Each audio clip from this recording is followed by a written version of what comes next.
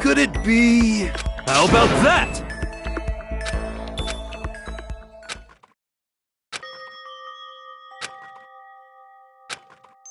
You got it! This is fine. Of course. Yeah! So in the... Huh? Actually, Because... My entire... Well now.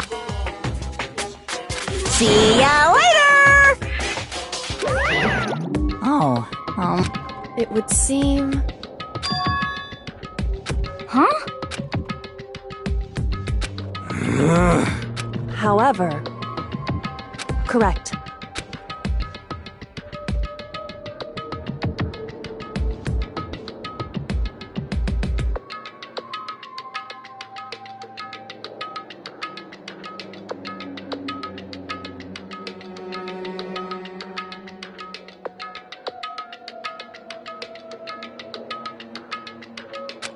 What?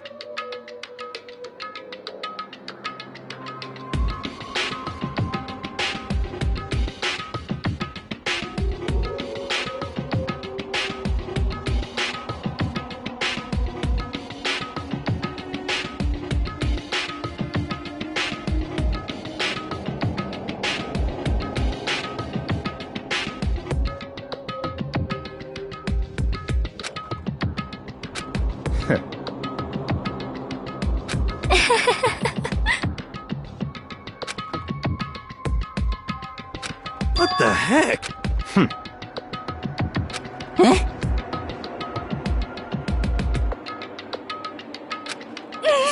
what the...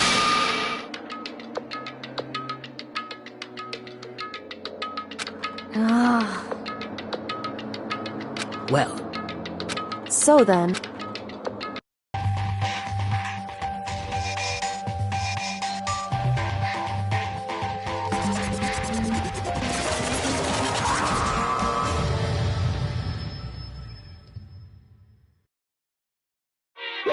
You guys?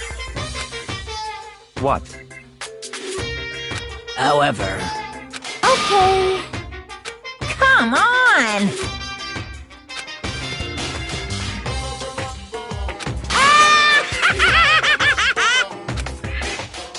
Without further ado, I give you this! $10 million! I prepared this graduation present for whichever lucky student makes it out of here alive. What do you think? It's 10 million bucks! 10 million smackaroos! It's like totally wowie wow, am I right?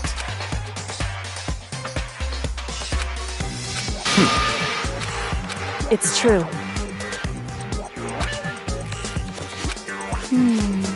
What are you saying? Of course.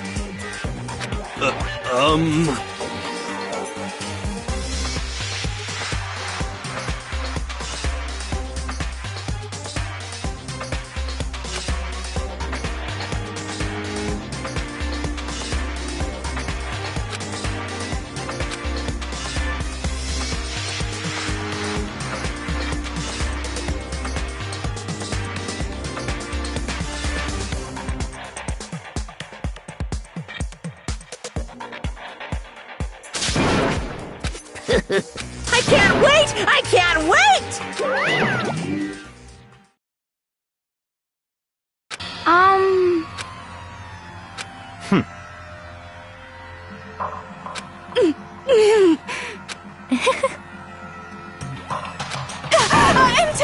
You know nothing! Hey,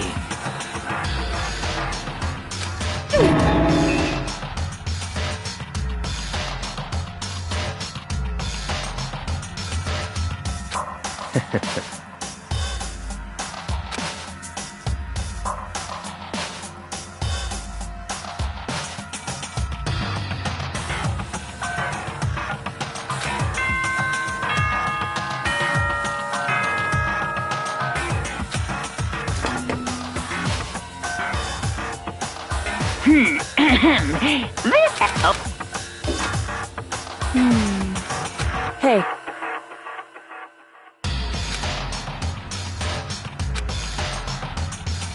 Because You know? How about that?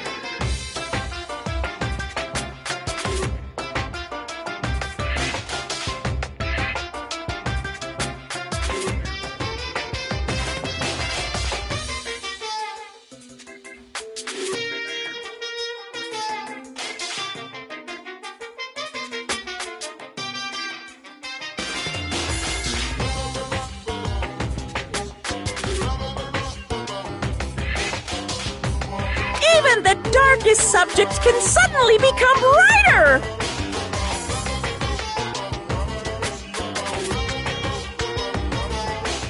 Our dreams are expanding! Ding ding!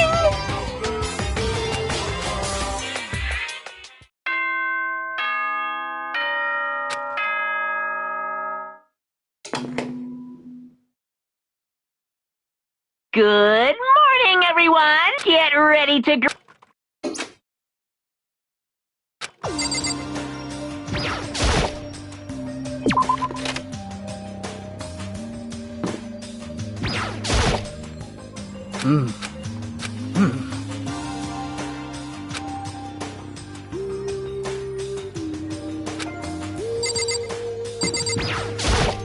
Hey, Mako. That's right.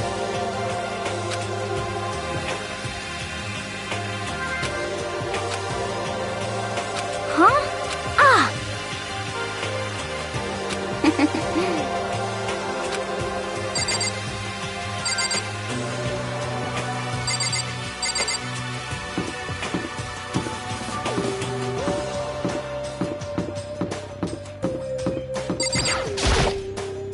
well...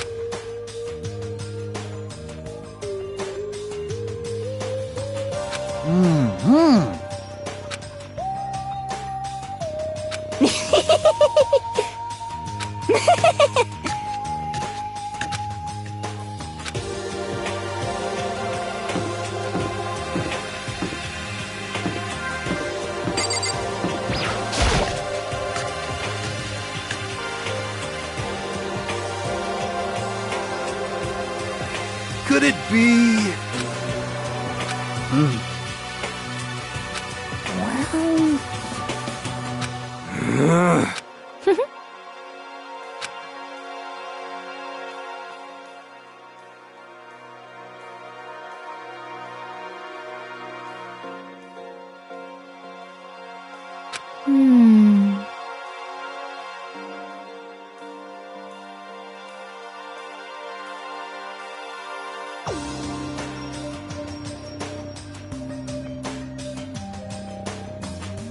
indeed. Correct.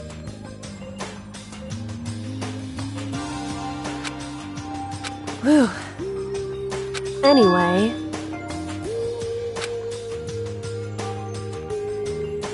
Oh, Wow. Hey, Oh,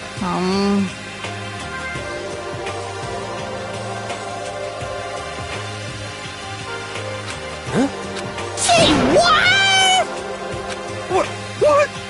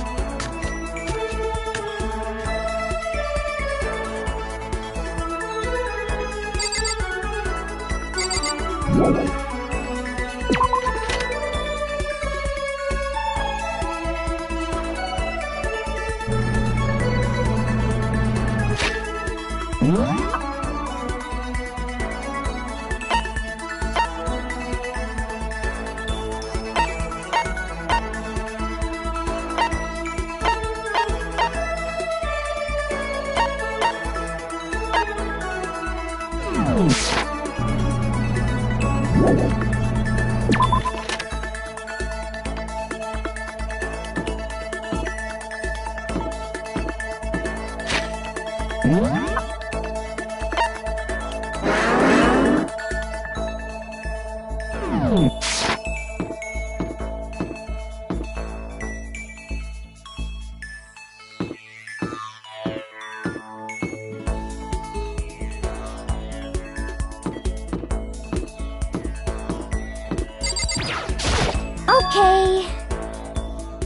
You got it.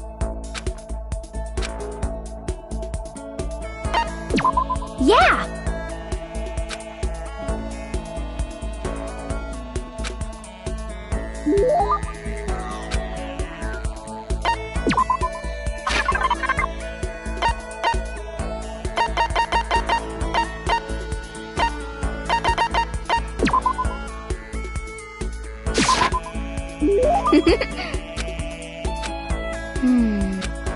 Okay.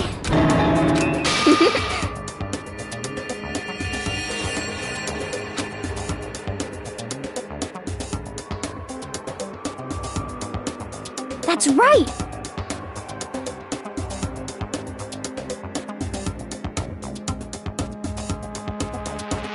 What's your deal?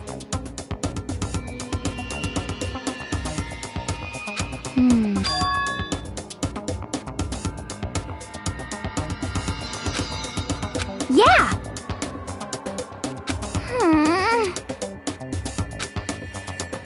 You got it all wrong.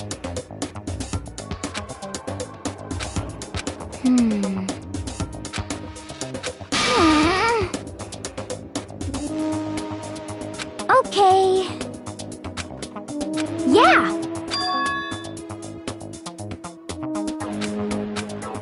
Huh?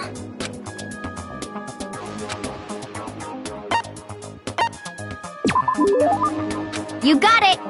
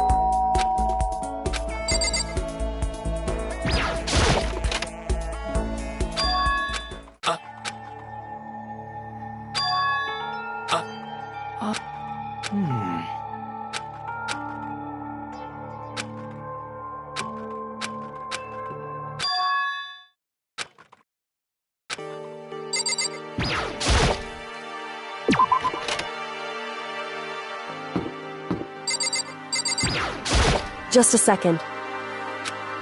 Hey.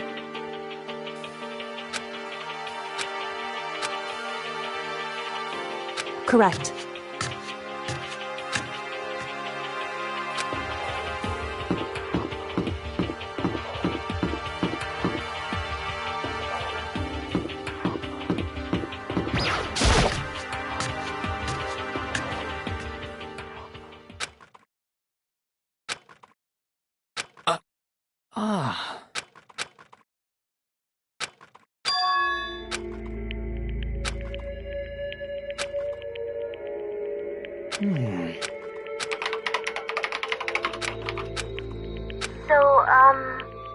But...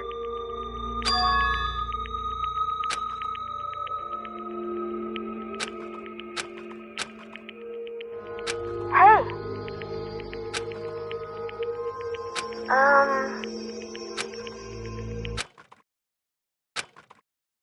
Stop fucking around! Yo.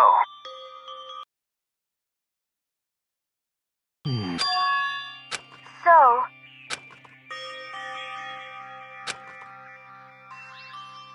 Yo.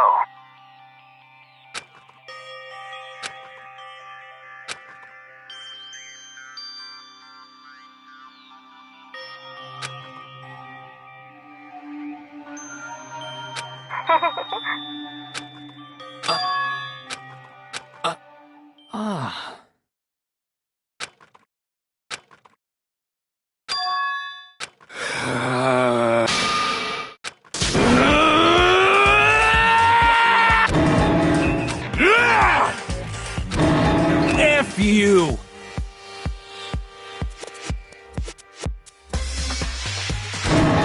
Yeah! What?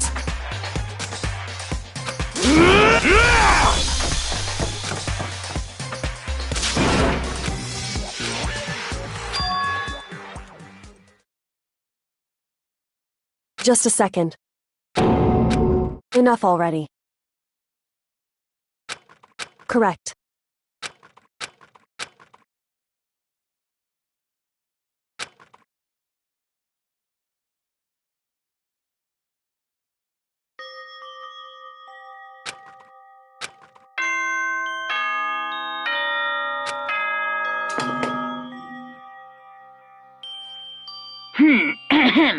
As such, soon the doors to the dining hall will... Okay then.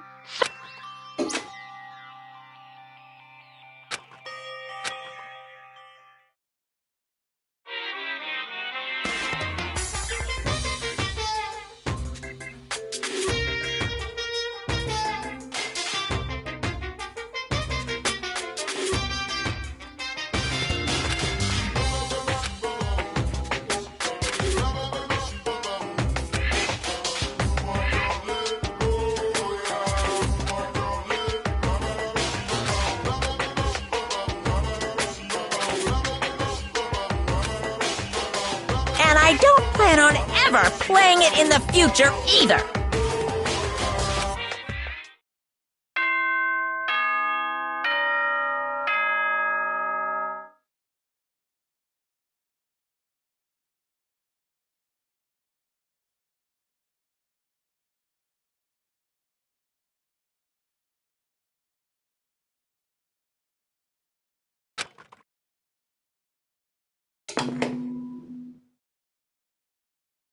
Good morning, everyone! It is now 7 a.m., and get ready to greet another beautiful day!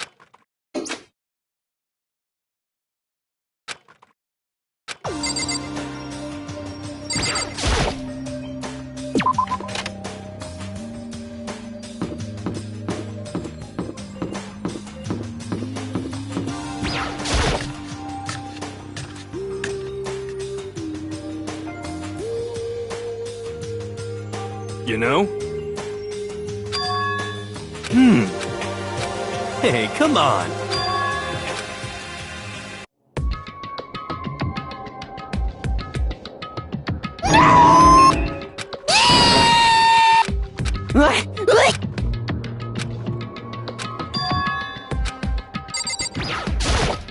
Whew.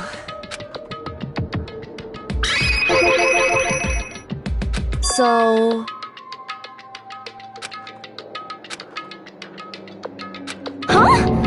Whew. Listen to me. Wrong. Oh.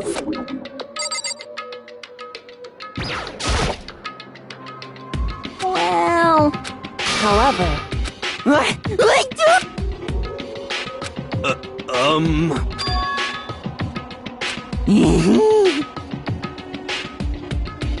Well... According to the spirits... How about that? You know nothing! I feel as if...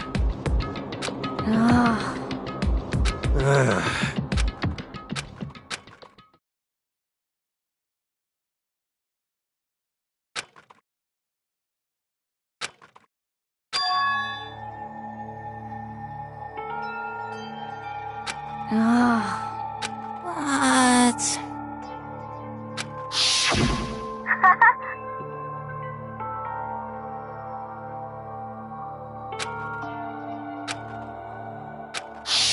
I suppose. Hey. It's like... Well...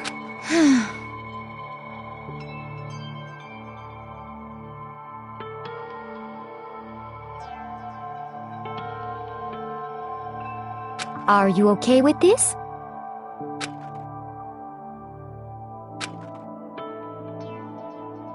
Honestly. I know that. F you! Yo! Huh? What the heck? What?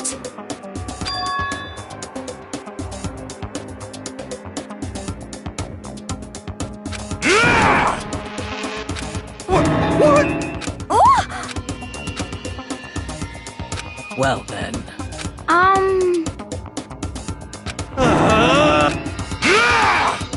What? Yeah! F you! Yeah!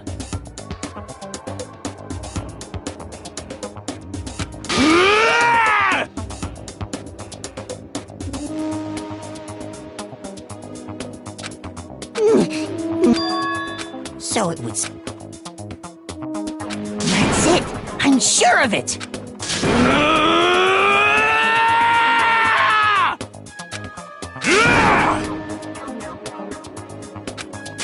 Completely unforgivable! Enough already. Hey,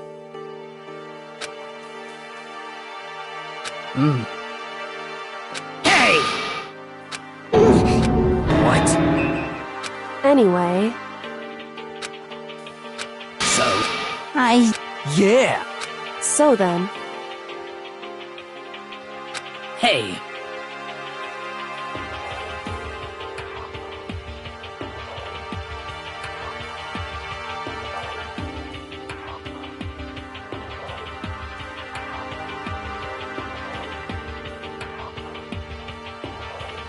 indeed.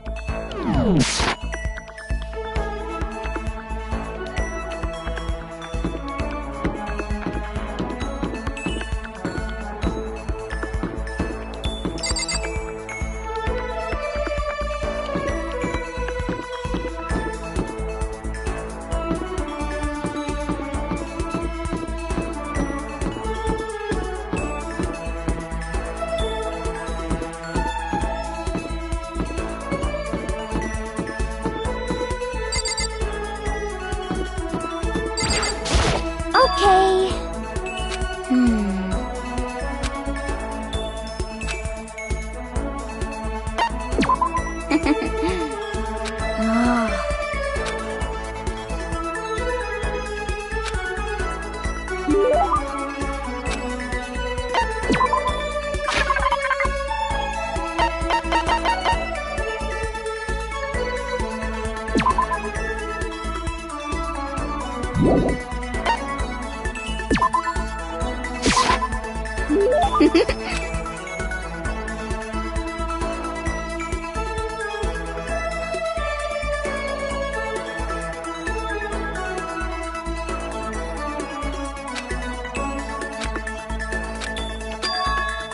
Just a second.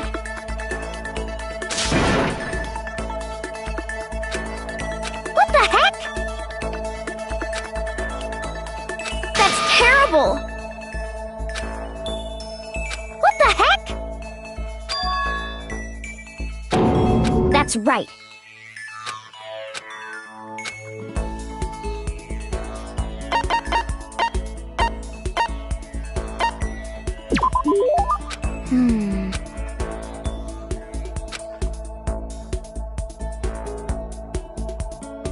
Well...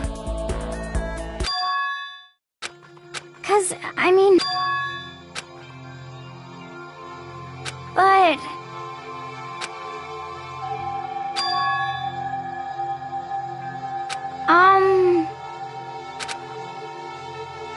Okay...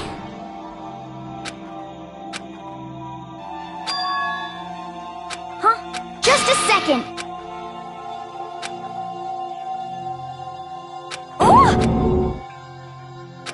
Yeah, totally. Okay.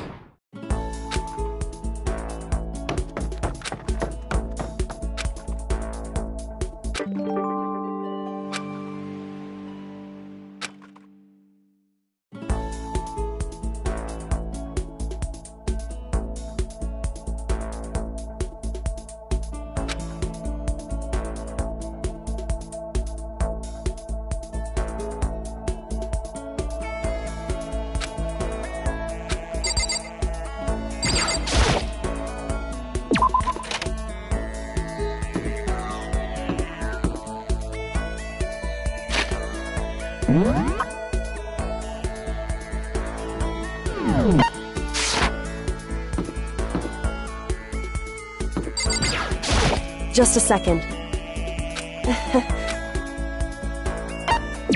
Certainly. And I...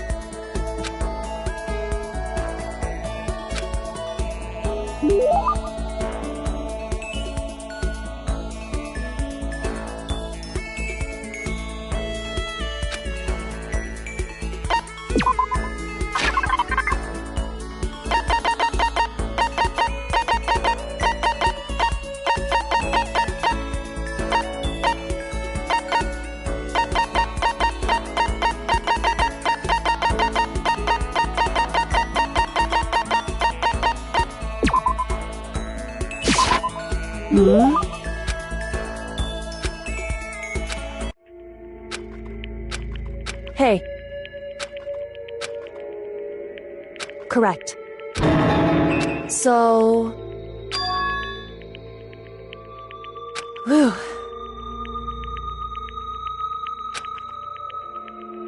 Wrong. Correct. Listen. So... Correct.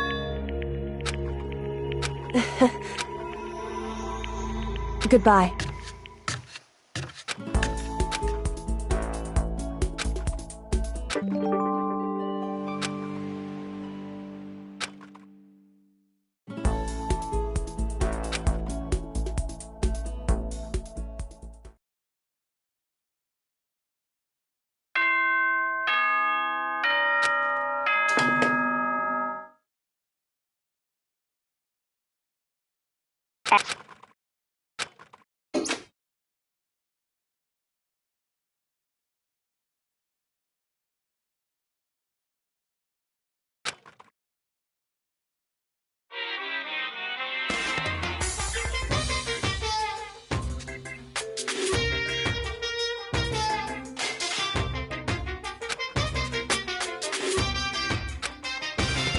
Once again, Happy New Day!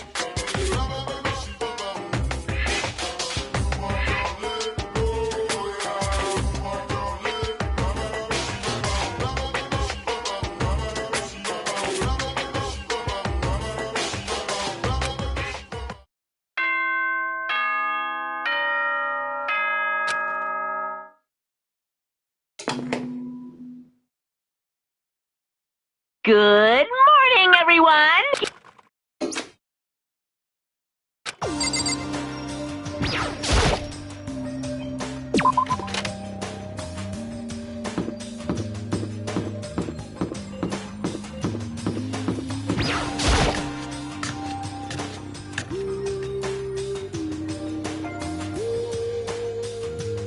Oh, You know?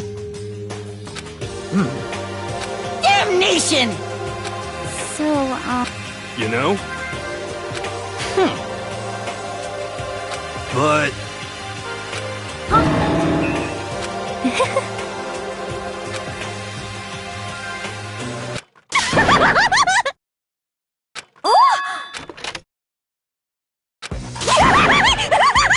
So in the end, That's enough.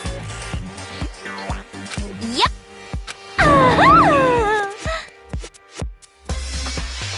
Huh? Huh? Huh? Have you reached that certain age?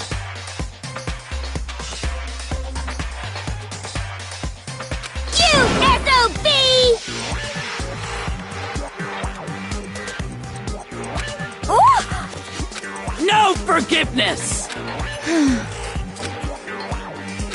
Naturally.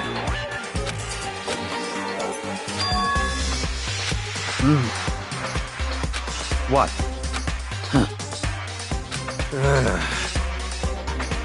It's all clear now.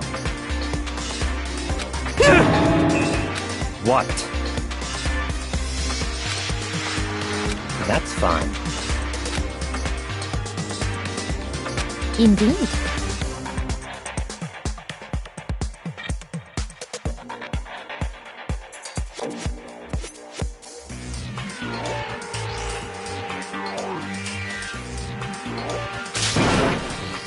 I see.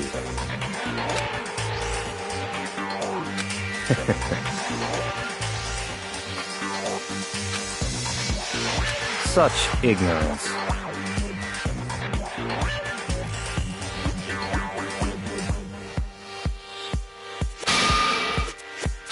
What the heck?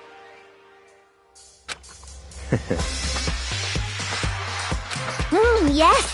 Stop talking. Yep.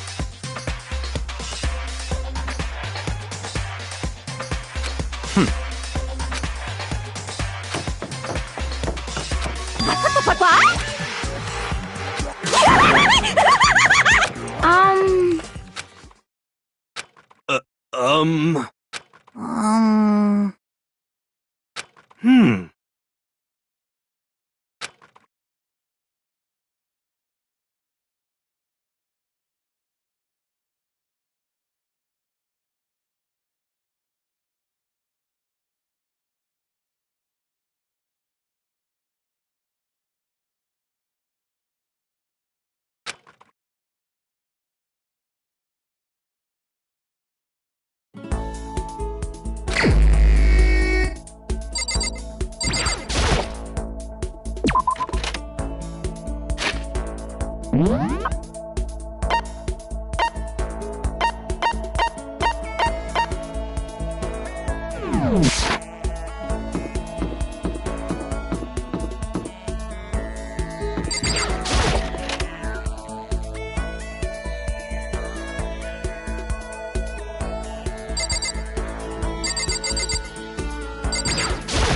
Why?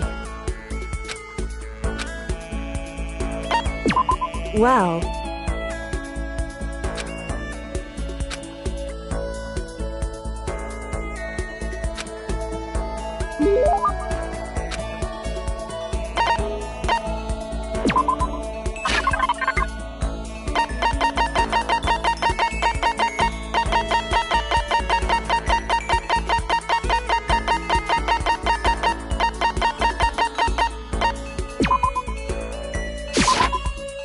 So...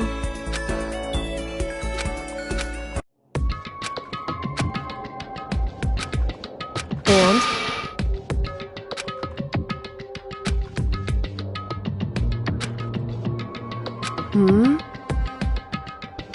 So... Because... Why? That's right. So then...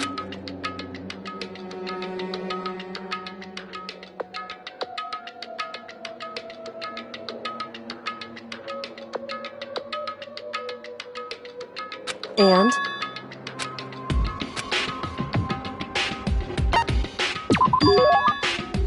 Correct. It would seem...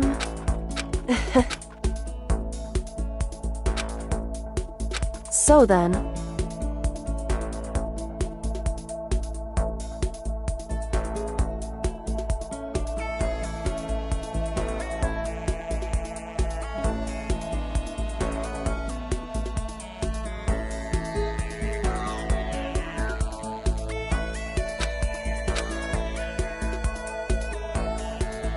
So...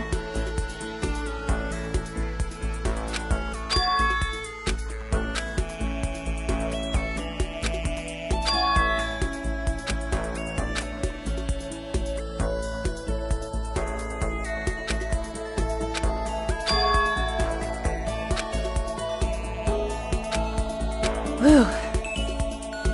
Goodbye.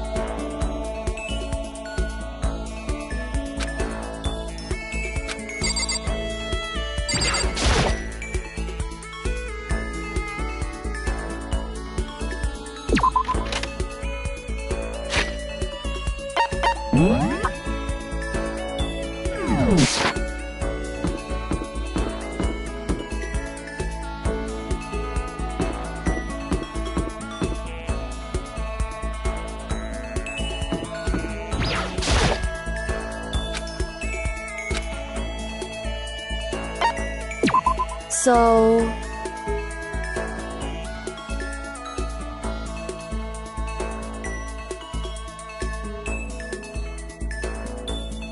That's fine.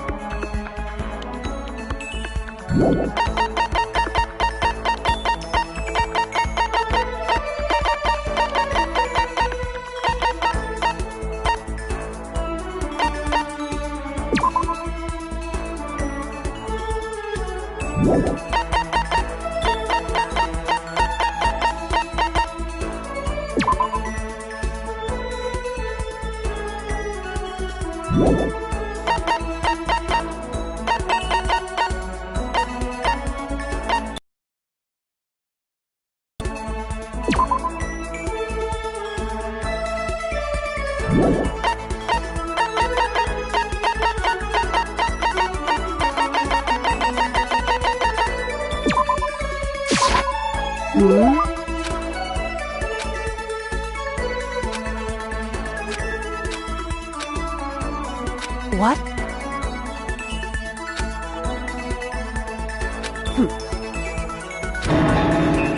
Hey.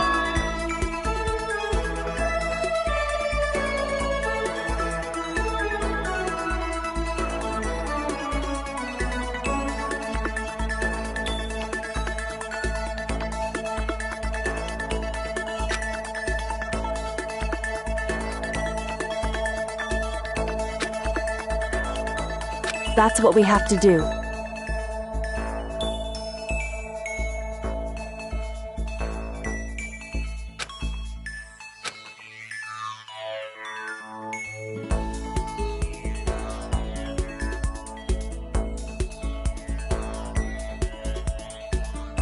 In other words... Correct. What? That's...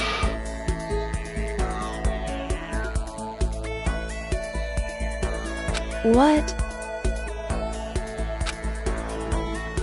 What? It can't be. Why?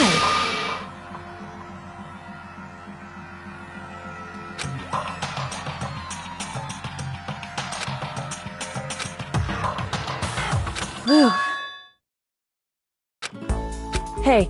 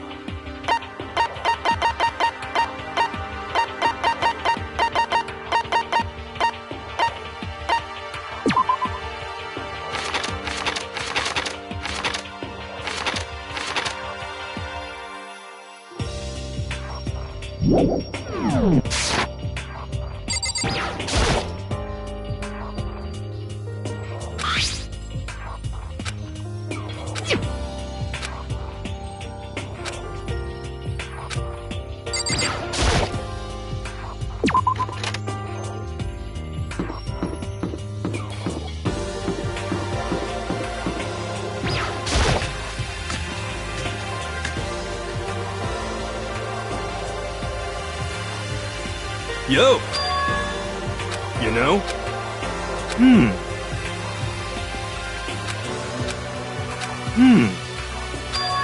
Actually... You know? For serious.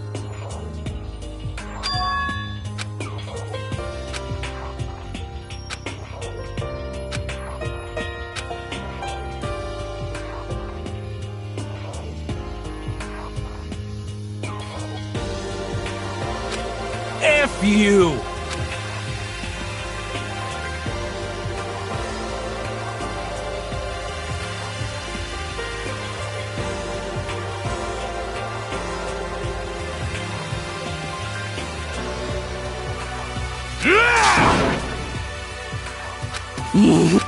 What?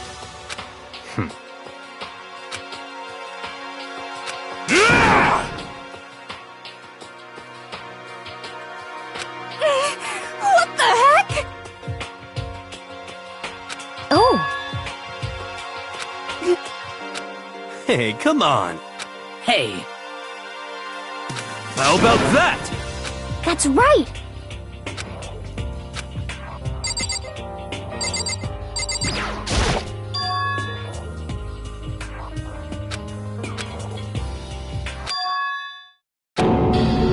No way! Oh,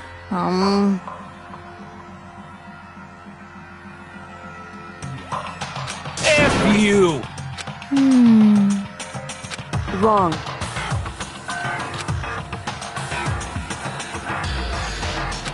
Well, However,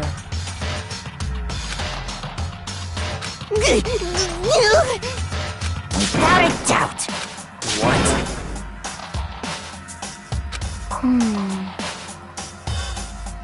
F you!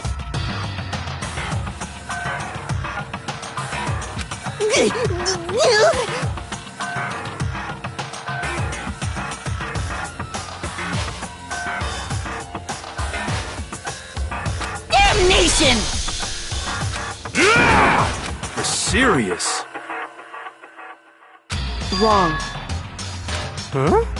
So, What? indeed. But... So that's it. Interesting. that's terrible.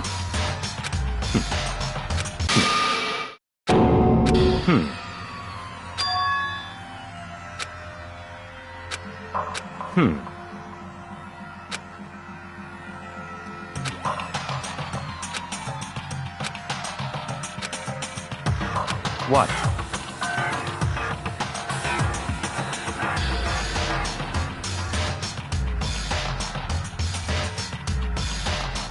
Gee, what? Damn it!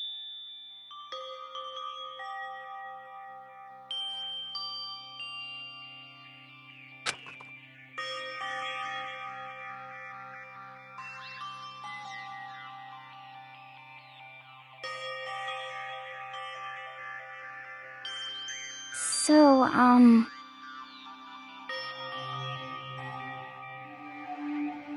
At the very least, yes, indeed.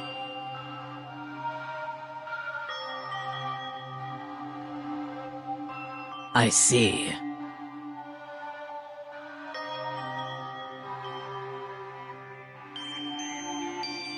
Damn it!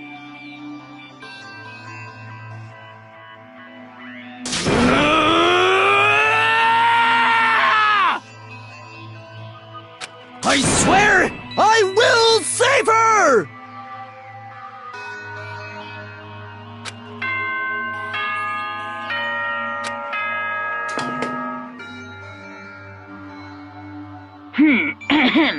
This as such, soon the doors. Okay then. There is nothing to be done.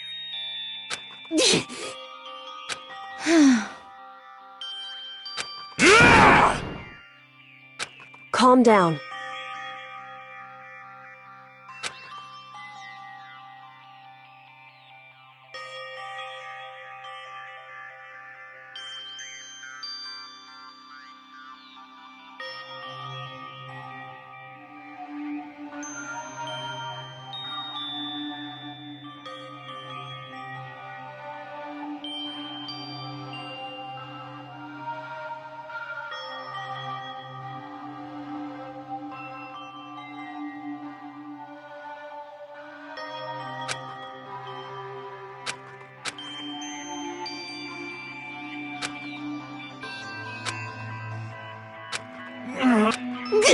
This is fine.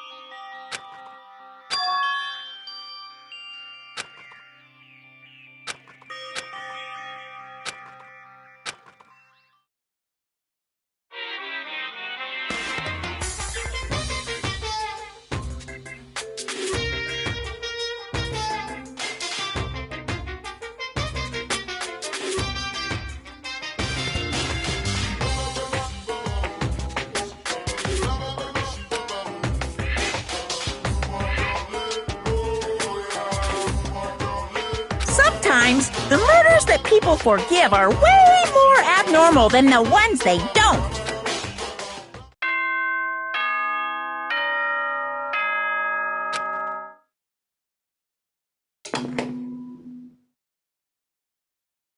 Good morning, everyone! It is now 7 a.m. and get ready to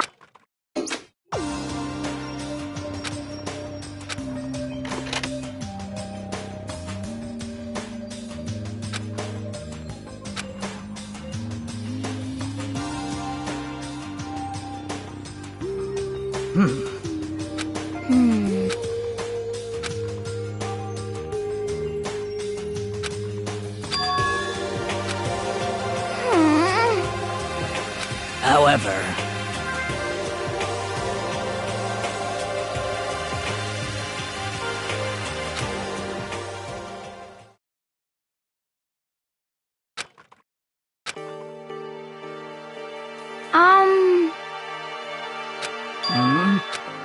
I mean...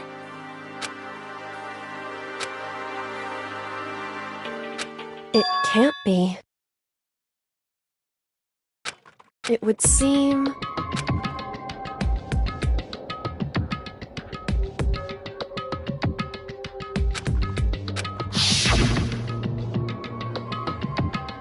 $10 million!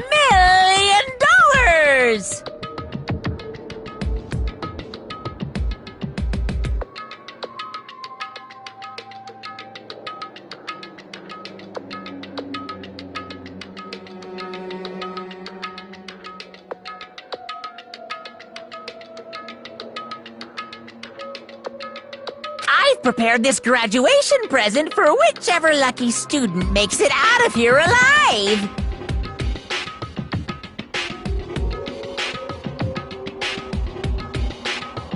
What do you think? It's like totally wow.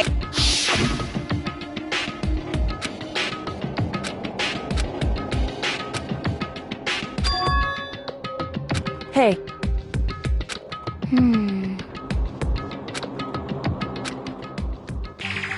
Hey.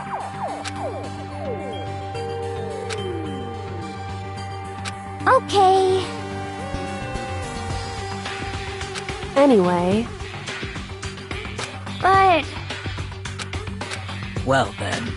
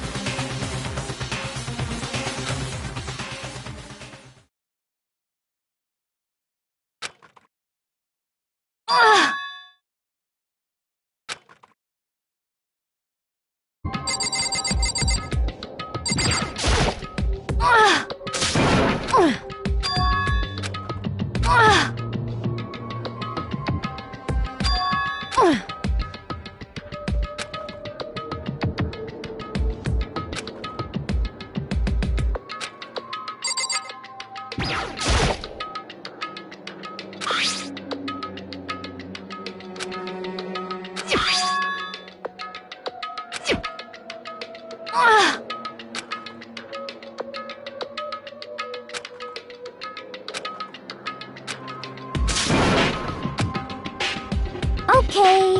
What?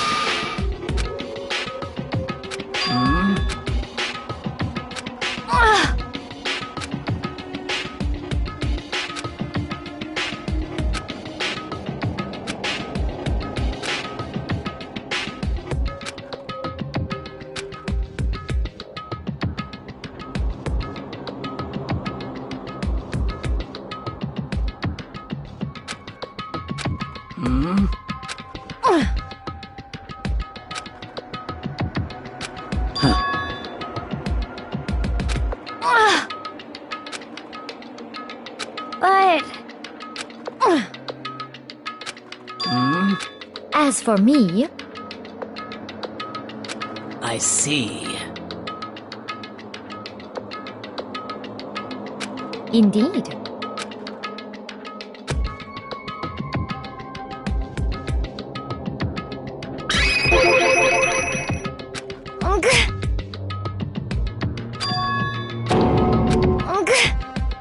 What?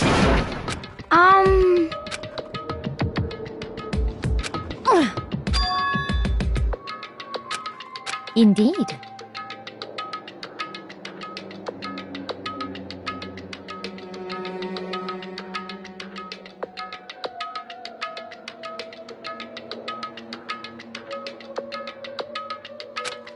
Actually, huh?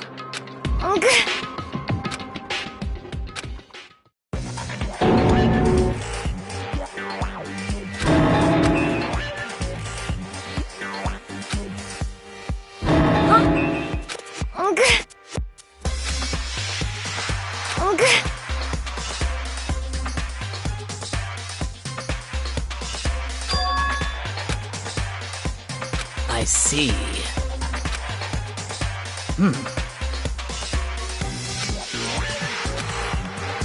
Just a second.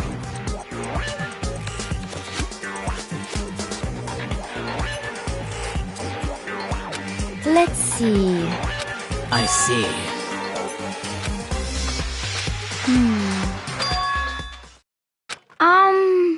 This is bad.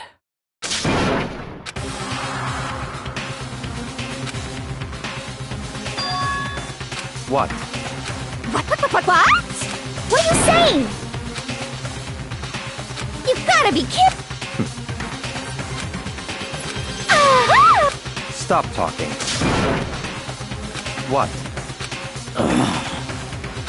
That's fine. Okay. Oh. Perhaps. Okay.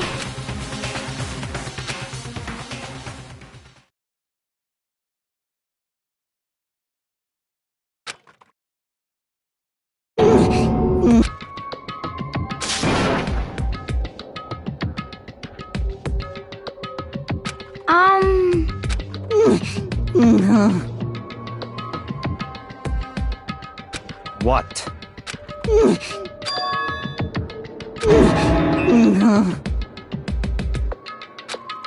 What did you...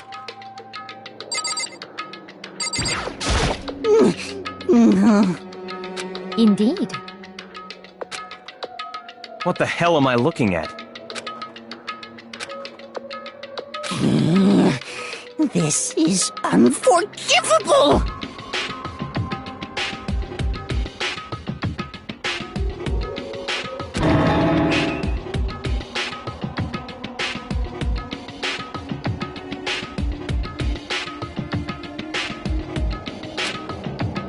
It can't be!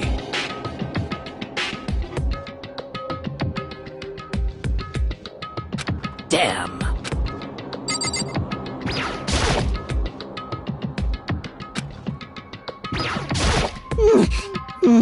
It can't be!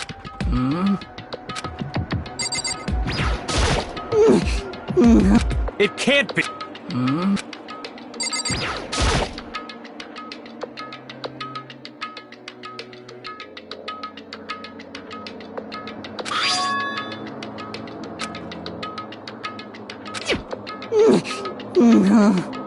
Well...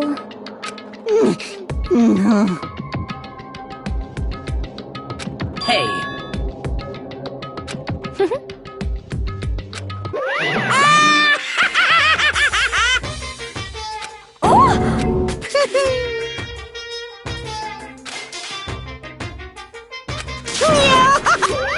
What? Are you okay with this? Yeah!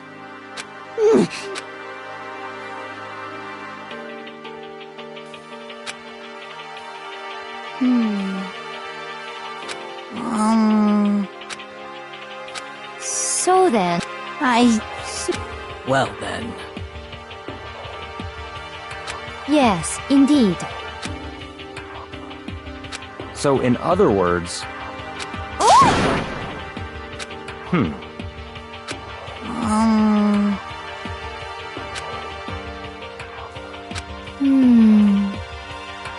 Well...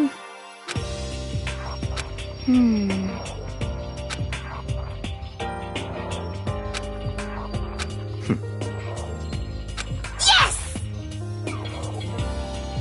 What?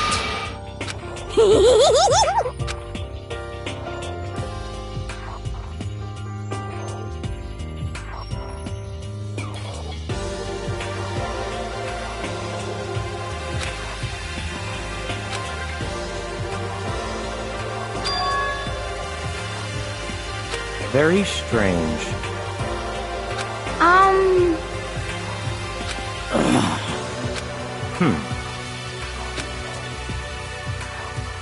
So that's it.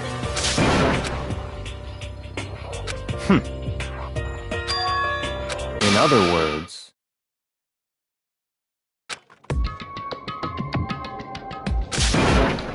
What? Hey. Okay.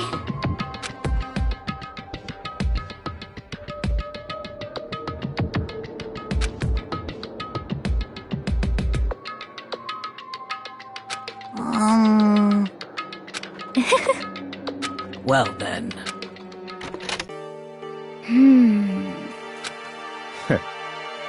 What to do? What? What? Damn.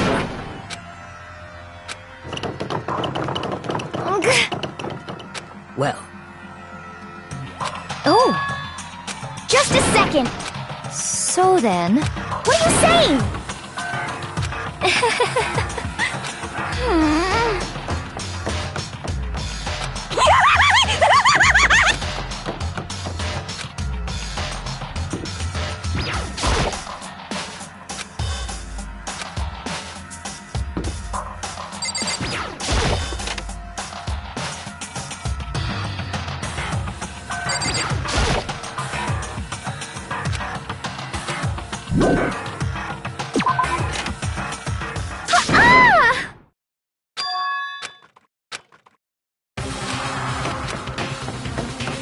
Everyone, just a second.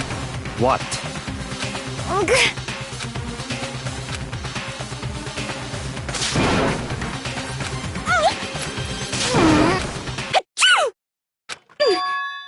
Huh? No! Huh? Ugh. What?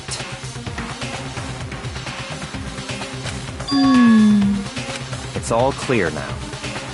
So then, So then.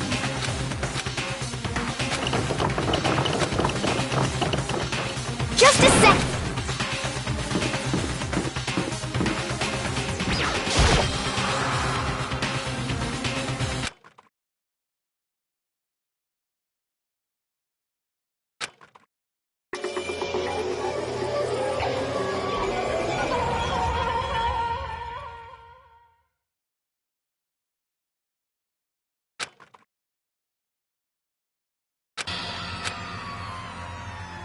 No!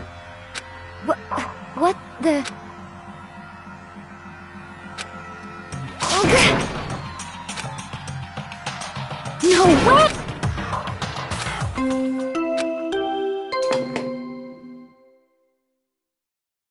A body has been discovered after a certain amount of time, which Ugh.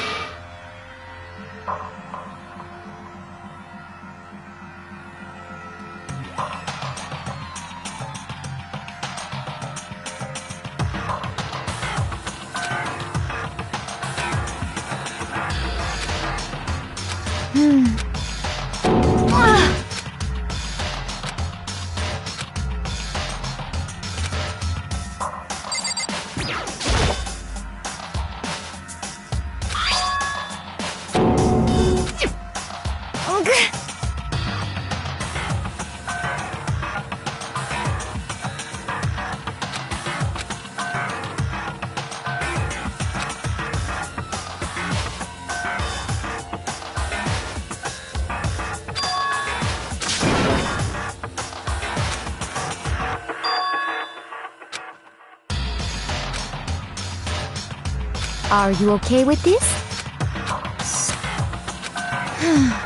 Huh? Sorry.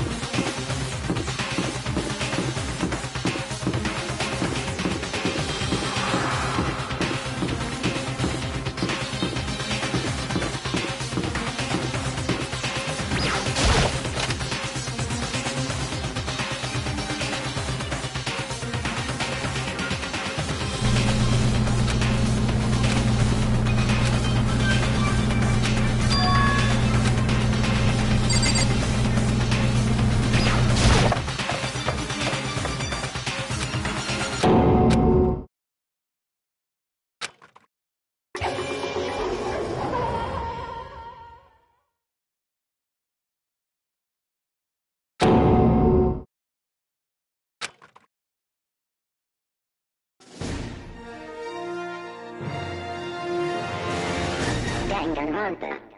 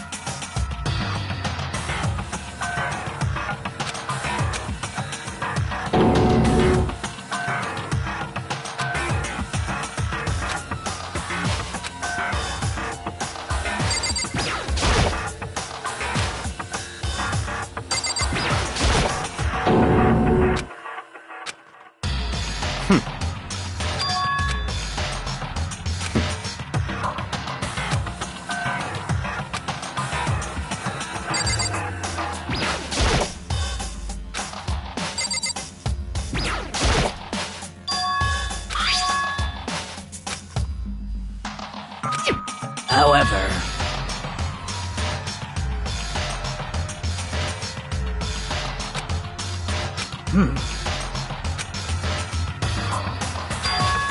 What? What? what? Hey! I see. Damn!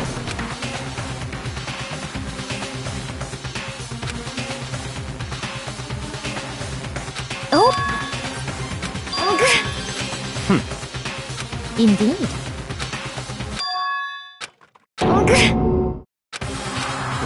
What did you say? Come on. What? Hey!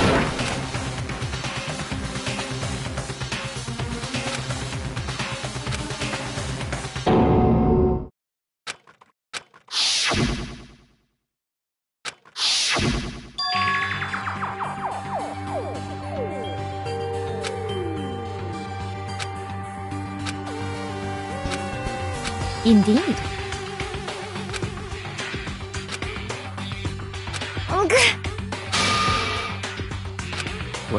What did you... Why? Huh?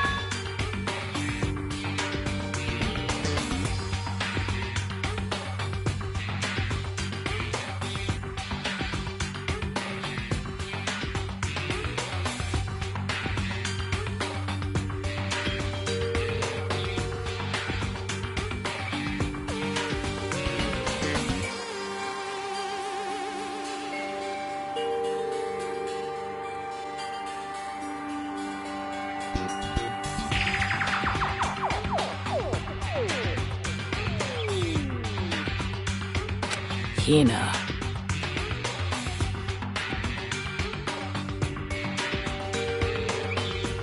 No way!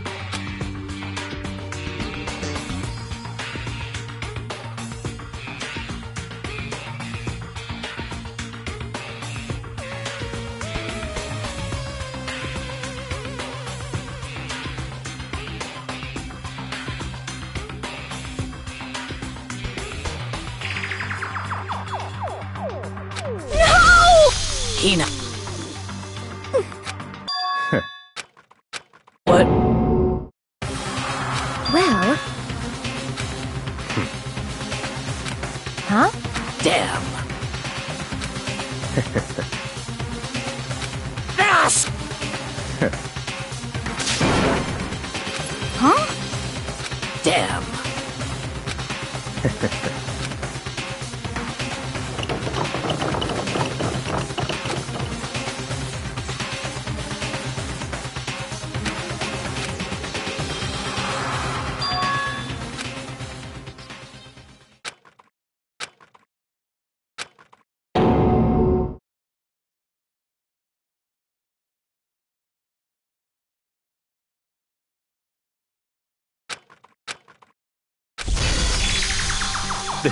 This is...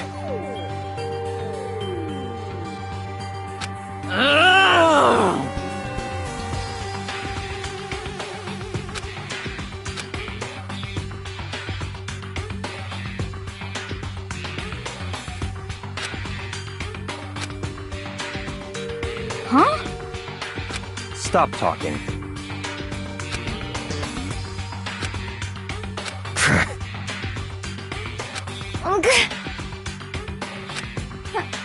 Huh? Not possible. Huh? Well, it is so.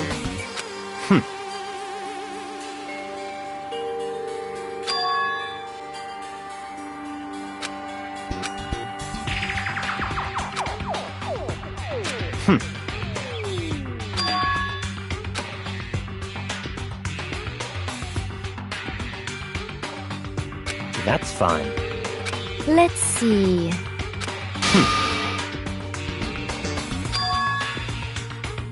That's right. Shing!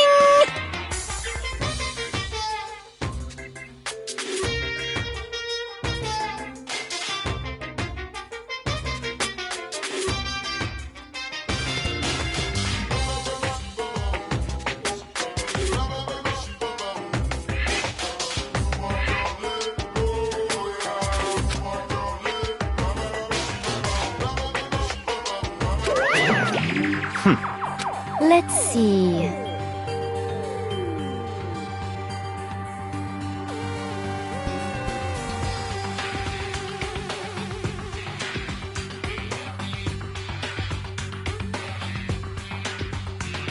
Perhaps. In other words,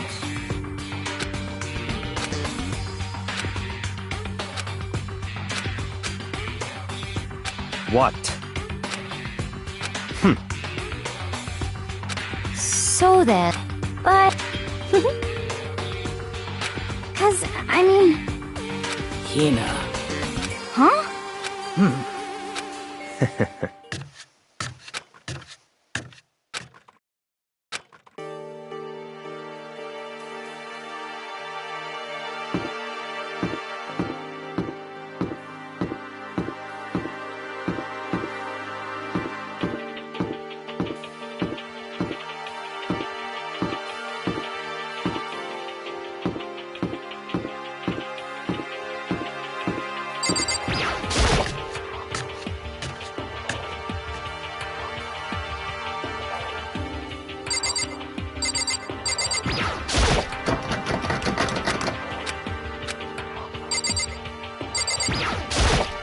Huh? Damn.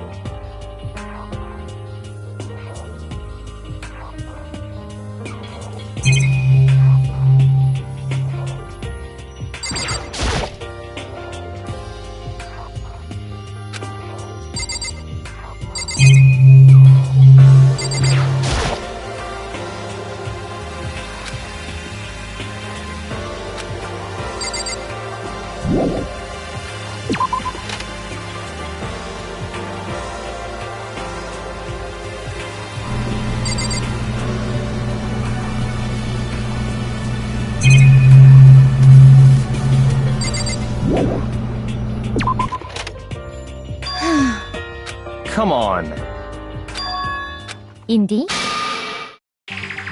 Goodbye.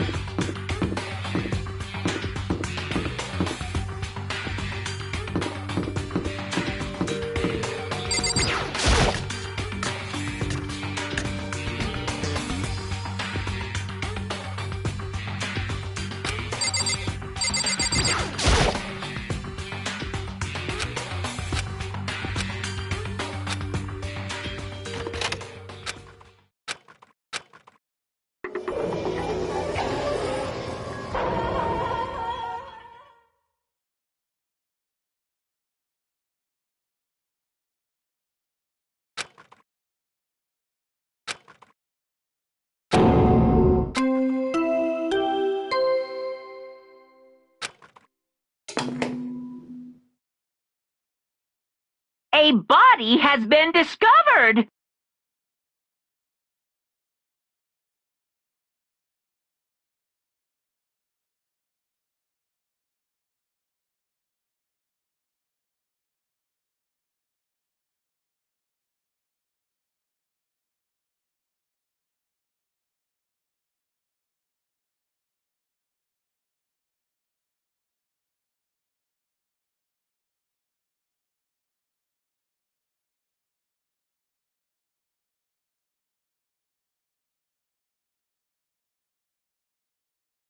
After a certain amount of time...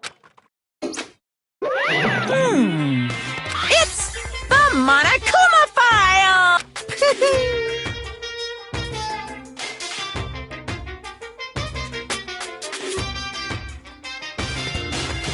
What? Stop talking. Punishment is waiting for you.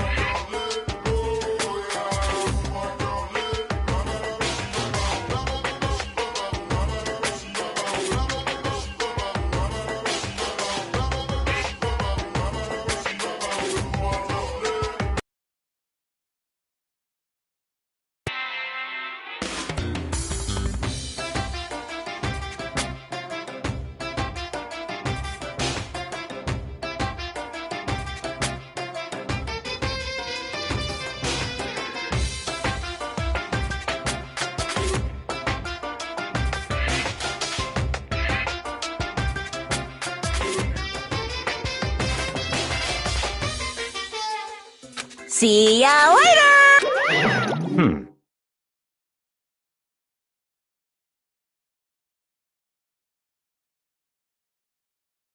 What the heck?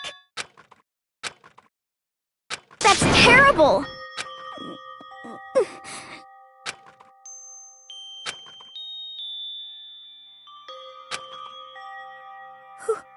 Who would do this?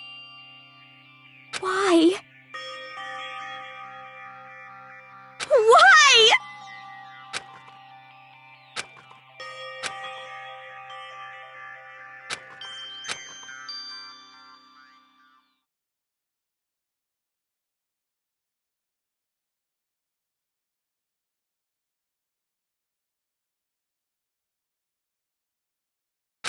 He's alive again?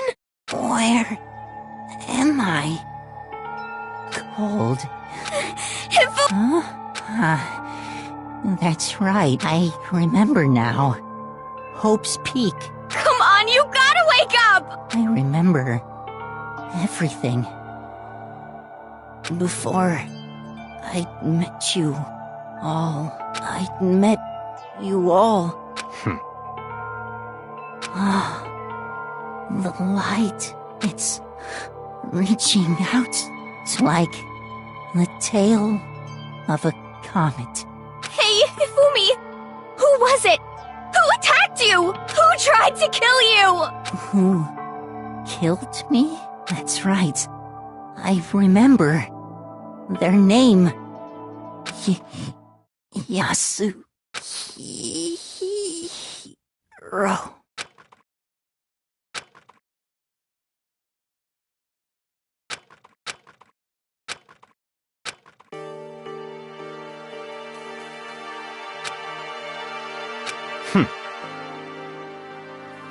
Honestly.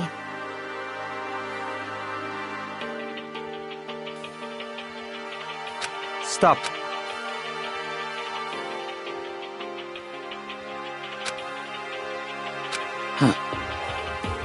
Then... So, in other words...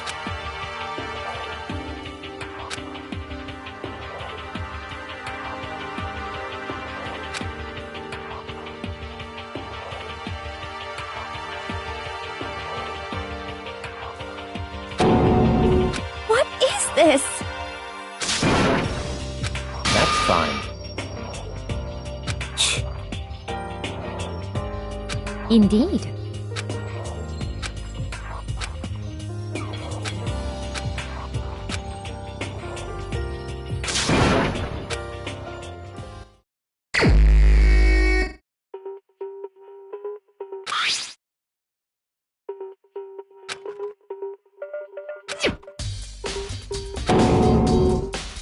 Very strange.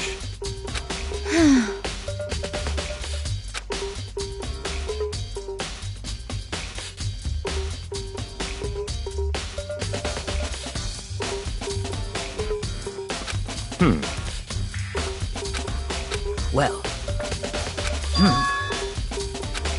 Perhaps.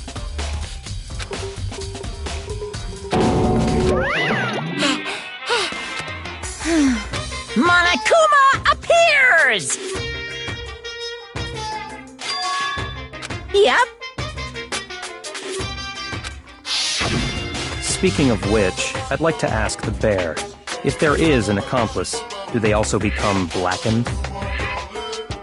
So you have each murder is allowed to have an accomplice, but only the one who does the killing will get to graduate.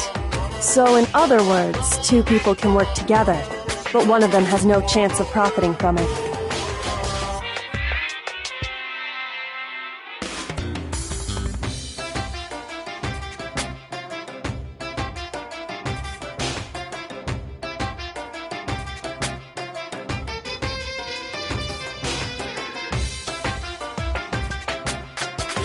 Then there's no way anyone would work together, right? In other words,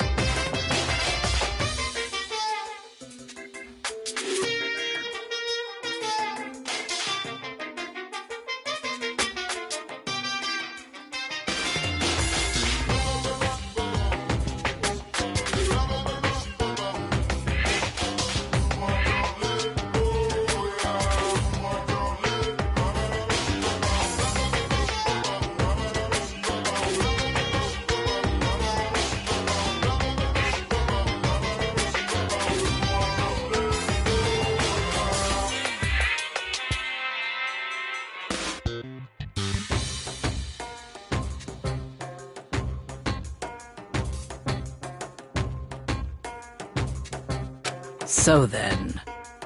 hey,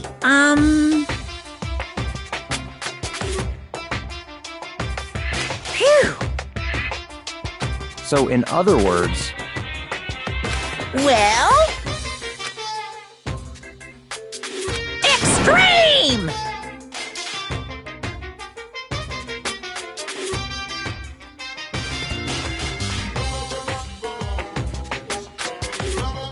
Well now.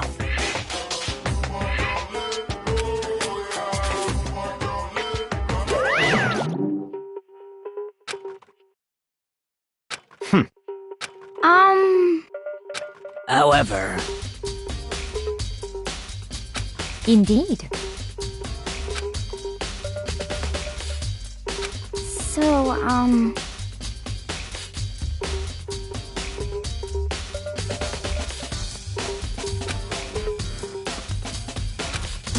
What?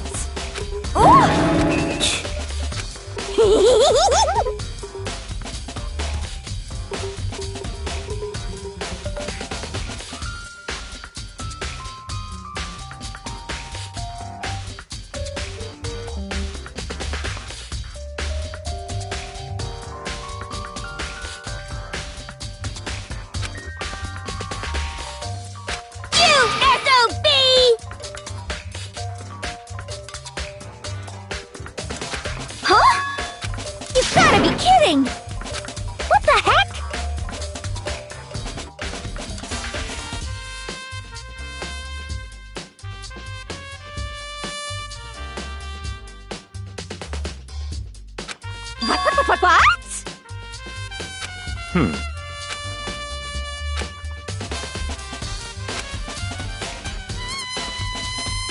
Yep.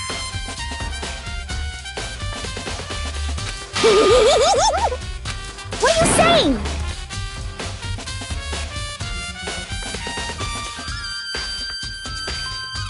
Let's see. So then, It's all clear now.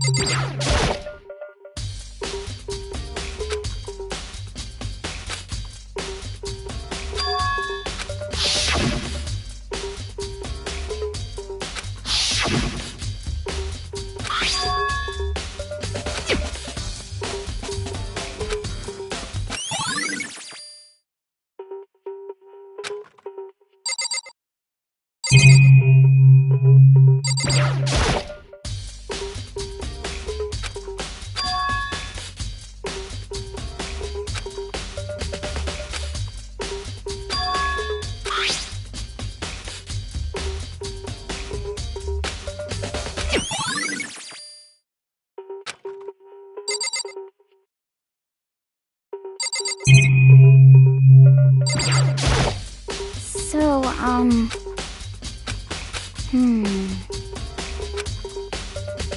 But...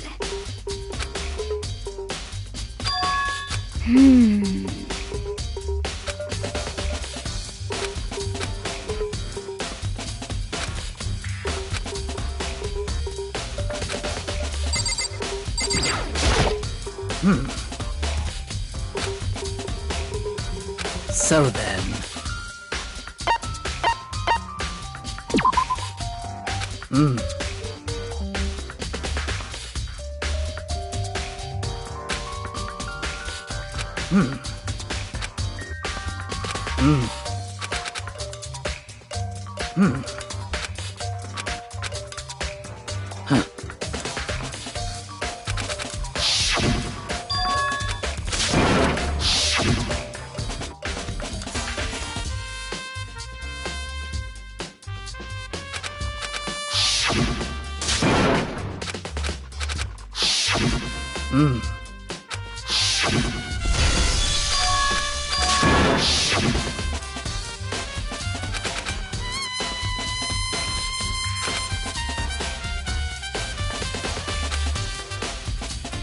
however,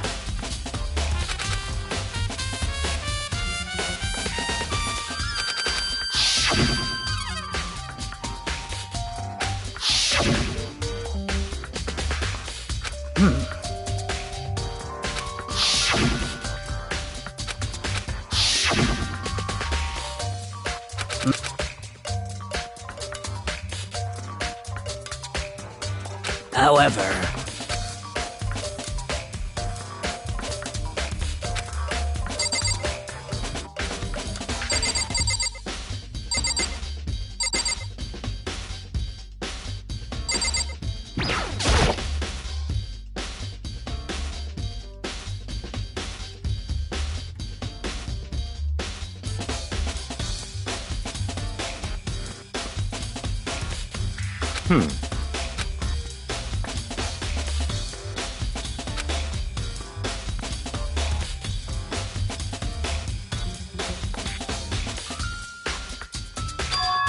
So, in other words,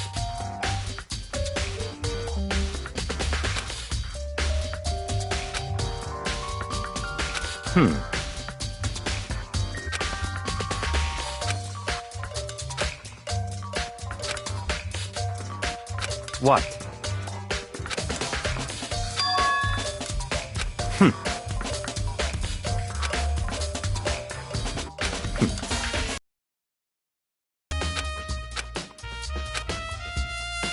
What?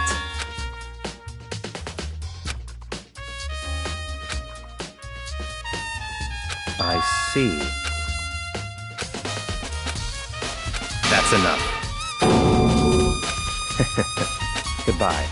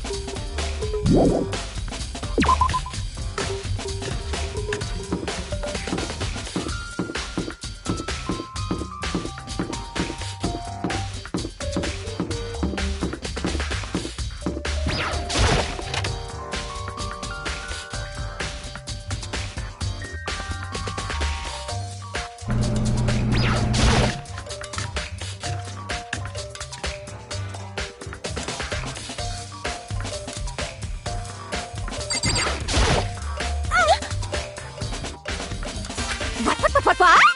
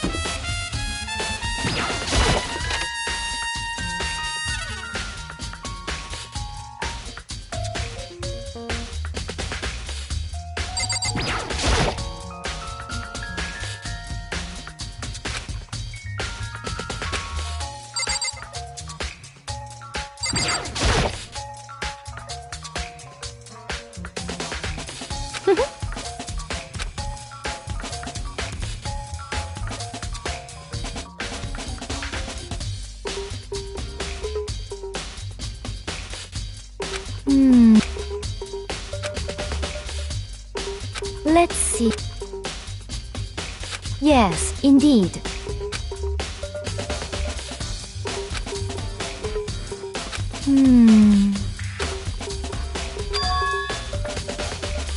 Indeed.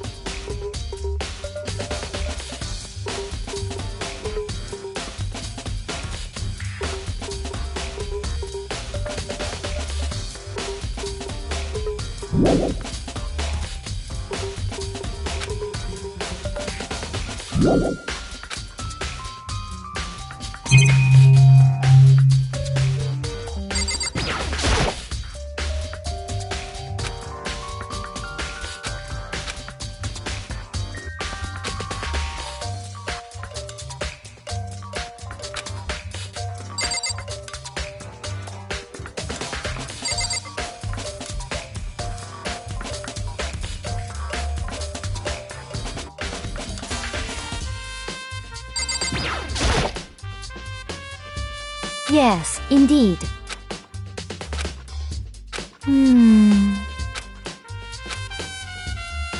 Indeed.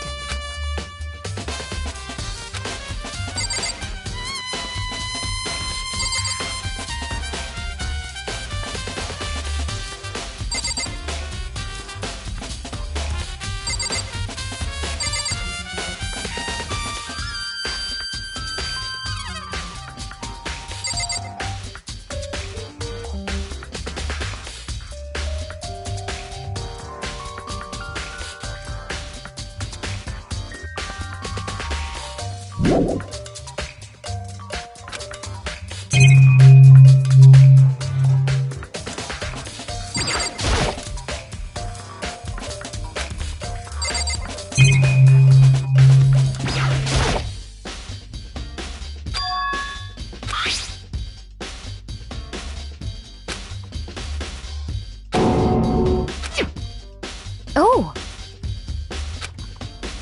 Huh?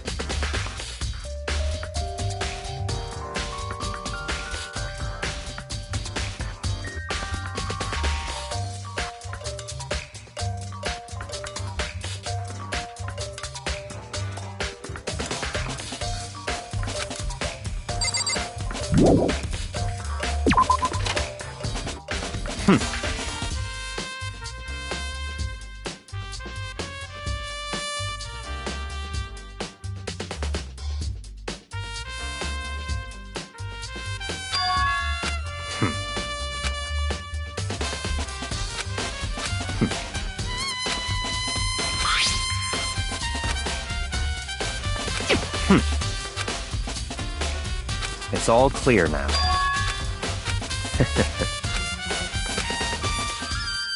Goodbye.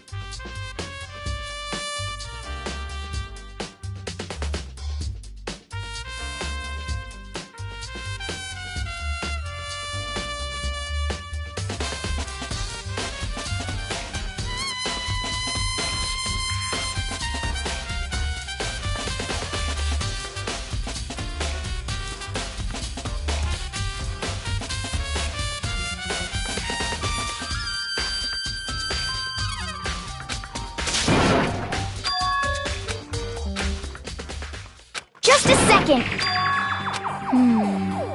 Okay.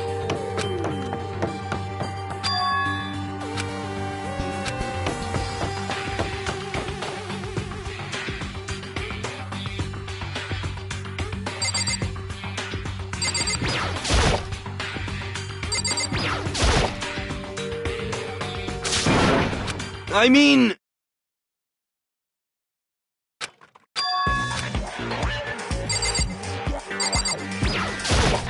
Right.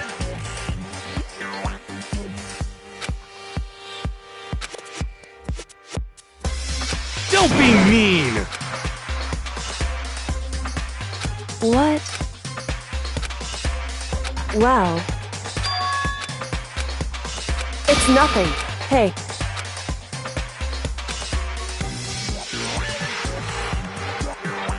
And? I mean...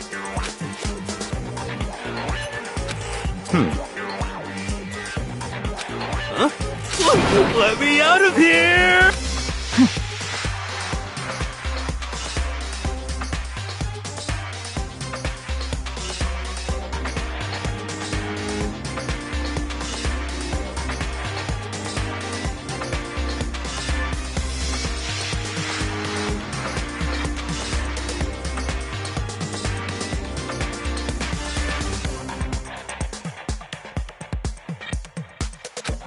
Got it all wrong! It would seem...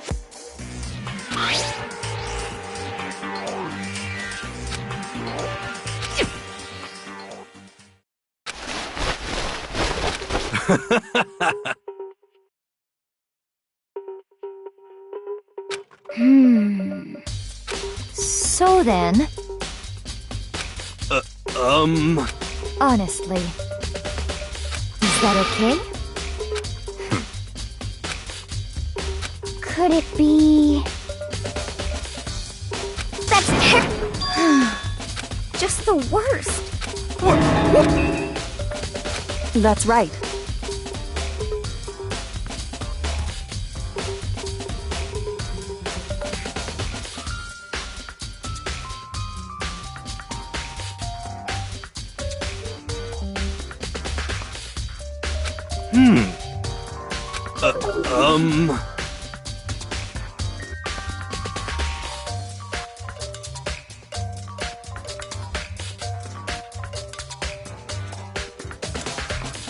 What the heck?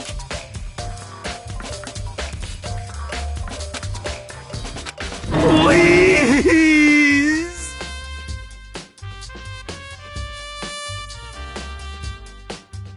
What are you saying?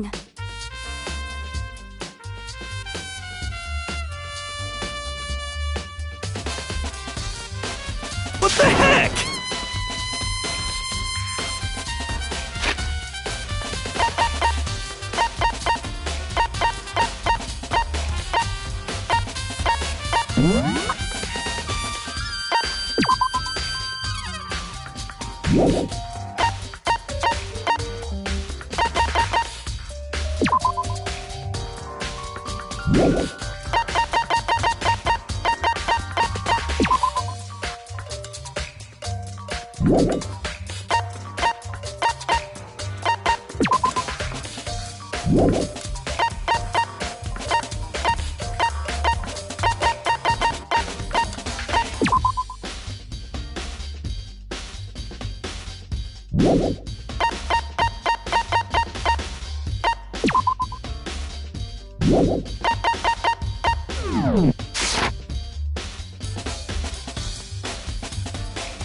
Okay.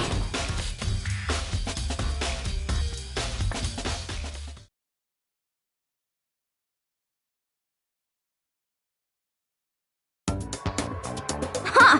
See? Look. See how loose it is? I mean, come on. I'm blind as a bat in here. Can't see my feet at all. I'm surprised you got anywhere in this thing. I'm telling you, it wasn't me! And not to mention, you totally can't bend at the waist. Seems like a pretty obvious oversight. That's not a very nice thing to say. I mean, it's not like I made it. I just got caught up in the moment.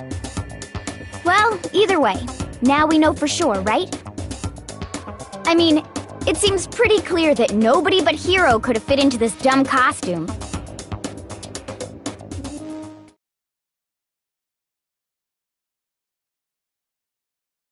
Ah.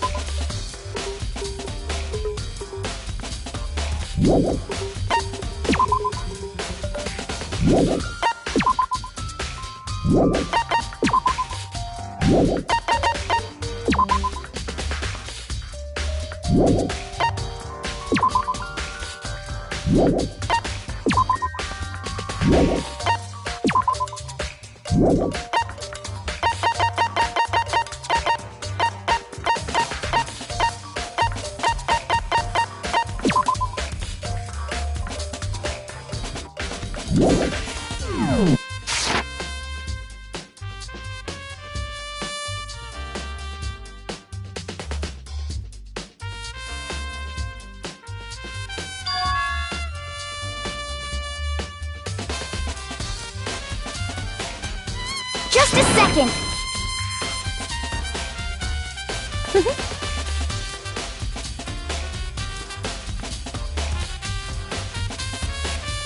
But...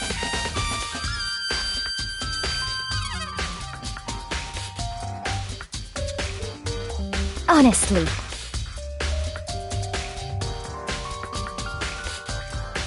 what the heck?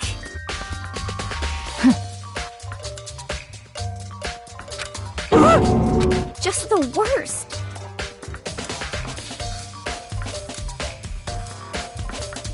That's terrible! What?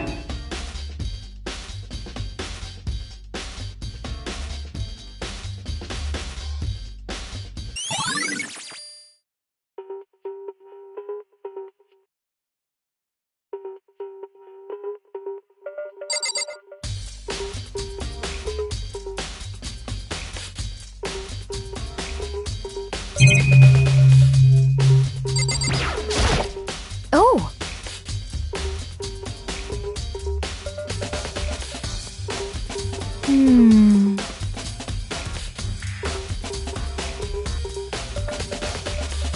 Then perhaps...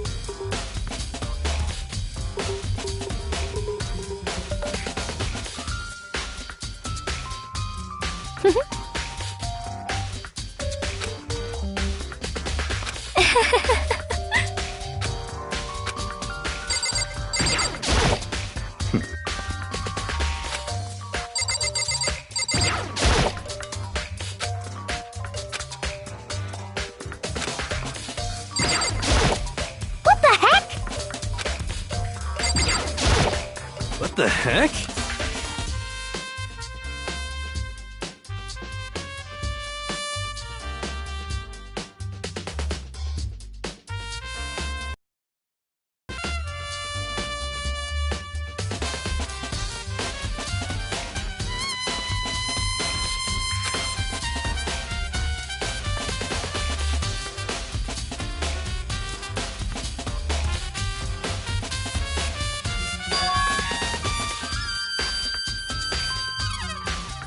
What? Just the worst. Please! Huh? How about that? So then, I'm at least 30% right! correct. Please! What the heck?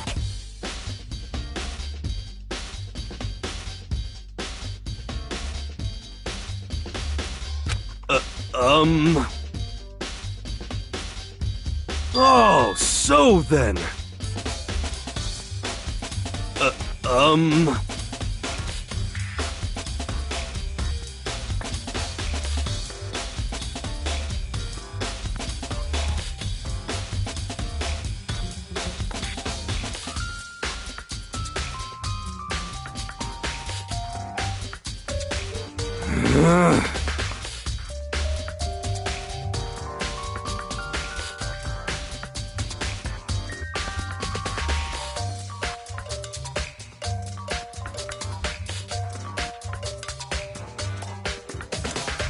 Hey. Just the worst. So... Huh?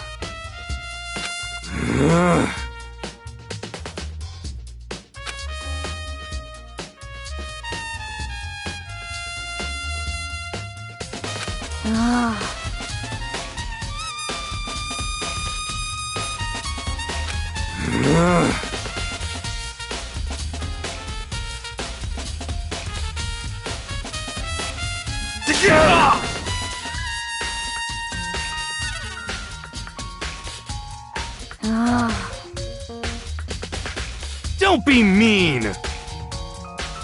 Just a second.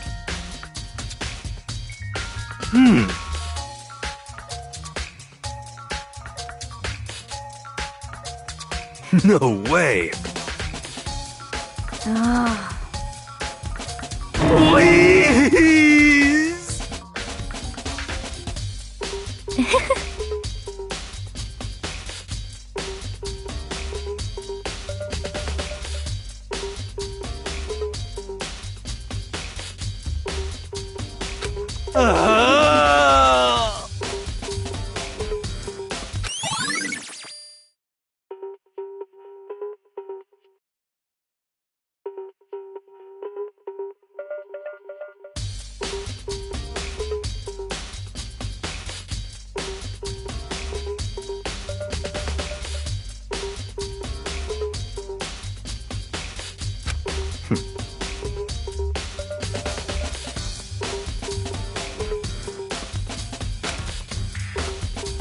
What the heck? Just the worst. Please! What are you saying?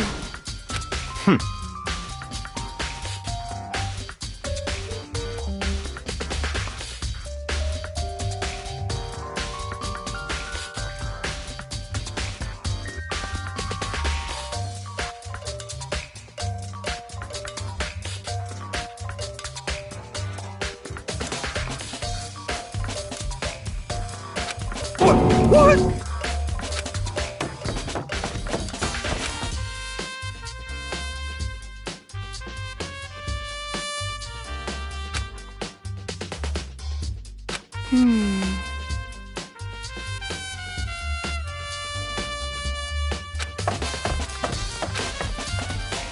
Makoto.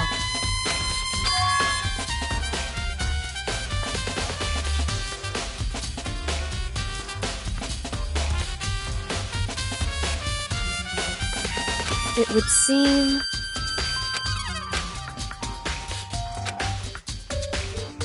Why is that?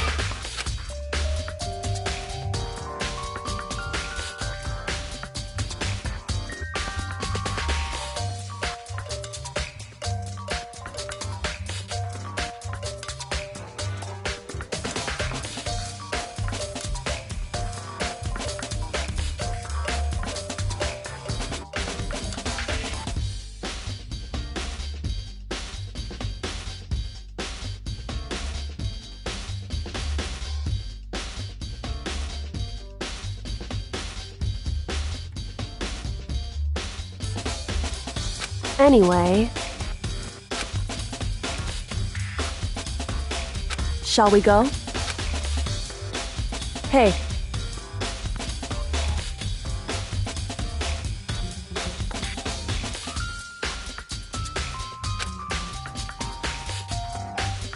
Correct. Hey.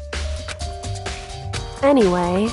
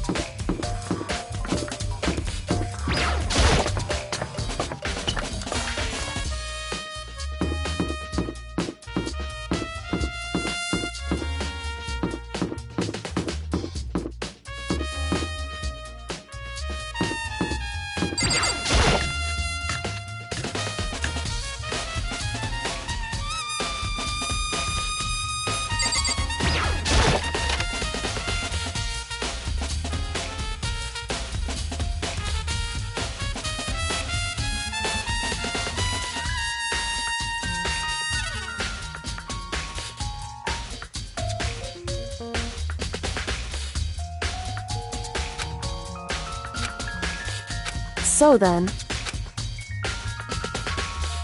I knew it.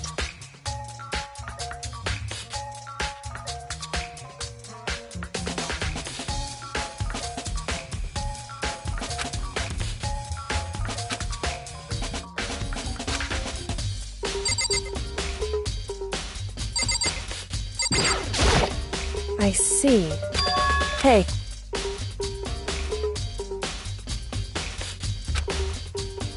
Whew. So then...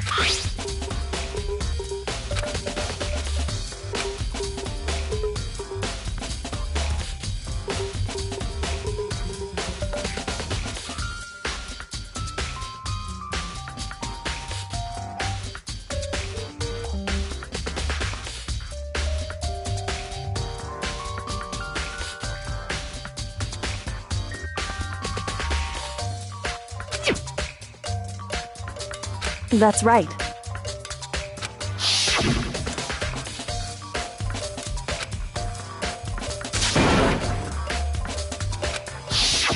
In other words...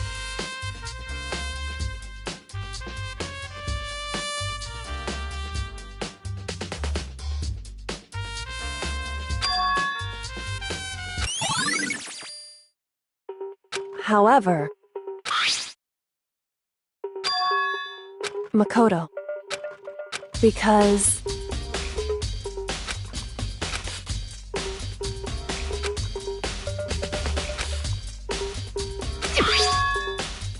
Hey. Is that right? So then...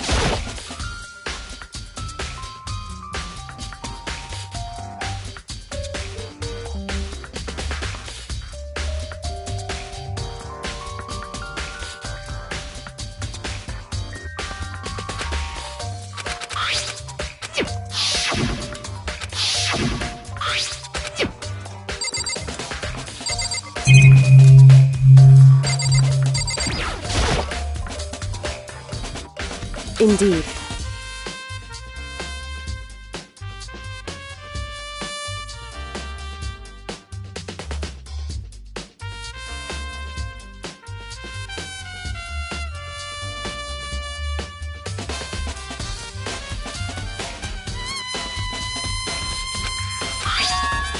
That's right. Indeed. Why is that? Hey.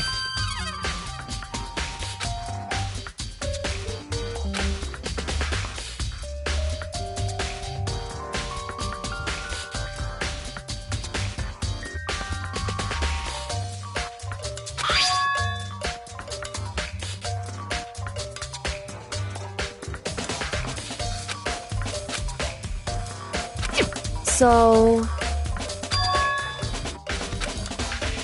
However...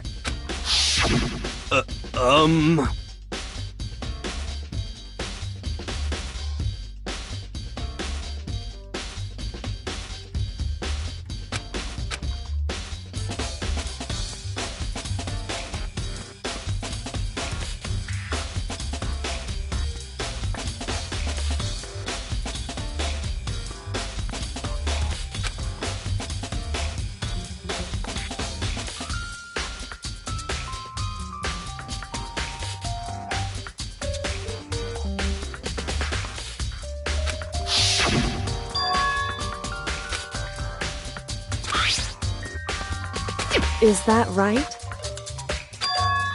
So...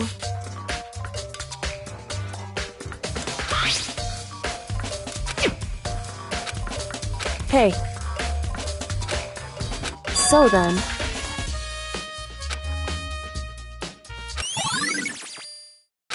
Hey.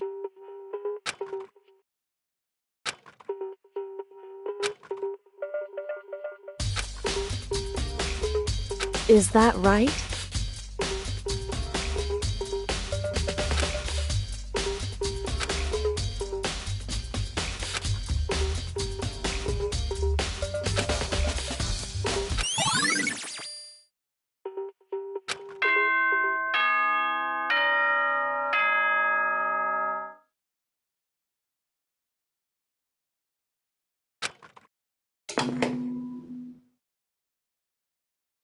Are you excited? Are you pumped? It's time for the class trial to begin. Like the bright burst of fireworks, like the flash of a soul clashing with life and death. And so, with no further ado, everyone please meet at the usual. Make your way to the... It would seem... Shall we go?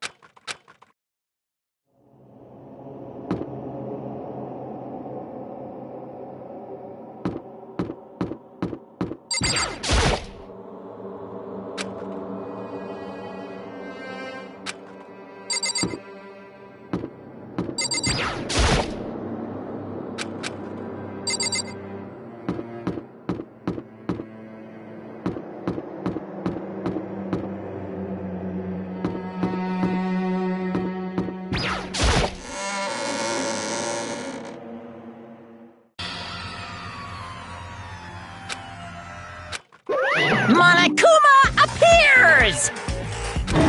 Wrong!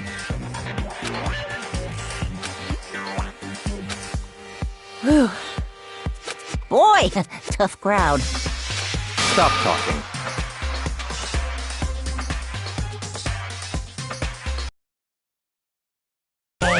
Hey! Hey! Let's go.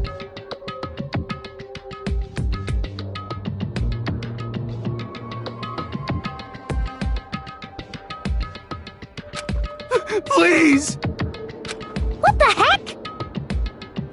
What the heck?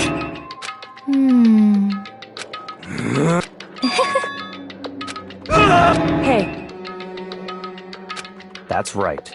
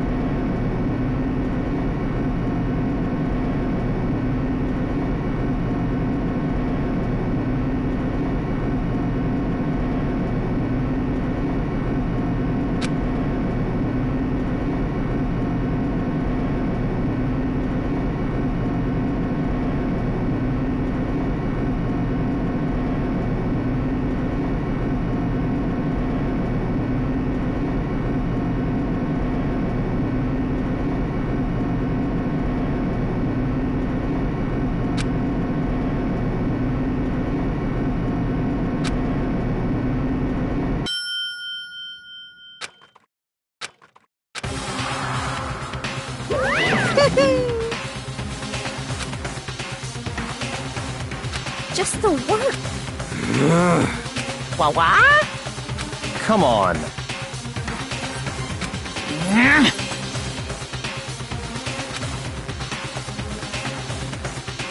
Yoo-hoo!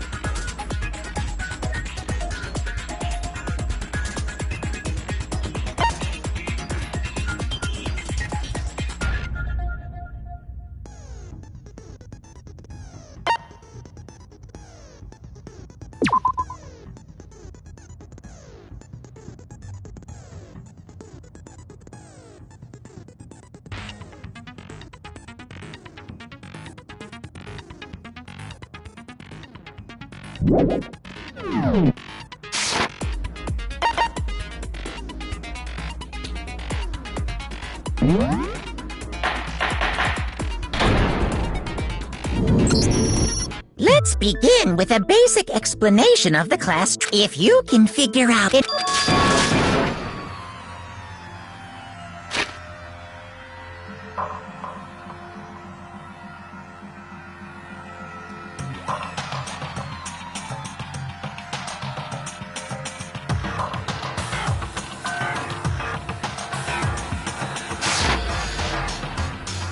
Shut your murdering mouth, murderer! Who are you calling a murderer? I am sorry to say, hero, but we do have evidence. Blueprints for the suit. Parts we assume were used to build it. And all of it was found in your room. You have to admit, the evidence is quite compelling. It points to you as having created the suit and wearing it while committing crime after crime. How many times do I have to tell you? I don't know, I don't know, I don't know!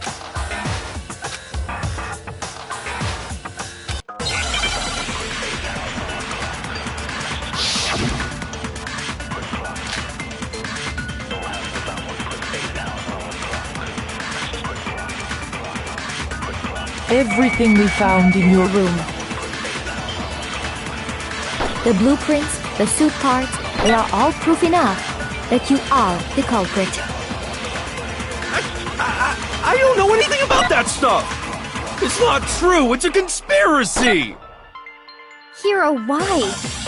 Why did you kill them? No! Just hold on a second!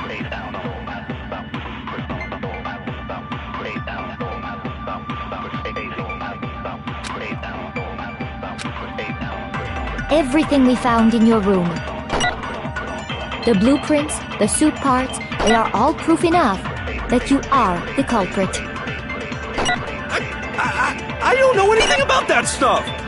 It's not true! It's a conspiracy! Hiro, why? Why did you kill them? No! Just hold on a second!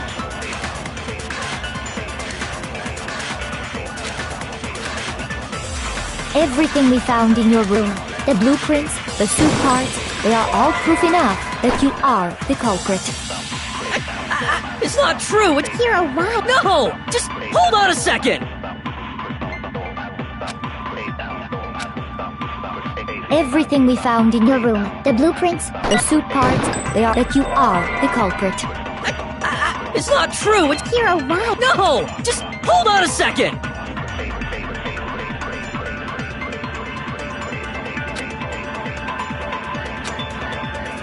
Everything we found in your room, the blueprints, the suit parts, they are all proof that you are the culprit.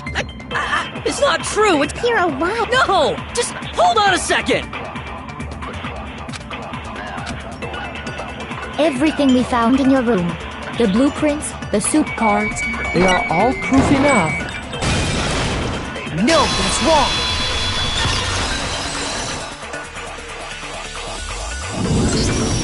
Are we sure Hiro really made those blueprints? What do you mean? Well, take a look at this. It's the note that Hiro wrote, asking everyone to meet up after Alter Ego disappeared. The handwriting's obviously different, wouldn't you say? When you compare it to the blueprints.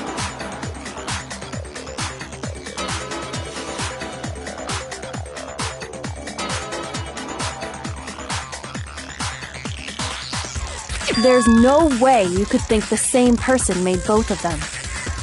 Unless that person made it a point to disguise their handwriting. No, the differences are bigger than that, I think. Come on! I'm not smart enough to think of trying to change my handwriting anyway. So Makoto, are you saying you don't think Hiro's the culprit? And he's not the only one.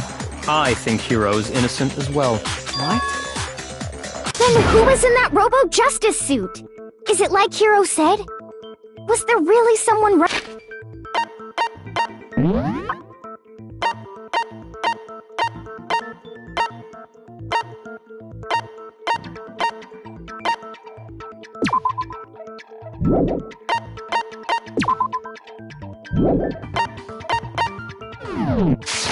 around in a second suit? The suspicious individual hidden within the suit. Go ahead, Makoto. Tell them who it was. So? Who was in the Robo-Justice suit?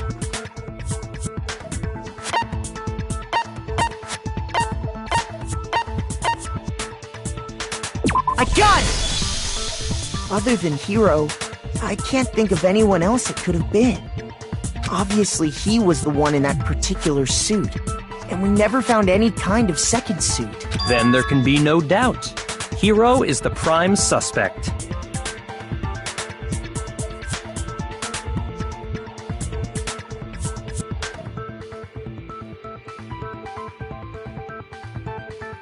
That doesn't make any sense! You just said Hiro didn't do it!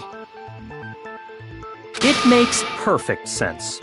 Hiro was the suspicious individual in the suit, but he's not the culprit. So what you're saying is... That's right. The culprit in this case has nothing to do with being in the Robo-Justice suit. What? Now that's a bold assumption! And what reason do you have to make such a statement? Of course. But before we get to that, there's something else we need to clarify first. So let's get that out of the way. Hey, stop trying to boss us around! All things have a proper order. So what is it? What needs to be clarified? We must clarify the method of transportation for Taka's lifeless body. It would seem that his corpse was moved using certain particular items. Makoto?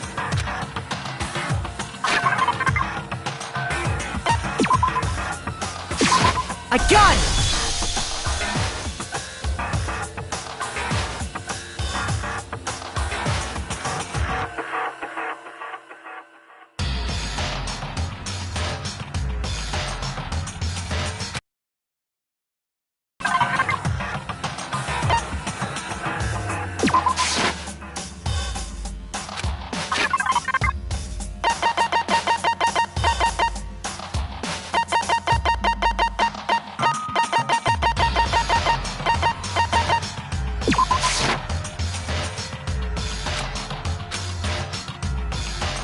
Shoot!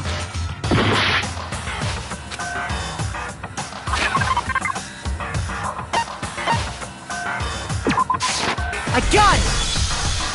They were a dolly and a tarp, right?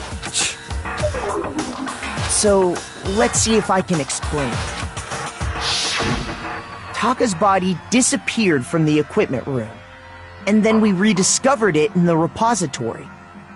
And when we found it for the second time, it was wrapped in a blue tarp, right? It was the same tarp that, up until then, was stored in the equipment room.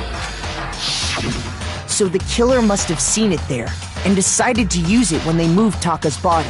That way, they wouldn't leave any bloodstains while they were moving it. Okay, that explains the tarp. And the dolly? Same thing. I'm sure the dolly was in the equipment room when we first found Taka's body there. But when the body disappeared, so did the dolly. Later, when Taka's body reappeared in the repository, so did the dolly. In other words, you think they used the dolly to move the body. Am I right? But are you sure you are not mistaken? Huh? Are you absolutely positive the dolly was in the equipment room when we found Taka's body? That dolly was made specifically for moving large objects between the repository and the art room. It would be very strange indeed to discover it had made its way to the equipment room. Is it not possible that it was in the repository all along, and you simply didn't realize it?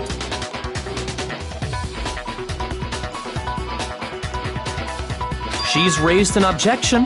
How do you respond? There is no shame in being wrong. Nobody expects much from you anyway. We have all accepted the fact that you rarely understand what is going on around you.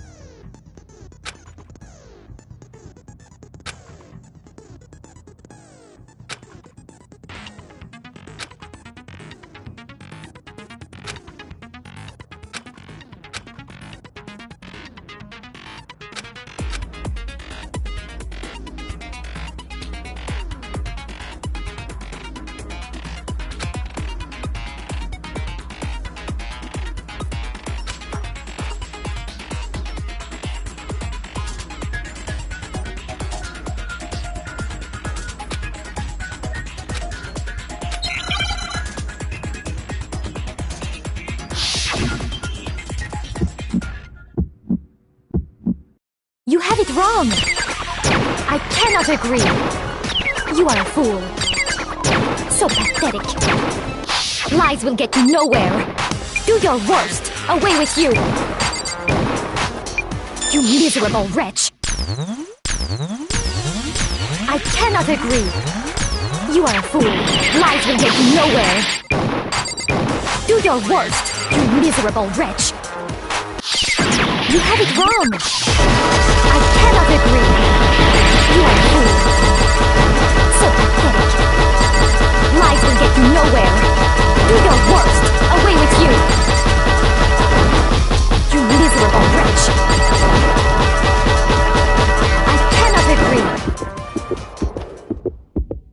cannot agree. This should prove it.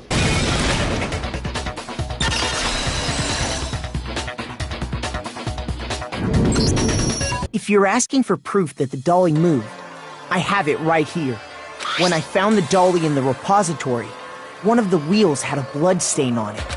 There was a pool of blood in the equipment room with a tire mark in it that matched the dolly wheel's tread. The killer probably rolled the dolly through the blood on accident. As they wheeled the body out of the room, and as the blood dried on the tire, they moved the body into the repository. So there's my proof that the dolly was used to move Taka's body.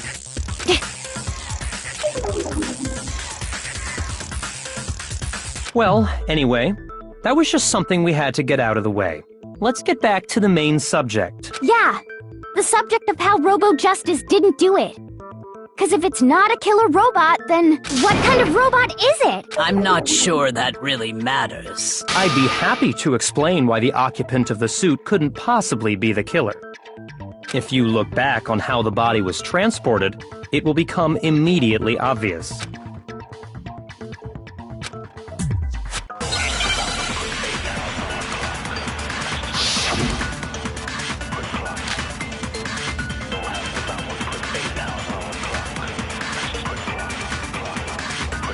As we know, Taka was killed in the equipment room. And from there, the body was moved to the repository, correct? Yeah, the culprit wrapped the body in the tarp, then loaded it onto the dolly and wheeled it off, right? Now, keep in mind that the dolly doesn't have a handle. Well, yeah. But even without a handle, all you'd have to do is bend over. No, that's wrong.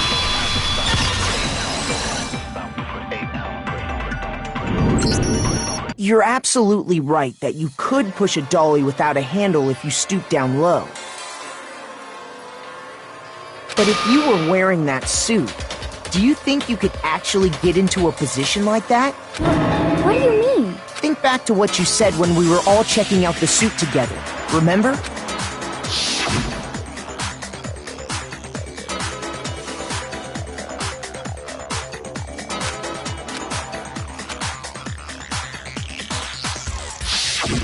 When you're in that suit, not only can you not see your feet, but you can't even bend at the waist.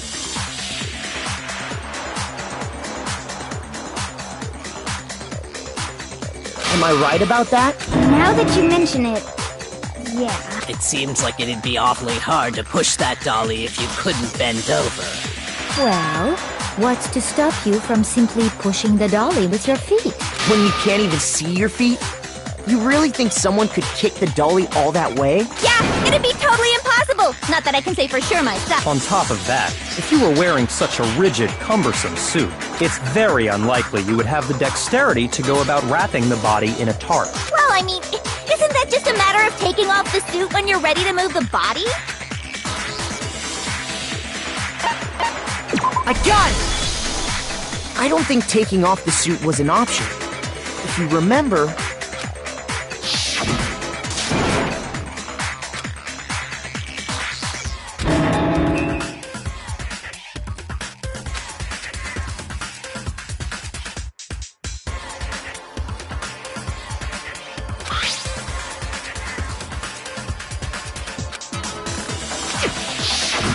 That's true. It seems impossible to put the suit on or take it off without help. Then, you really can't take it off by yourself? Hiro wasn't just making it up?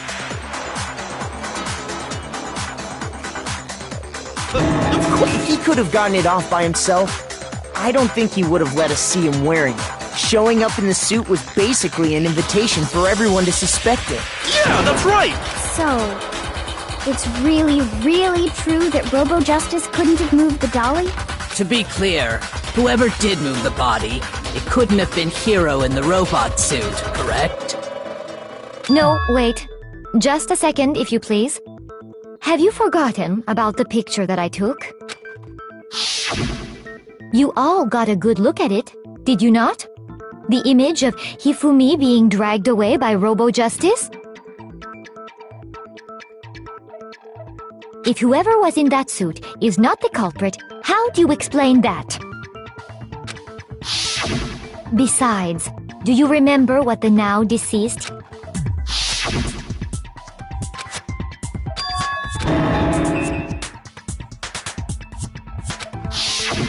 So long as those facts exist, the proper conclusion is beyond question. The individual inside the suit and the culprit are one and the same. It was Hiro, without a doubt. Yeah. Yeah, that's gotta be right. Hold on a second! It's still far too early to reach that conclusion. Besides, there's no hurry to decide who did it before we rush to a verdict. Shouldn't we explore every single possibility? Instead of seizing on one viewpoint, the truth is uncovered by analyzing things from every angle. Perhaps, but where do we go from here? Let's review this series of unfortunate events from the beginning. Maybe we'll uncover something new. What a pain in the ass! I don't disagree, but our lives are on the line. If this is what it takes, we have to do it. Plus, maybe we'll get to find out where the heck Kyoko was when everything went down. All right then, let's take another look back at what happened. I suppose we could start with this morning. 4 of us gathered together in the dining hall. Makoto, Hina, Kyoko, and myself. We waited there for quite a while, but nobody else showed up, so we went to look for everyone. That was around 8 a.m. And as soon as we split up, Kyoko went missing.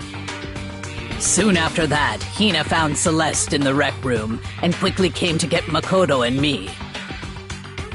It seems I was unconscious for about an hour after I was attacked by my mystery assailant.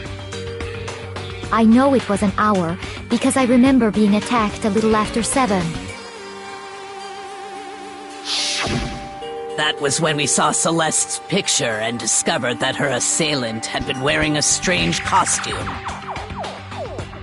As it turns out, it also soon became clear that this same Robo-Justice had abducted Hifumi. We were soon joined in our search by Byakuya and Toko, and then went on to find Hifumi in the library. He was injured, so we took him to the nurse's office and resumed our search for the suspect. But not long after leaving the nurse's office...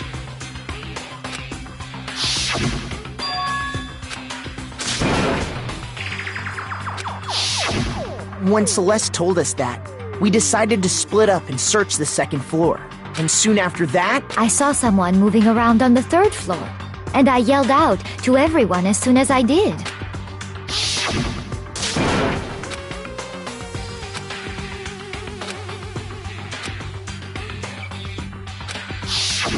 And then...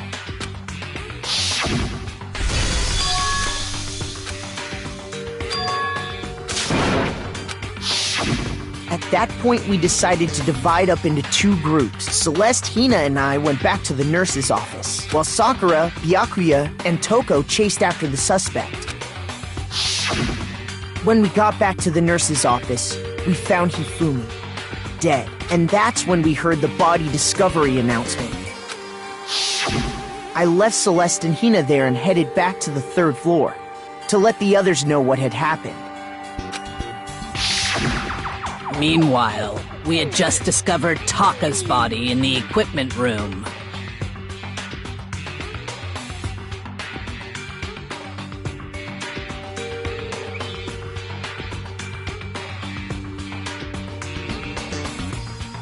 We must have found both bodies at almost exactly the same time, because we heard the same announcement not long after we discovered his body.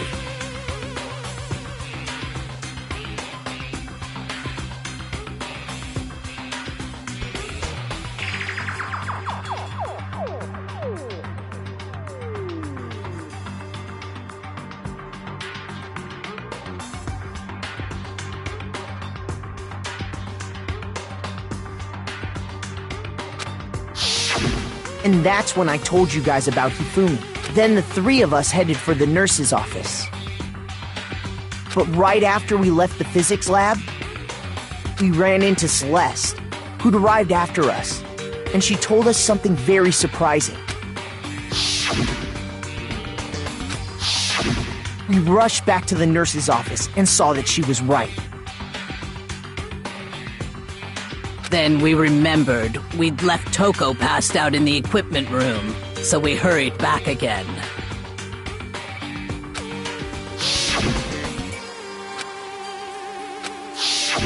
But when we got there, we discovered that now Taka's body had also gone missing.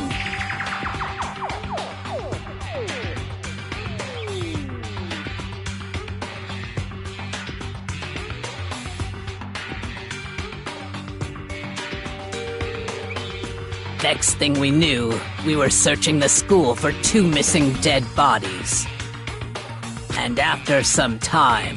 Celeste informed us that she'd found the bodies, and we all headed to the repository, which is where we rediscovered the corpses.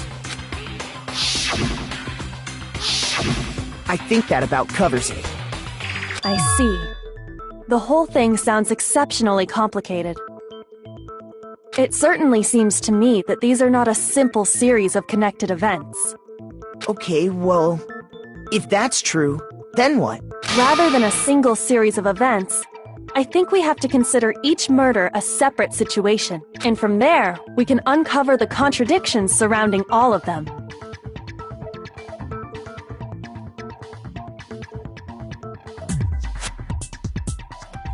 Now then, let's get started, beginning with what happened to Taka.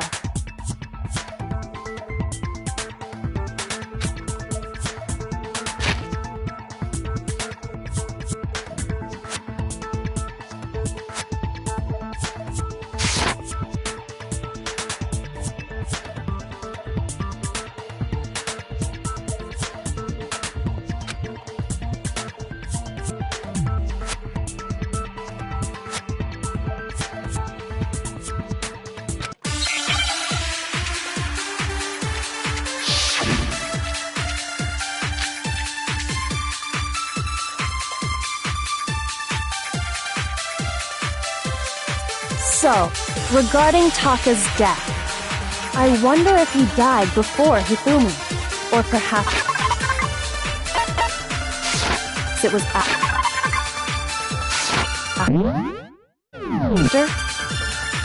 We already know what order they were killed in. Taka came last. What makes you say that?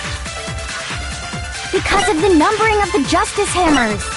It's true that Hifumi was killed with Justice Hammer 3, while Taka's death came from a swing of Justice Hammer 4. See? So it's obvious Taka came after.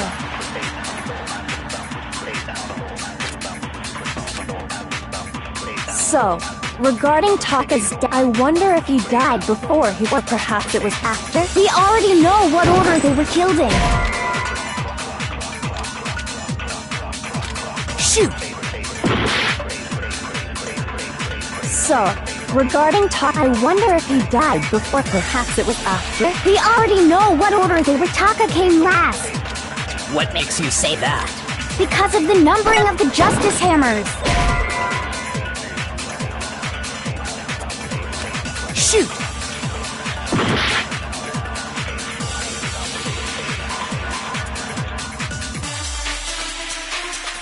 So, regarding Taka's death, I wonder if he died before Hifumi, or perhaps it was after? We already know what order they were killed in. Taka came last. What makes you say that? Because of the numbering of the Justice Hammers. It's true that Hifumi was killed with Justice Hammer 3, while Taka's death came from a swing of Justice Hammer 4. See? So it's obvious Taka came after.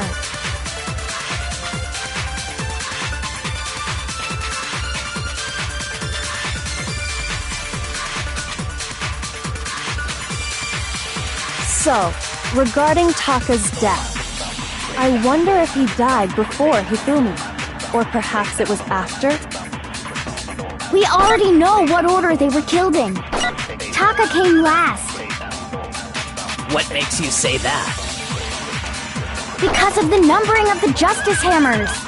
It's true that Hifumi was killed with Justice Hammer 3, while Taka's death came from a swing of Justice Hammer 4. See? So it's obvious Taka came after.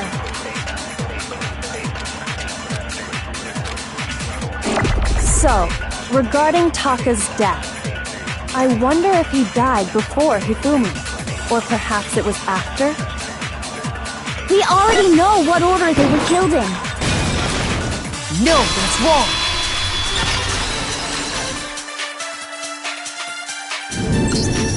Hold on.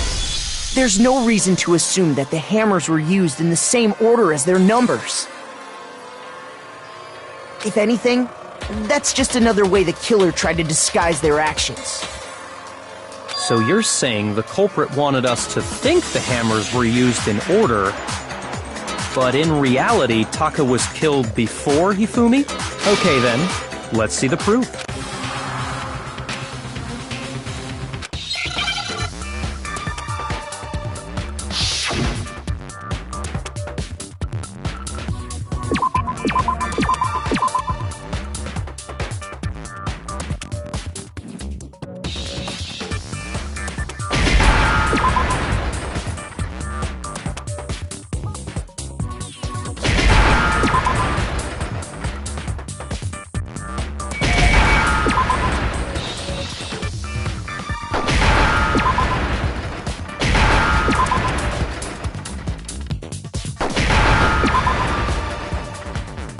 Now I understand! I got it! Taka's wristwatch! See? Look! It broke with the hands pointing just past 6 o'clock. It must have gotten broken when he was attacked by the killer, because as of last night,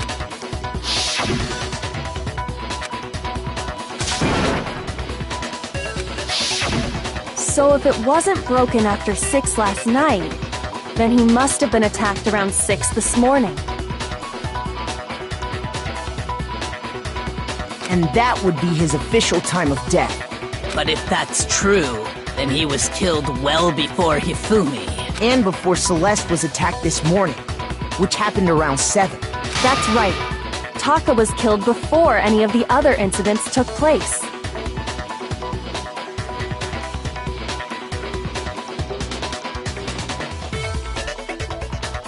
That simple fact slipped past all of us. We made the wrong assumption about the order of events, all because of those justice hammers. That's exactly why the culprit wrote the numbers on each hammer and had them increase in size. That way, when we saw how they were used in each incident, we'd easily make that wrong assumption. Now, if Taka was killed around 6, then everyone's alibis for his murder go out the window, because when he was killed, we hadn't met up in the dining hall yet. That may be true in the case of Taka's murder, but all of our alibis still hold true for Hifumi's death. That's right. With him, at least, we're all safe.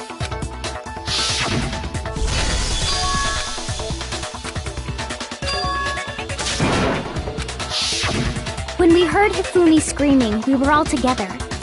Except for Hiro and Kyoko. Then we all ran down to the nurse's office, and that's where we found his body.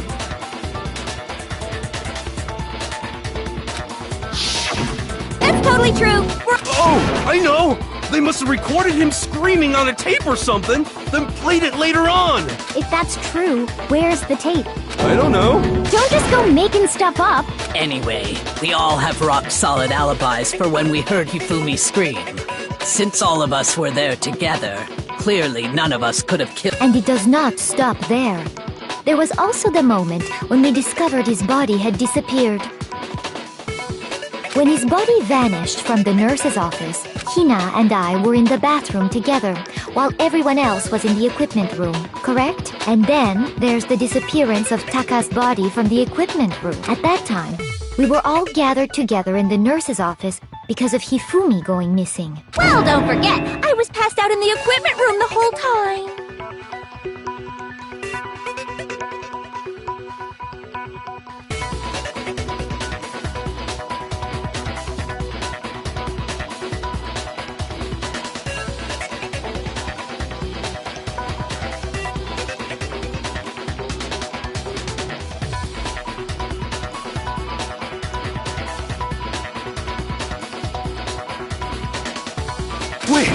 Then what if Genocide Jill did it?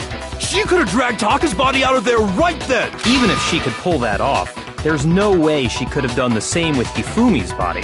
Because, as we just established, she was passed out in the equipment room when his body disappeared.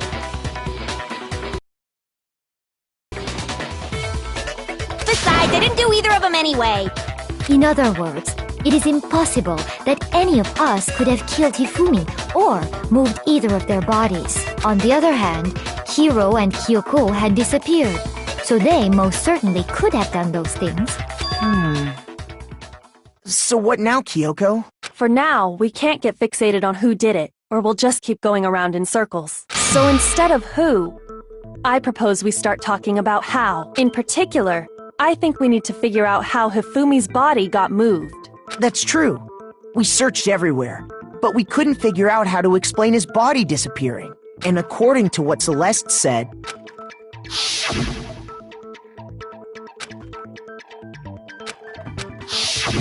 his body apparently disappeared in the 1 minute her and Hina took their eyes off of it. But to carry that much weight from the first floor up to the third in that short amount of time? Oh man, yeah! There's no way!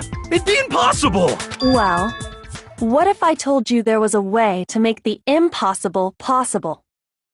What? How? If the dead body were to move itself. The dead body moved on its own? No! Not another... ghost! I don't think it has anything to do with the occult. I think what she's implying is, we thought Hifumi was dead, but perhaps in reality he was still alive. He was... alive? Are you saying Hifumi wasn't carried out of the nurse's office, but simply walked out on his own? But I mean, we found his body. He was dead. Perhaps he was simply playing dead. That it isn't possible.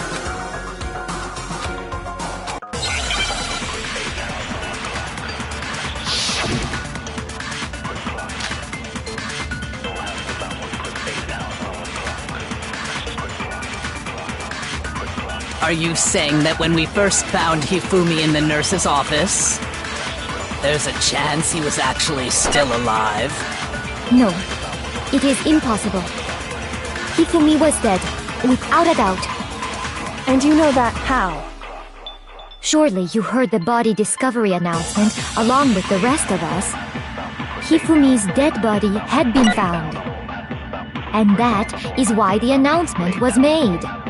Are we really so sure about that? Maybe the announcement was intended to signal someone else's discovery.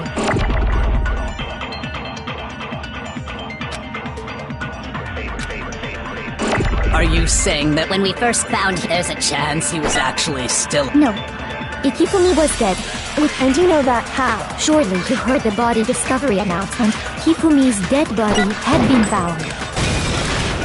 no, that's wrong!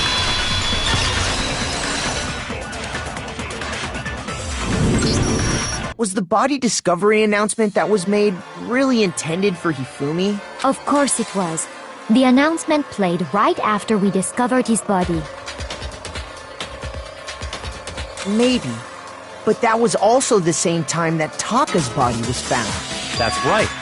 It wasn't long after finding his body that we heard the announcement.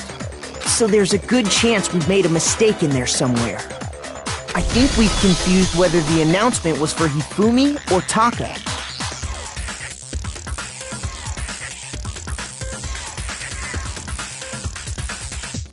First of all, if two bodies had been found, there really should have been two announcements.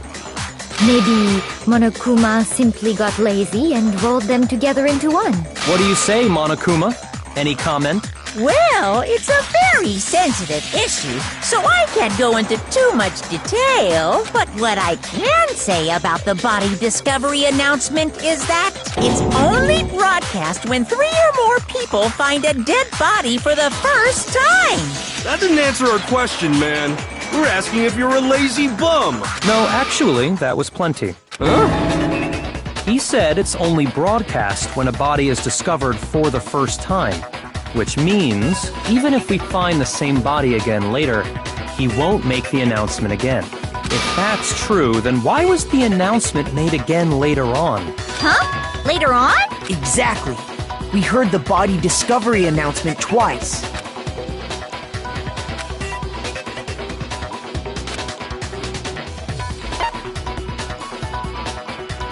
I got it! We heard it a second time in the repository, when we rediscovered the two bodies.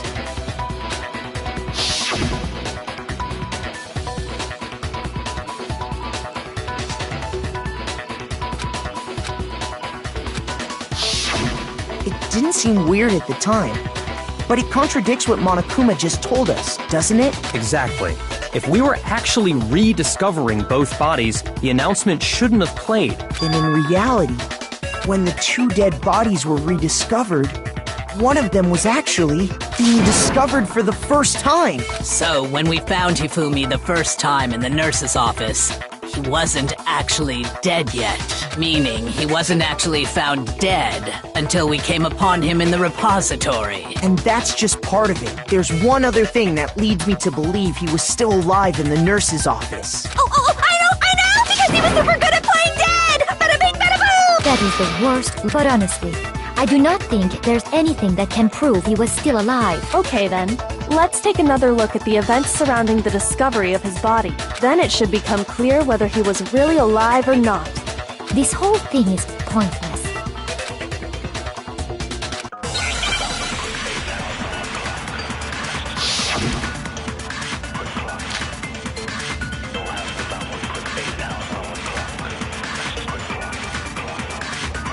Well, here's one thing we do know.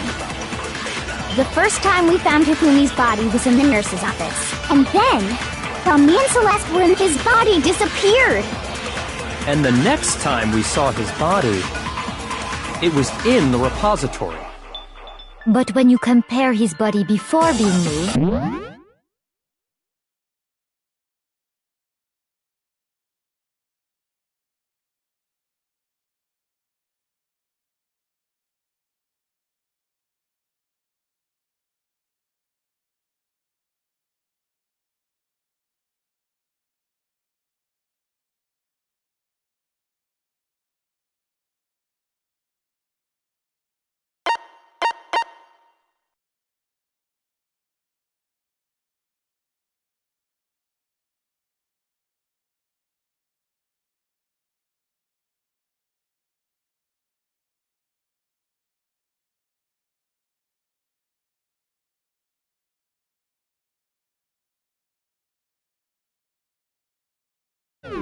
and his body after being moved, other than the change in how it was positioned,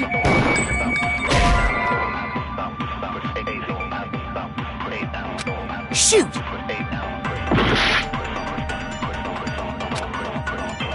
Well, here's one thing we do know. The first time we found him, and then his body And the next time, it was in. But when you compare his body before, other than the change, there was no notable difference.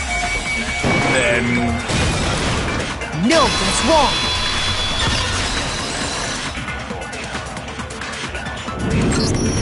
In fact, there was one clear difference between Hifumi in the nurse's office and the repository.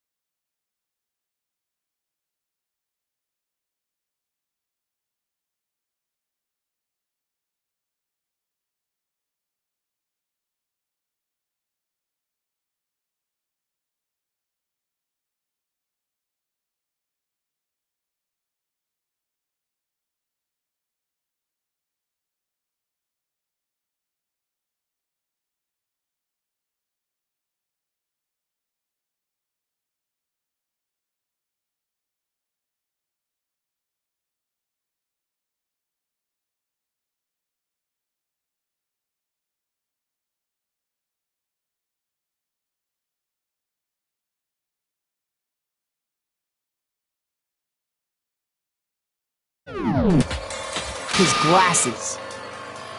That fact alone proves that he was only playing dead in the beginning.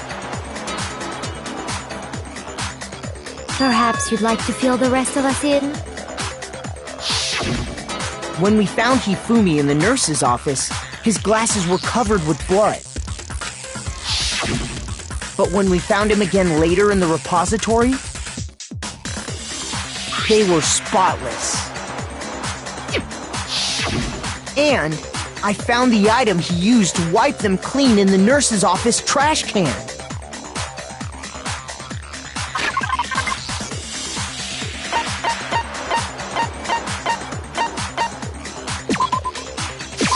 I got it! It was a glasses cleaning cloth featuring a certain cartoon mascot.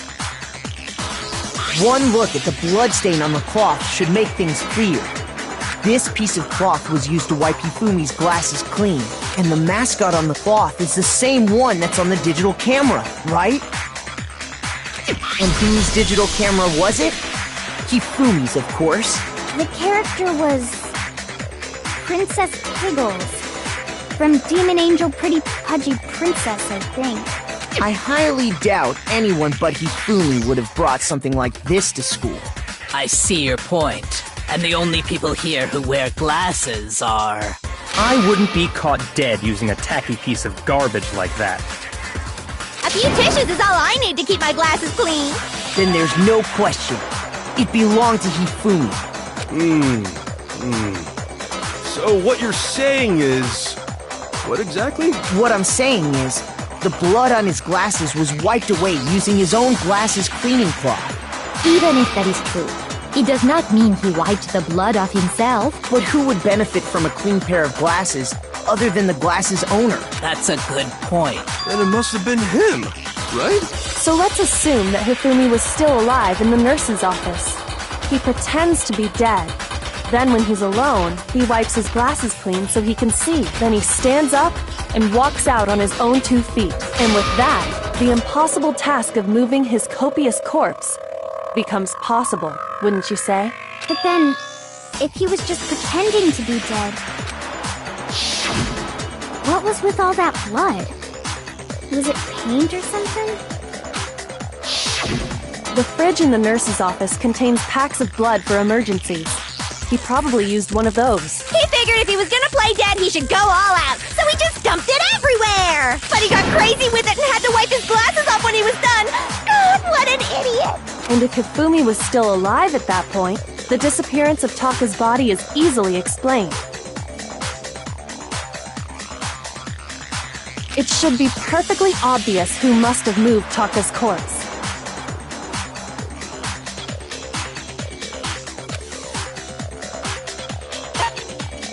I got it! It could only have been Hifumi. While we were all gathered in the nurse's office, he went to the equipment room and took Taka's body. That also explains how the door to the repository got locked. The door was locked? Well, after the bodies disappeared, we all went looking for them, right? So me and Sakura headed for the repository. But when we got there, the door was locked. And the repository door can only be locked from the inside, which means when Hina and Sakura got to the repository, someone was already inside. And it could only have been Hifumi, who just finished stashing Taka's body there. He convinced us all he was dead, and when he saw his chance, he dragged Taka's body to the repository. So, Hifumi wasn't just another victim in this case. He was one of the assailants. But that means he took part in the murders. I just can't believe it. If you're having trouble, would you like me to show you one more piece of evidence? There's more? Oh, absolutely. The single biggest fact pointing to his involvement has yet to be revealed. You know what I'm talking about, right, Makoto? The item he took off of Taka's lifeless body?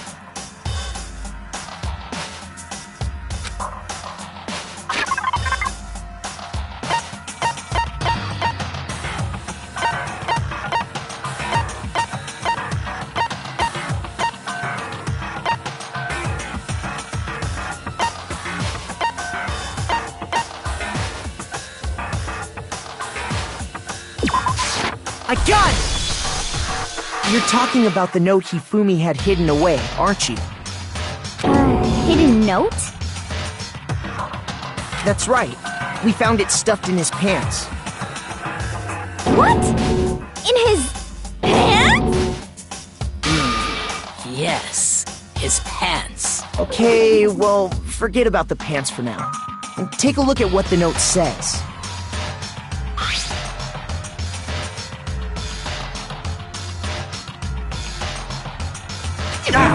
That's the note I was telling you about. The one that told me where to go. Huh? Wait, this one's a little different. In my note it said, Monokuma can't find out, so don't tell anyone else for now. Let's meet in the rec room at 1 a.m. I see. Then this note isn't the same one Hiro got. It's not the same? In other words, the killer got in touch with another person besides Hiro. And that person could only have been... I got it! That's right! Taka! The killer used this note to draw out Taka and murder him. Hello? Over here! Objection! Objection! I don't really understand what's going on, but Hifumi had that letter, right? So whoever wrote it wasn't drawing out TikTok, they were drawing out Huffy! Just to be clear, TikTok is Taka and Huffy is Hifumi, right? Ugh! Yes! Why must you ruin it every time?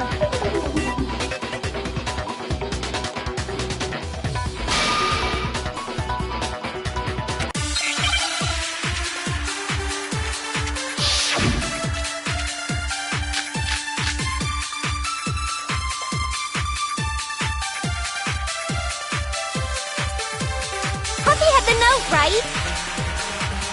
Then the person it was intended for must have been Huffy! But remember what the note said. What time did it say to meet? 6 a.m., I believe.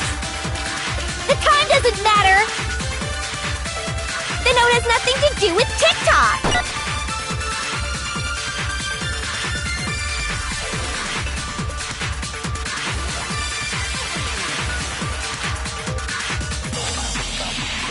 Huffy had the note, right? Then the person it was intended for must have been Huffy! But remember what the note said. What time did it say to meet? 6 a.m., I believe. The time doesn't matter! The note has nothing to do with TikTok!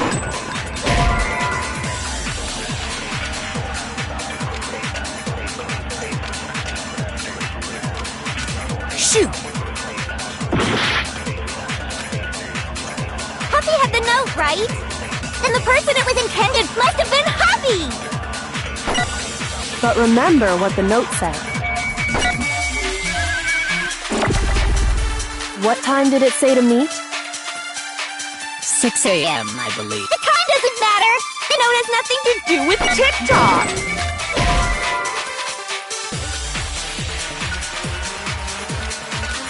Shoot! Huffy had the note, right? Then the person it was intended for must have been Huffy!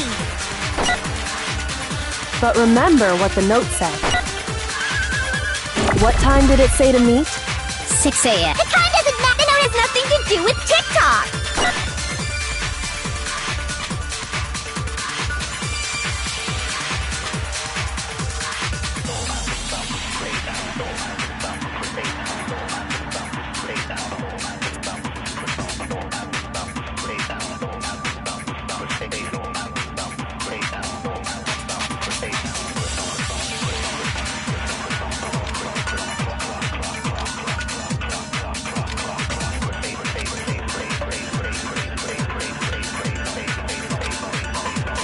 Huffy had the note, right? Then the person it was intended for must have been Huffy! But remember what the note said. What time did it say to meet? 6 a.m., I believe. The time doesn't matter! The note has nothing to do with TikTok!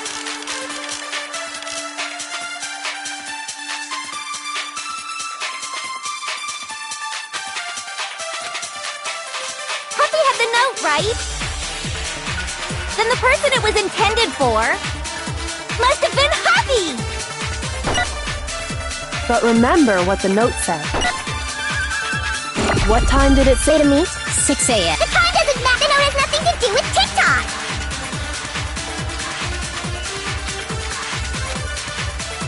Puppy had the note, right? Then the person it was intended must have been Huppy!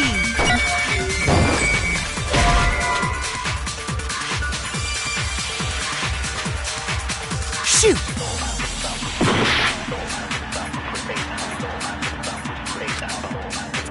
Puppy had the note, right?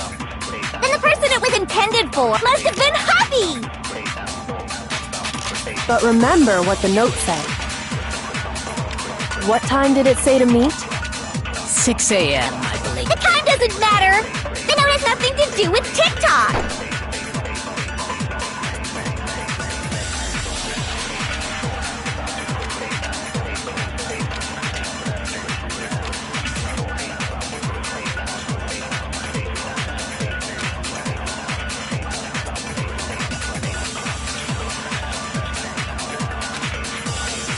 Puppy had the note, right?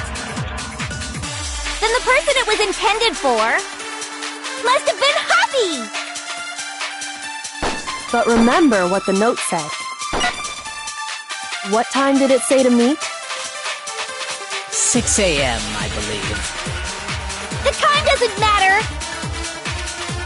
The note has nothing to do with TikTok! No, that's wrong!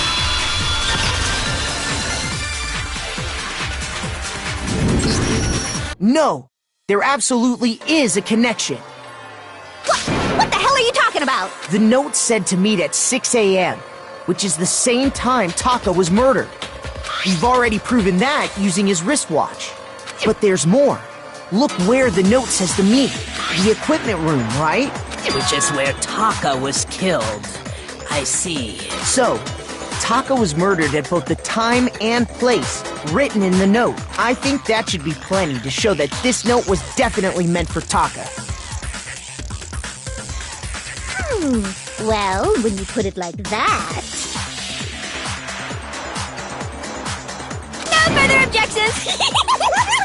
Then someone used that note to trick Taka. Just the same as me. The culprit really is a cold-blooded monster. Telling people they... But if they gave the note to Taka, what was Hifumi doing with it? Stuffed down his pants, no less! Most likely. Hifumi stole it off Taka's corpse after he died.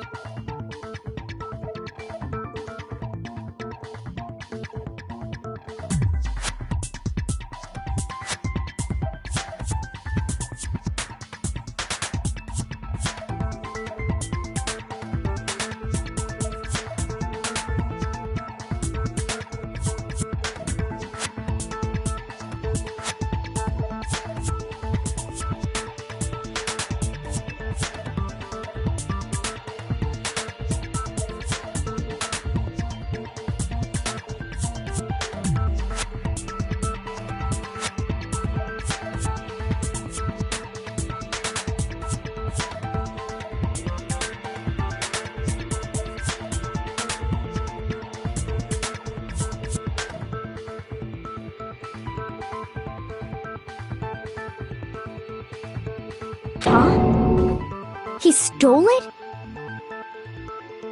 Where's your proof? Go ahead, show us.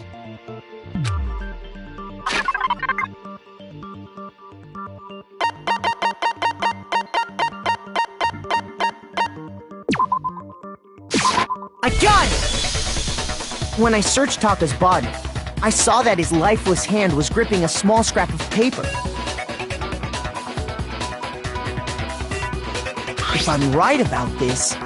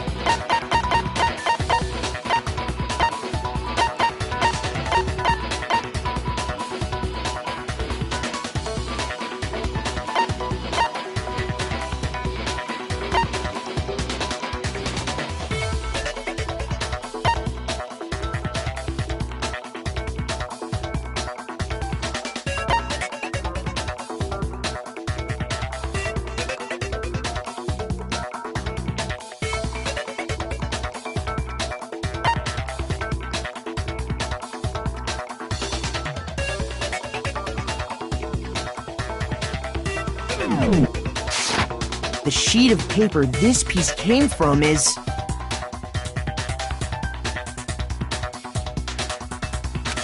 I knew it!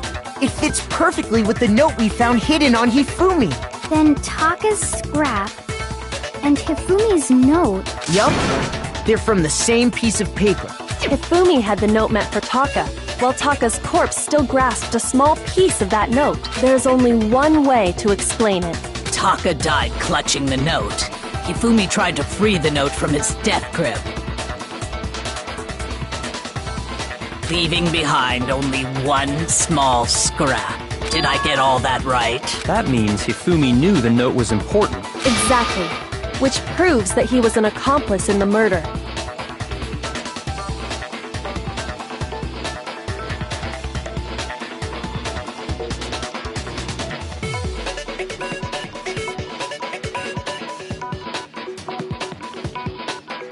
Whoa. Yeah. After seeing all this, Hifumi was super involved in this whole thing for sure. In fact, he was behind the whole thing. In fact, he's still alive! Sorry, no. When we found him in the repository, Hifumi was truly and completely dead. The second body discovery announcement proves that. So then, who killed Hifumi? Whoever did is the mastermind, the true killer. He was killed in the repository, so he must have been killed not long after transporting Taka's body.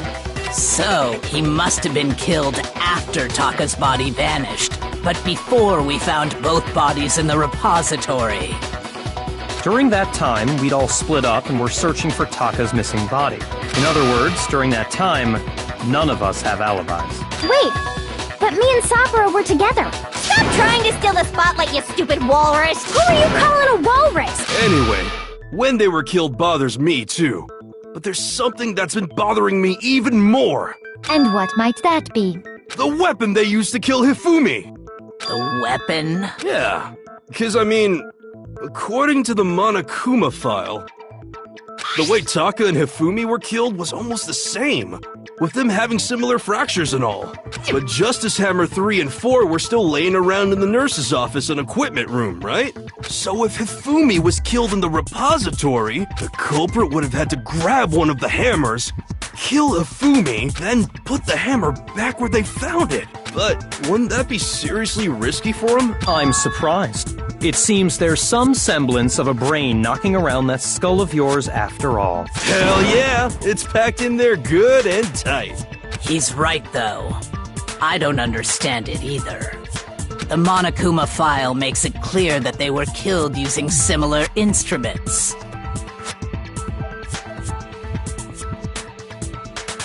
But if the hammers were already laying around those other rooms... So the question is, how could the culprit have gotten their hands on either of the hammers? Personally, So which hammer was used to attack Celeste? Number 1 or number 2? Those were accounted for in other rooms too. And I don't think either one is big enough to kill someone. Then, Is it not possible they used a different weapon? I don't think it is possible.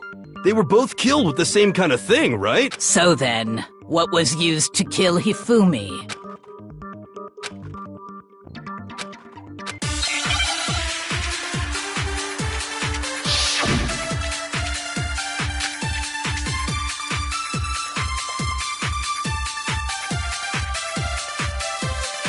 What was used to kill Hifumi? Was it Justice Hammer 3? Maybe Justice Hammer 4? well, whatever it was, there's one thing we have to figure out. How was the culprit able to move around so freely with the weapon? How did nobody witness them carrying it? sounds like a Justice Hammer 5 is about to make its appearance! Check out murdergear.com/hammertime for more info. Well, one thing seems pretty clear. The murder weapon had to be one of the Justice Hammers! And, that's about it.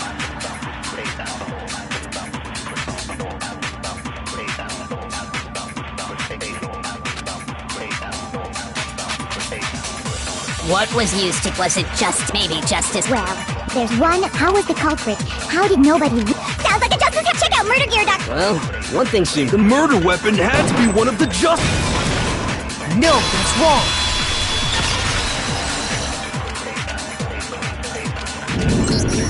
The murder weapon wasn't a justice hammer at all. No, it was something completely different. But, seriously? A different weapon? Specifically, a hammer from the repository.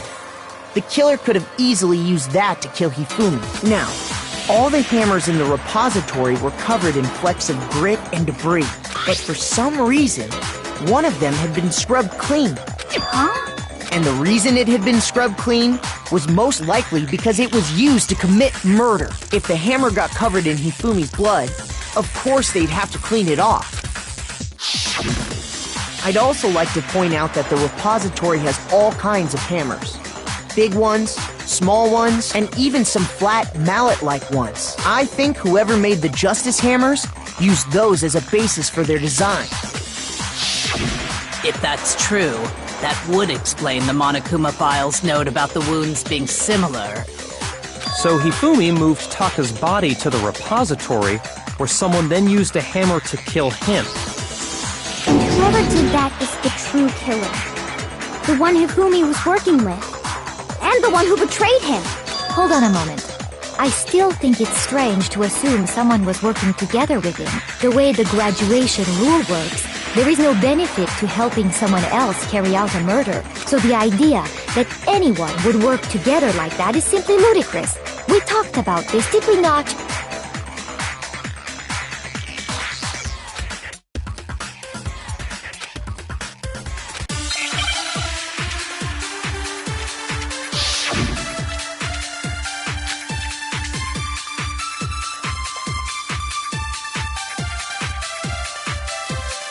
Based on the rules that have been laid out for us, even if more than one person is complicit in the murder, only the one who actually carried out the act can graduate and survive. Assuming the rule holds true, it is simply impossible that two people work together on this. That is how the rule was explained to us. But that only really applies if there's one murder, right? In this case, however, there were two murders.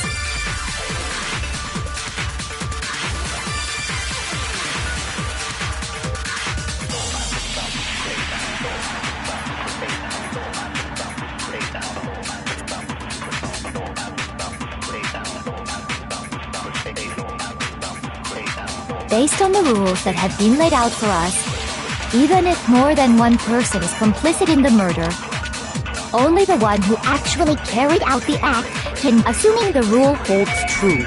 It is simply impossible that two people work together on this.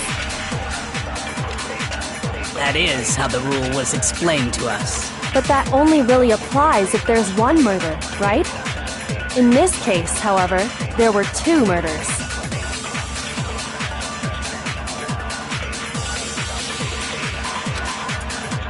Based on the rules that have been, even if more than one person is complicit in the murder, only the one who actually carried out the act, assuming the rule holds true. It is simply... That is. But that only really applies if there's one. In this case, however, there were two murders. Based on the rules that have been, even if more than one, only the one who actually carried out the act can, assuming the rule holds true. It is simply... No, that's wrong!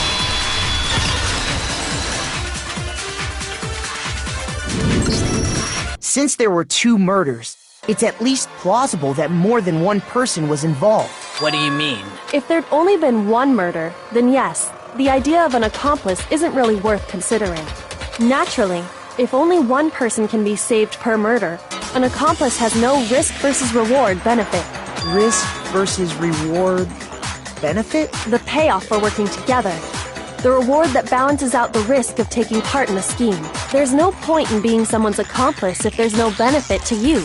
However, if there were some potential mutual reward for the risk, then cooperation becomes possible. You're saying that two people could act as each other's accomplices to commit two separate murders. I think that's what the true killer told Hifumi. They would each have an accomplice for their crime, and based on the case's events, Hifumi would have been the first one to act, murdering Taka. They made him carry out the first murder so he couldn't back out of helping them later on. So in this case, there wasn't one single person committing multiple murders. Instead, each person killed someone, creating two separate incidents. And it only looked like one person because that's how the true killer designed it to look. A single suspicious individual, a similar weapon used in each crime, disappearing bodies. By creating one seamless set of circumstances, they made it look like one person was behind it all. The mastermind picked their target and managed to convince him to go along with their plan.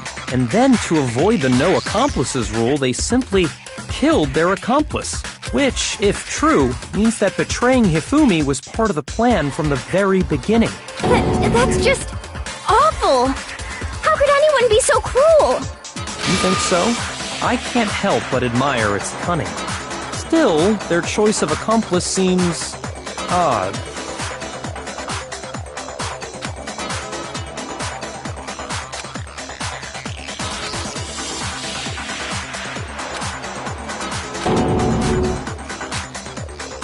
I understand how an accomplice could be involved, but then who was the one pulling Hifumi's strings?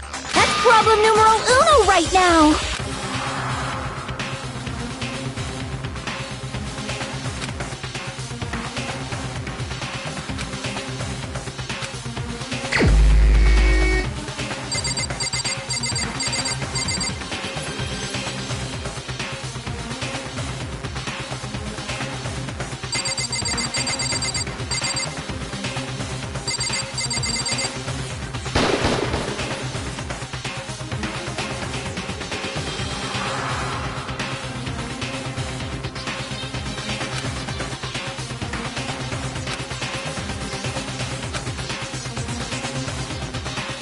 Shoot!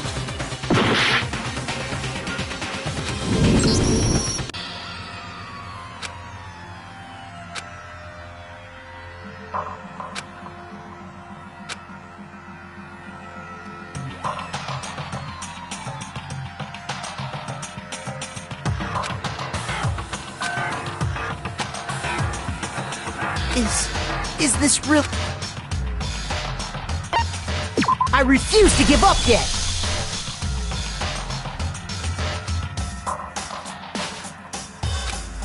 Since there were two murders, it's at least plausible that more than one person was involved.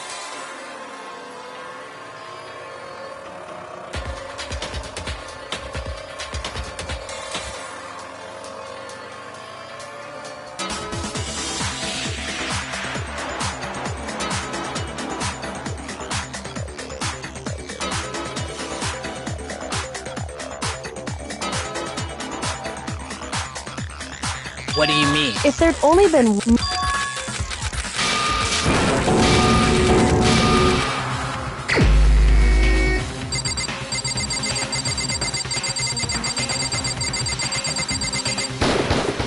Here's my answer!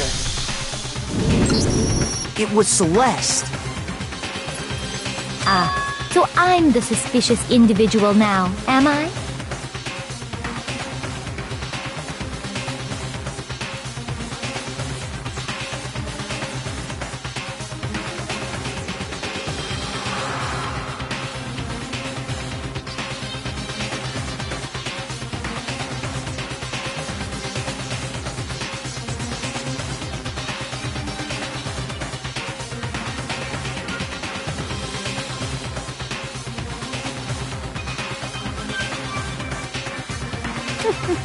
I really do hate this kind of joke.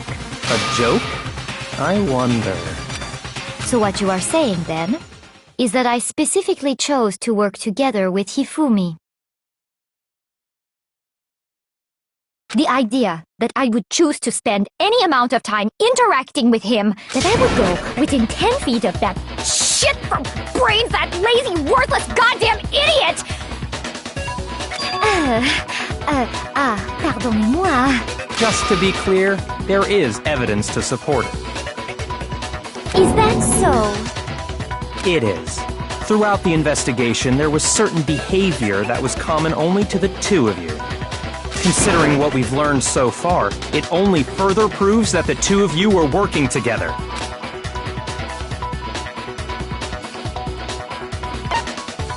A gun! The behavior they had in common has to do with the suspicious individual in the suit, doesn't it? The only ones who ever actually saw Robo-Justice firsthand were Celeste and Hifumi. Shush, the adults are talking now. As he said, only Celeste and Hifumi ever laid eyes on the costumed individual.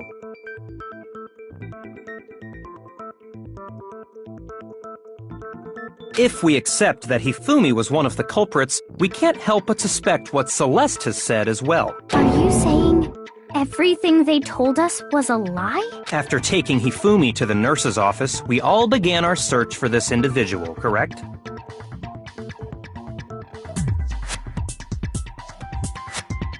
And not too long after that, do you remember what Celeste said?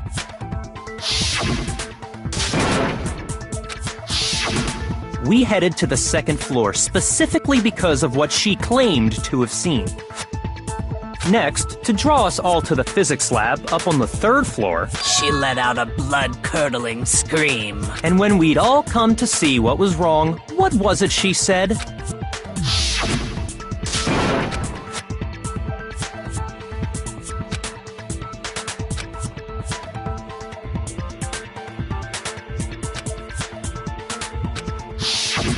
Once she'd done her job of getting us all up to the physics lab, it was time for her partner to get to work.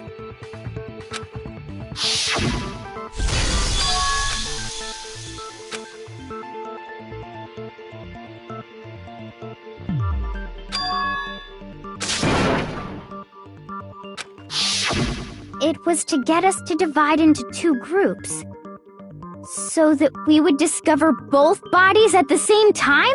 In fact, Celeste was precisely the one who proposed that we split up.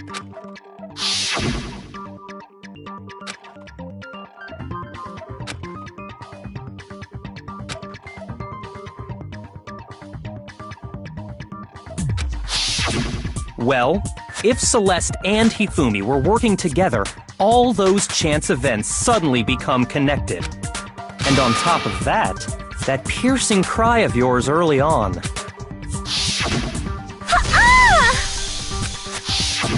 That was to signal Hifumi, wasn't it? It was your way of telling him, we are on the third floor, everything's going according to plan. Why else would you let out a scream that could have carried across the sea? I just realized another strange thing. When we found Hifumi in the nurse's office, who we now know was only pretending to be dead,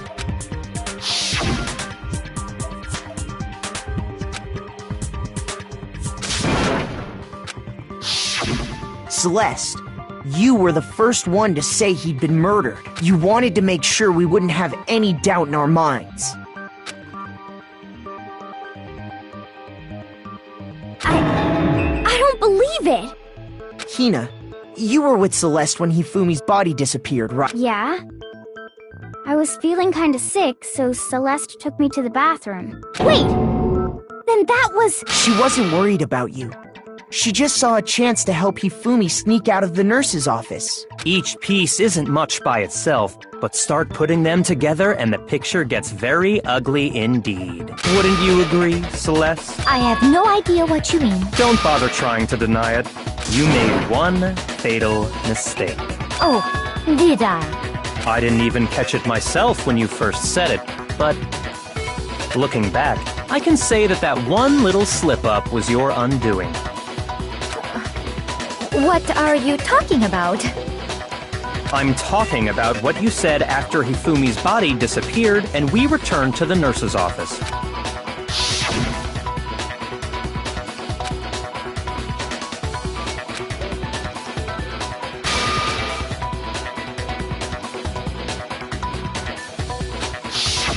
I remember her saying that too, but I don't understand what's so strange about it. Then pay attention. Sakura, Toko, and I were first to discover Taka's body in the equipment room. Then Makoto showed up and told us Hifumi had been killed. So Sakura and I left with Makoto. Once we were in the hall, we ran into Celeste, and the four of us headed to the nurse's office. Now, the entire time we were together, none of us said anything about Taka being dead.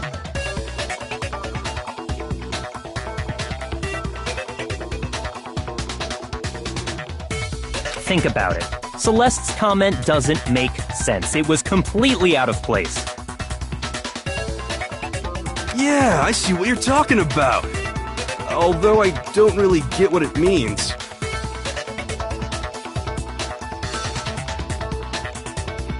You hear that, Celeste? Everyone's having some trouble understanding.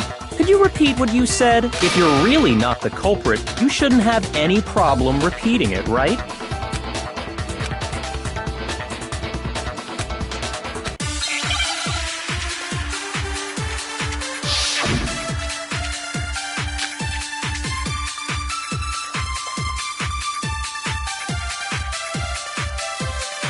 All I said was, they must really be enjoying this. Enjoying the sight of us standing around, frightened and confused. They must be positively elated. We are all going to die here. We are going to die, just like those guys died. And that is all I said. And that's all it takes to finish this. What was so strange about Celeste's comment?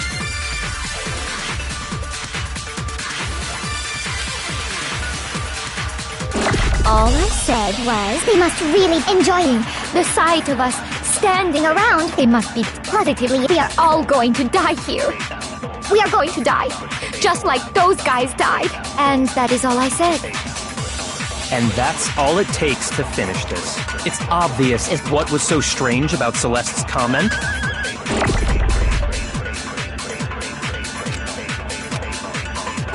All I said was, they must really enjoying the sight of us. They must be, we are going to die. Just like the... No, that's wrong.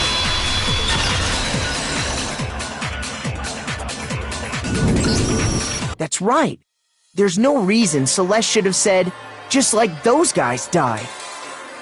When she said that, none of us had told her Taka was dead.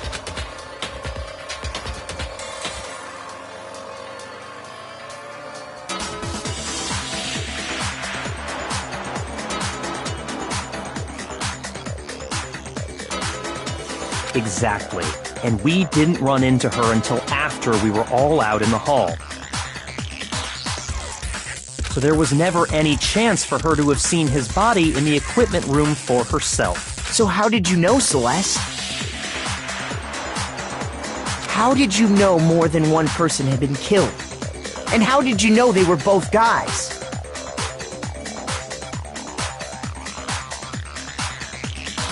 Because Kyoko had also disappeared, right? So she could have been dead too. You all have such vivid imaginations. You know that? Imaginations? You claim that I was lying when I told you about the suspicious person I saw. Then what about the picture I took? How do you explain this picture of the costumed villain dragging Hifumi away? It has to be some kind of setup, right? So let's put the suit on, and... Have you so quickly forgotten? You are the only one who could have possibly fit into that suit. Plus, I happen to know that this particular camera does not have a timer. In other words, it is an unassailable fact that this is a picture of Hifumi being dragged away. If everything I told you was a lie, how can this picture exist? Simple. Are we sure that's really a picture of the suspect dragging Hifumi away? What could you possibly mean by that? Surely there are other explanations than the one you've offered up. No, there is no other explanation.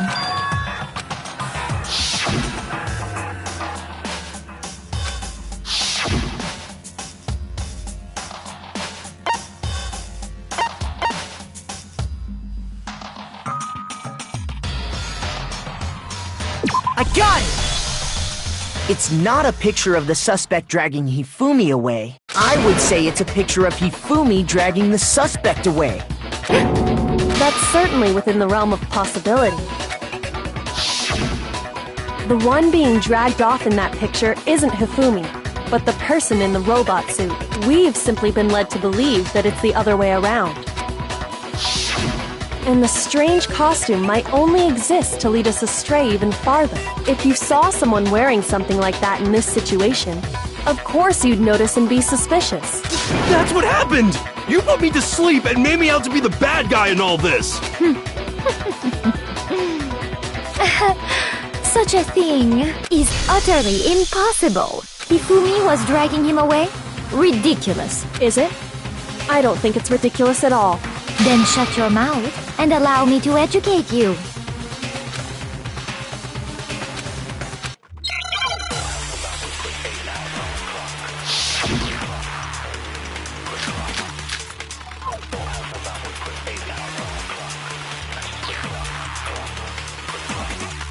You dressed me up in that suit after I passed out! Then you just draped me across Hifumi and had him carry my weight! You tried to make me look like the bad guy! Like I said, ridiculous. As you can see in the picture, the suspect is standing perfectly upright. If the person inside the suit was unconscious, there's no way they could stand up straight like that. No, that's wrong!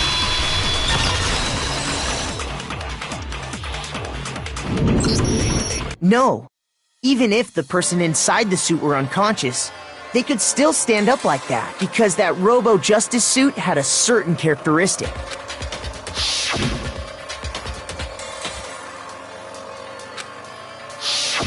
That's right! They totally made a mistake when they made it, so it couldn't bend at the waist. I'm not so sure that was a mistake. I think the suit was designed from the beginning to be used the way it was.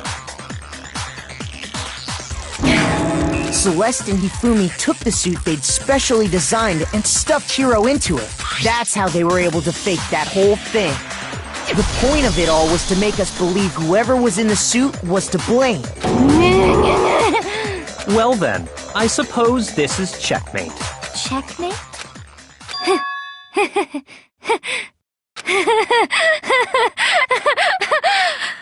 Don't make me laugh, you idiot! What do you mean, checkmate? Celeste? Clearly, you want to cram me into your little guilty box. Well, there's one little problem. Have you already forgotten what Hifumi told us as he lay dying?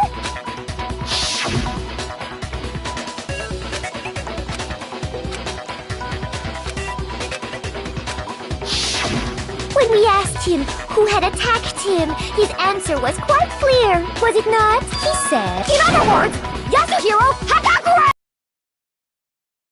His name isn't really Yasuhiro! It's actually Taro! Your confusing statements don't make any sense. You're only making things more complicated. He did say Yasuhiro, but are we sure he was really pointing the finger at Hiro? What the hell are you talking about? I'll burn you alive! Kyoko, what do you mean by that? Think back to how Hifumi used to talk to us. How did he refer to each of us? I got it! That's right! Our last names! He called us all by our last names! Exactly. I know I heard him say Mr. Naegi more than once, for example. So if Hifumi did mean to say Hiro's name, he would have said his last name, Hagakure. I'm sure it was just incidental. By chance, his first name. Indecent? Don't talk. Random chance. Now isn't that a convenient explanation? No. There's no reason to think he would have said the name any different than normal, but he must have run out of energy before he could say any more. So Hifumi was trying to tell us the last name of whoever killed him? But the name he said doesn't apply to anyone here. Well, no. Hold on. There's one person it could apply to, and that's Celeste. She never actually told us what her real name is. What did you just say? To think you'd take your false accusation so far, I don't know whether to laugh or spit! Come on! Enough with your idiotic blather! Yasuhiro is a loser's name! Do I look like a loser Well? Do I? What? I I've earned the right to be a little on edge. Okay, then fill us in. What's your real name?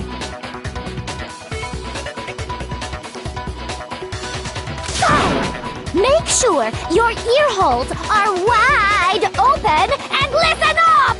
My real name is Celestia Ludenberg. Could you please stop making me repeat myself over and over again?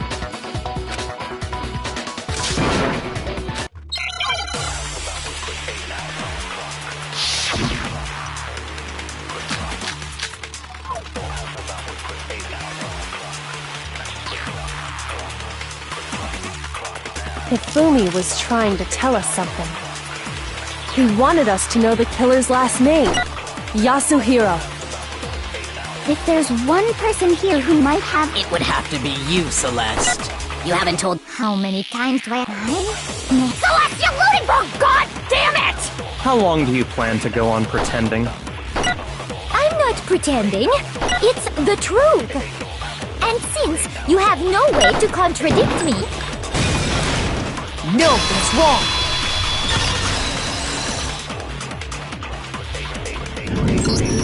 That's it! The handbook! What? Anytime you turn your handbook on, it shows the owner's name when it boots up, right? Monokuma told us all about it before.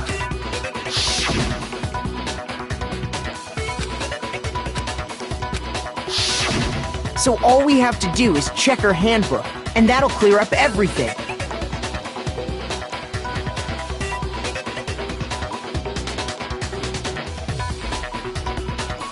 That's how we can find out Celeste's real name.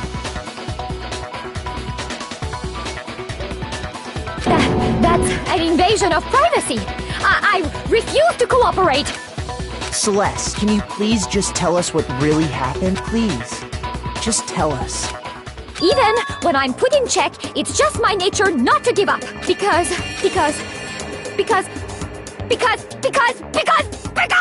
until the game's over, you never know what might happen. Fine then. Let me go over the case again.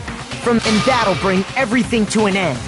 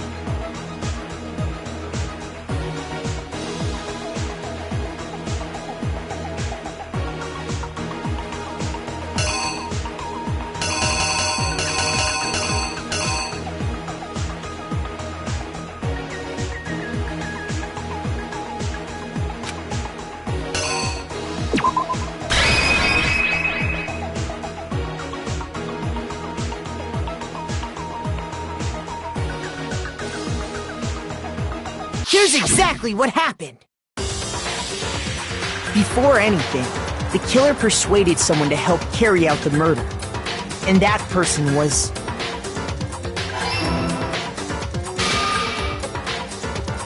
Hifumi. With an accomplice, the killer was able to execute a number of otherwise impossible schemes.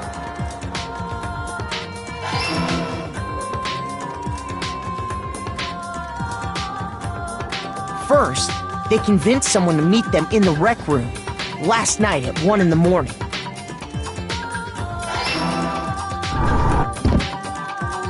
That someone they met with, the murderous duo intended to pass Hiro off as the prime suspect. So when they drugged him, knocked him out, and stuffed him into the Robo-Justice suit.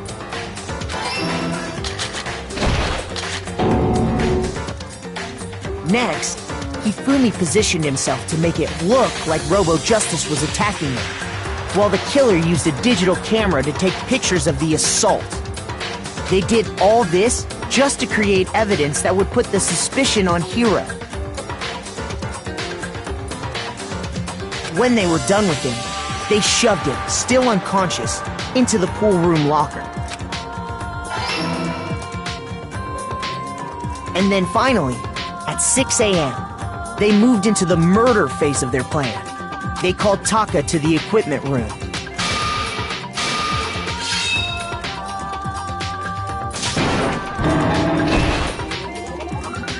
And that's where Hifumi killed him, making it the scene of the first murder. The murder weapon was Justice Hammer 4, which was left there in the equipment room. The reason Hammer number 4 was used was to create confusion about the order of the crimes.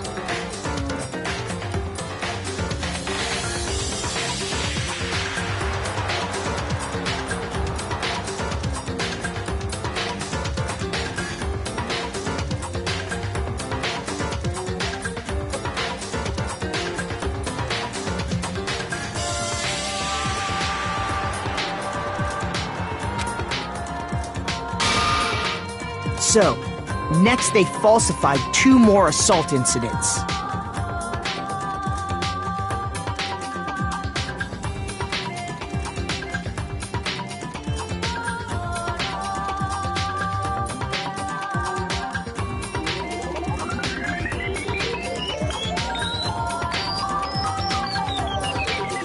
For these attacks, the killers pretended to be the victims, to solidify Robo-Justice as the suspect. The first fake incident was the attack in the rec room. There, the killers wanted us to see Justice Hammer 1 and the Robo-Justice pictures they'd taken. They wanted to make sure we bought the surprise attack story. The second fake incident was the attack in the library. This time, they planted Justice Hammer 2 and an injured Hifumi to sell us that story.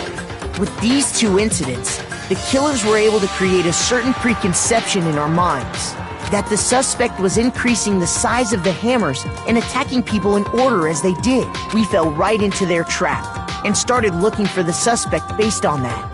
But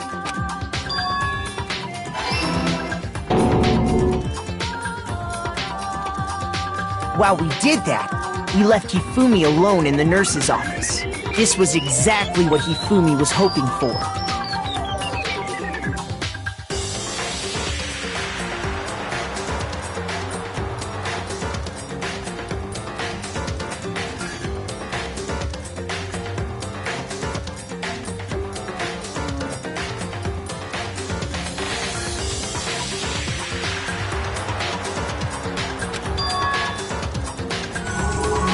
Took a blood packet from the refrigerator and Justice Hammer 3 and turned the room into a crime scene in which he himself had apparently been brutally murdered.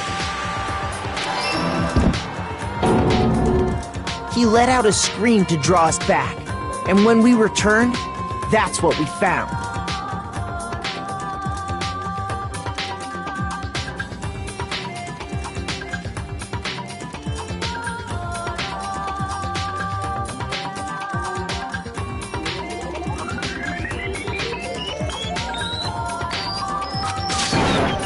Meanwhile, the other group that had been out searching found Taka's body at the same time.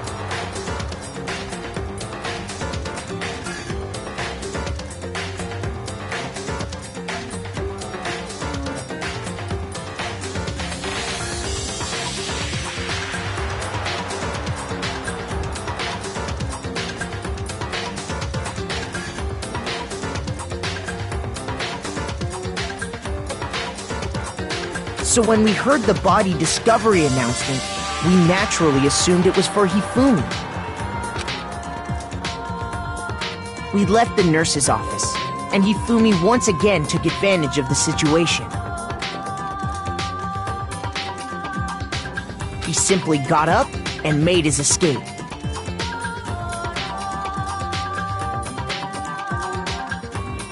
When we learned his body had disappeared, we all rushed back to the nurse's office, and once again, Hifumi had the chance he was waiting for. This time, he snuck into the equipment room.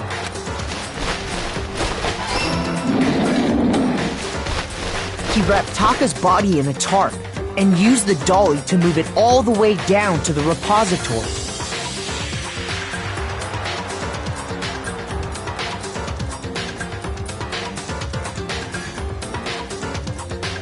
That explains how each of the bodies disappeared. But even Hifumi didn't know what the true killer had in mind for their final act.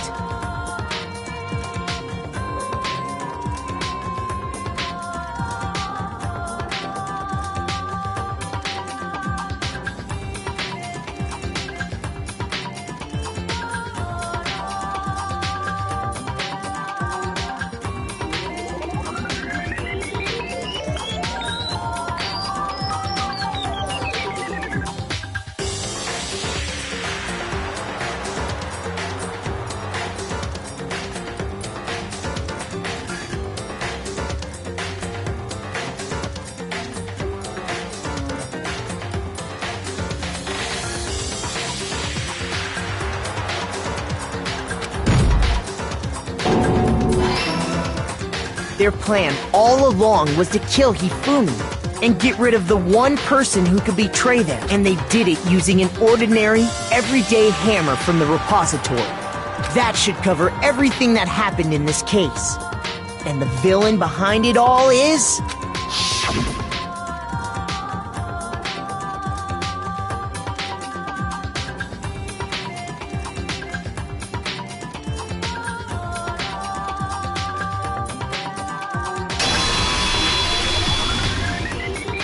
Celeste! Sorry, you lose.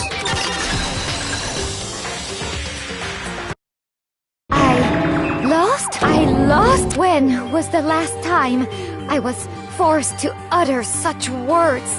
They hang heavy around my neck. Then you admit it? You're the killer? Listen to you, trying to take charge, as if you're my private instructor. I, Celestia Ludenberg. Actually, no. Taiko Yasuhiro is fine.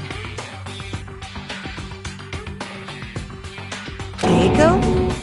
So, you finally accepted it. I'm the kind of person, once I've lost, I don't like things to drag on. Interesting.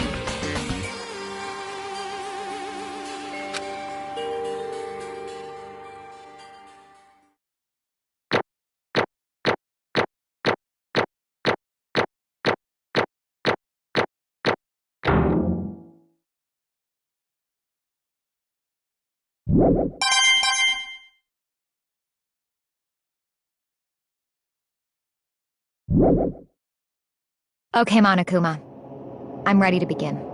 Or, no, I suppose this is the end, isn't it? It is indeed the moment we've all been waiting for. Time to vote, okay? If you would, please locate your lever and cast your vote.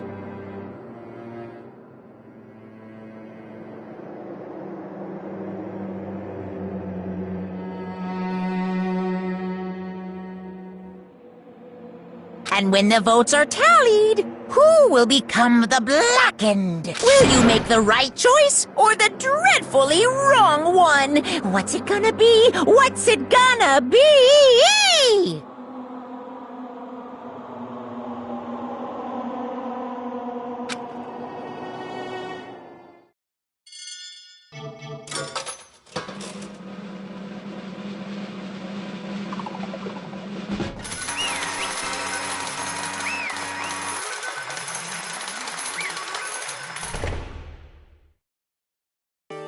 What? Ta-da!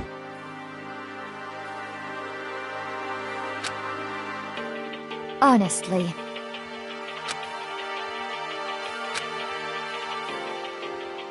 I knew it.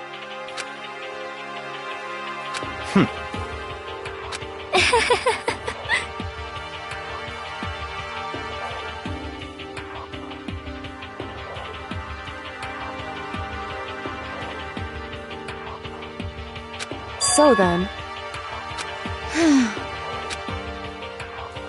Indeed.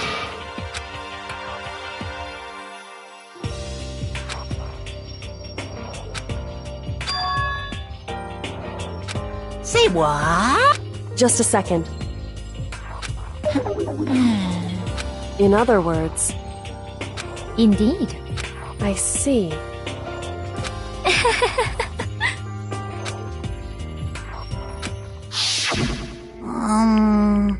Actually... What?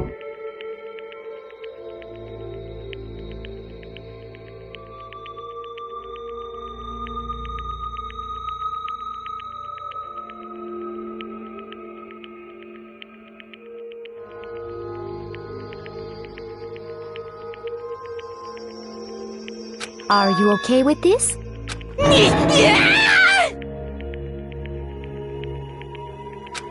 So then...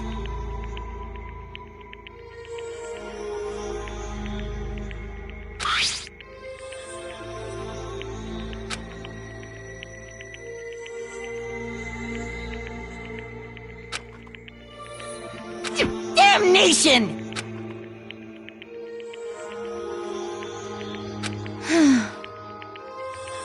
Say what? As for me... Oh. As for me...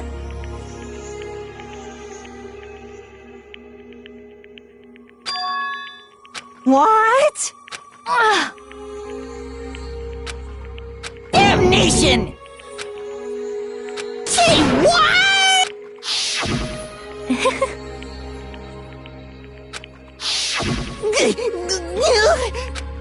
Completely unforgivable! Most unfortunate. Actually... What? Indeed. Completely unforgivable! Honestly.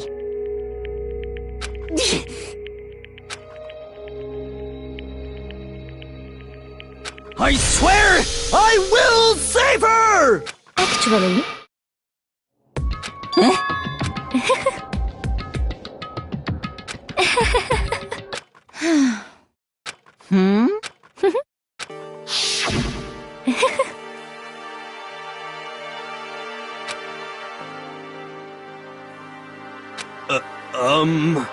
I see.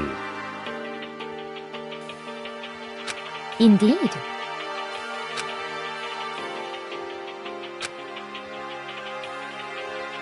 But...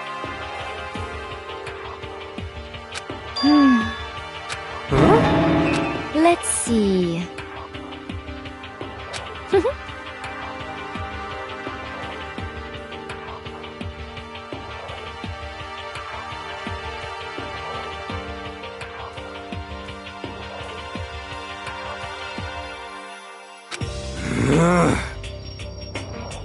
Well,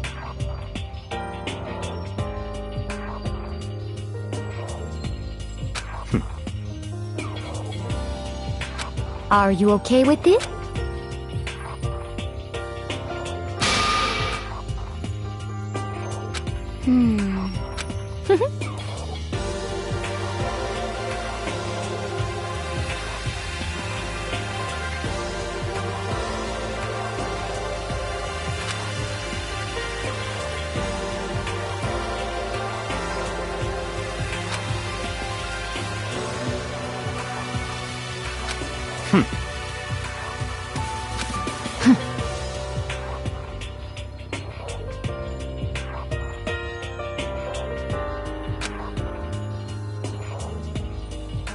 So in the end...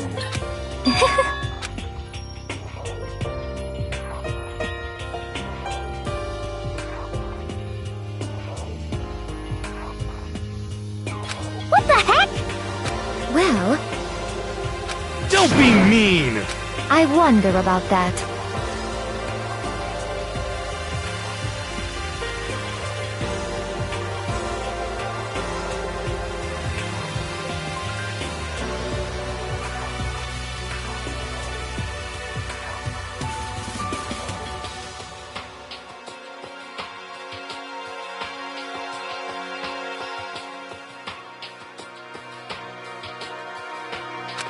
Why? What the heck?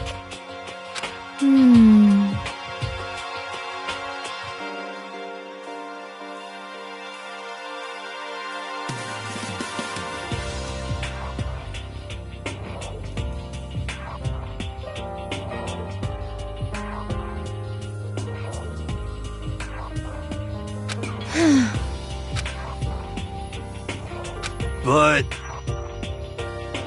You little bitch!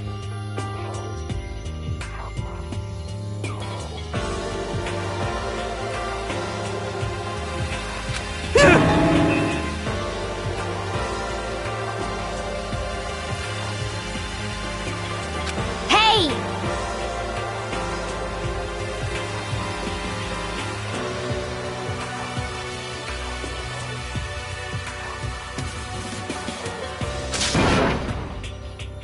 You little bitch!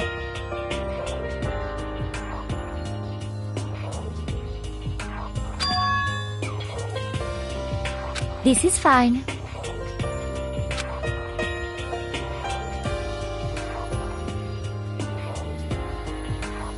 Honestly.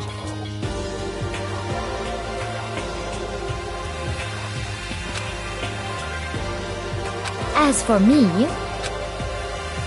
isn't it wonderful?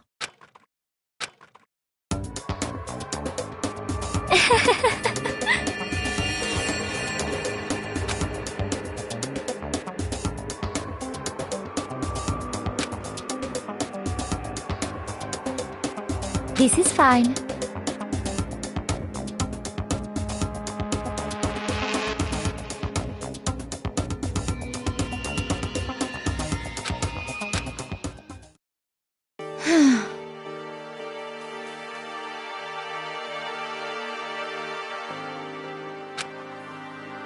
There is nothing to be done. Just the worst. Oh!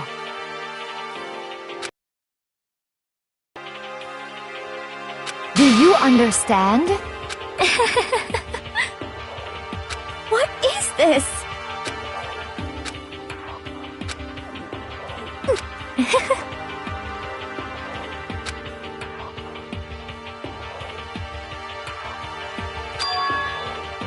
Yes, indeed. Isn't it wonderful? Hey!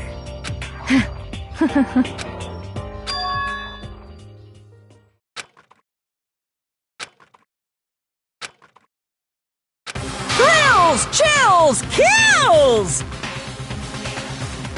Now then, I've prepared a very special punishment! Let's give it everything we've got! It's punishment time! I guess I'll let Kyoko hold on to this. What? Will it really give you the hope you're looking for? I can't say I ever saw it that way. Which is why, actually, it's not important. Well then, take care, everyone. Perhaps we'll meet again. In another life.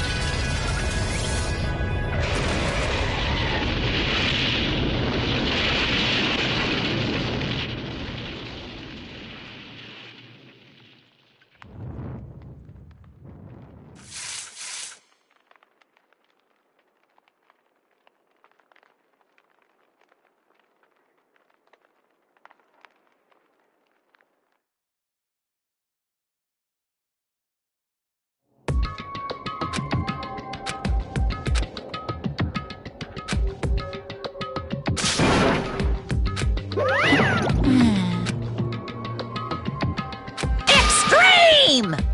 What are you gonna do? Let me out of here! Too bad.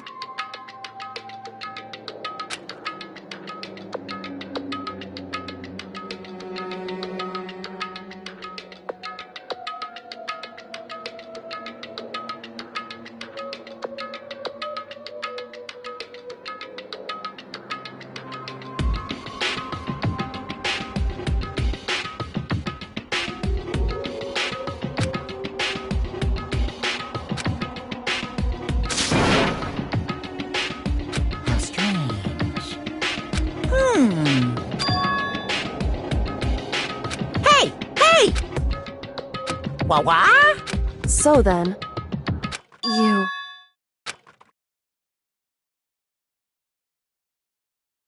Ooh. Hey, Ooh, how exciting!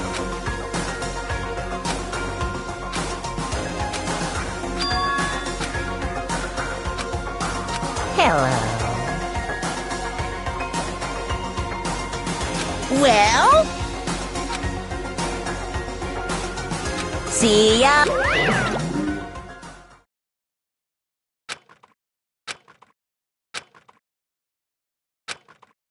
so... Hey, Indeed.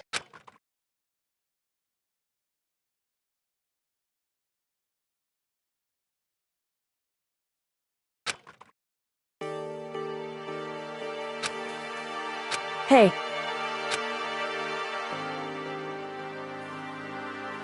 What? so... Come on.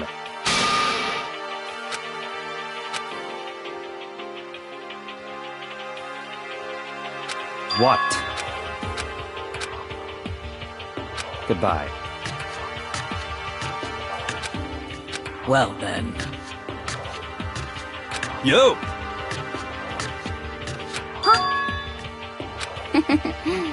Okay.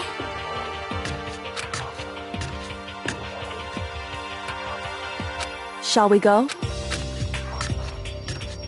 So then... You really came.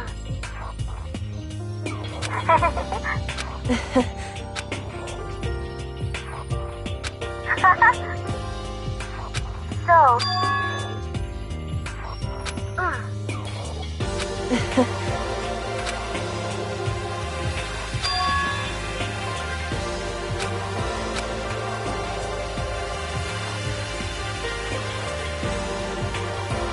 You... However... What?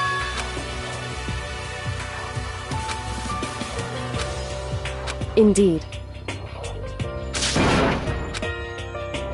What?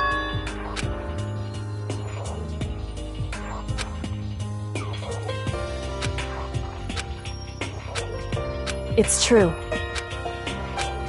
That's fine.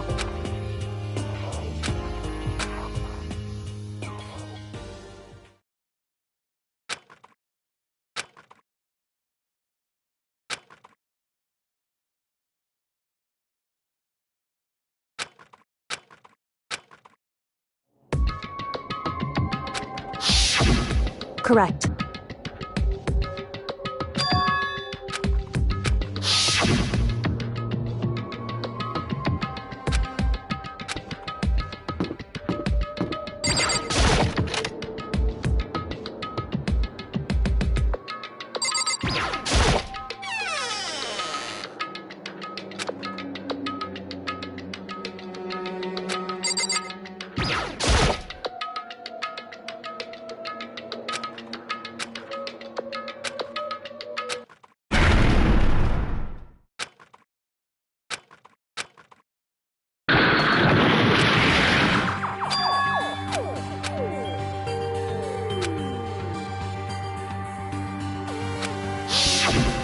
Correct.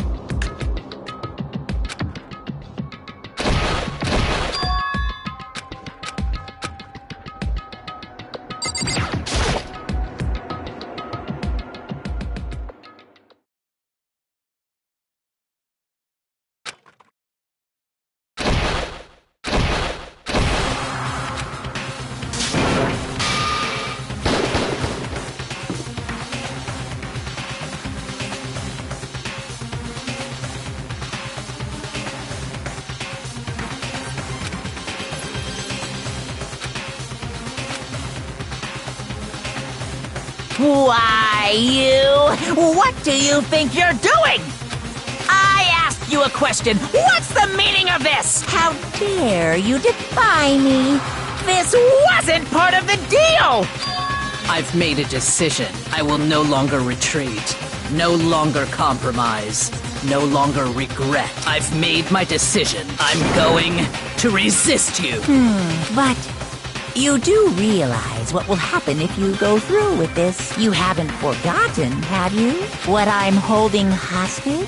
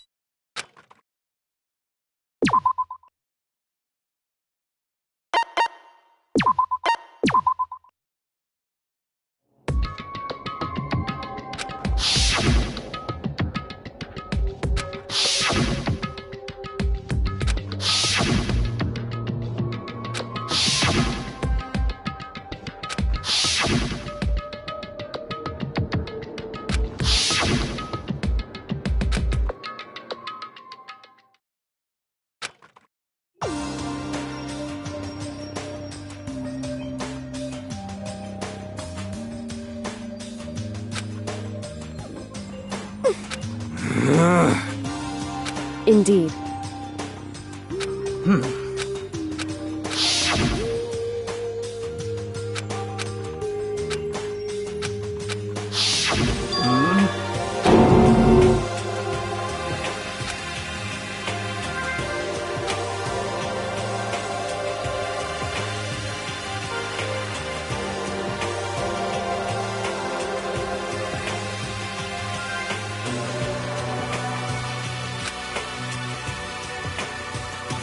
Okay. Huh? 'Cause, I mean... Okay. What? Huh?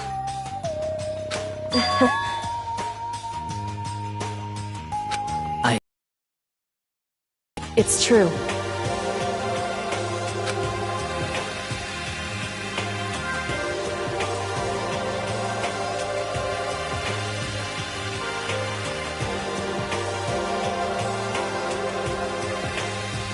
You got it!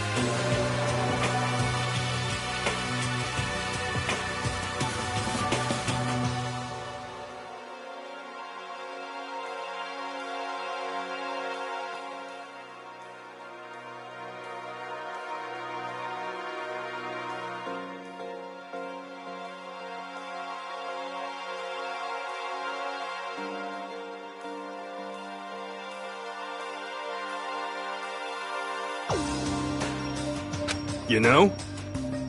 For serious. Well...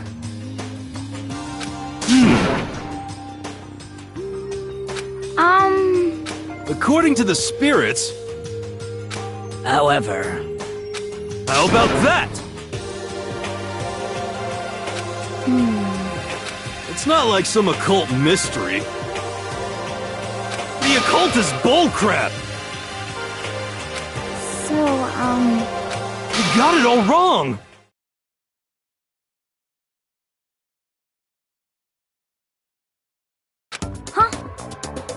So... Actually...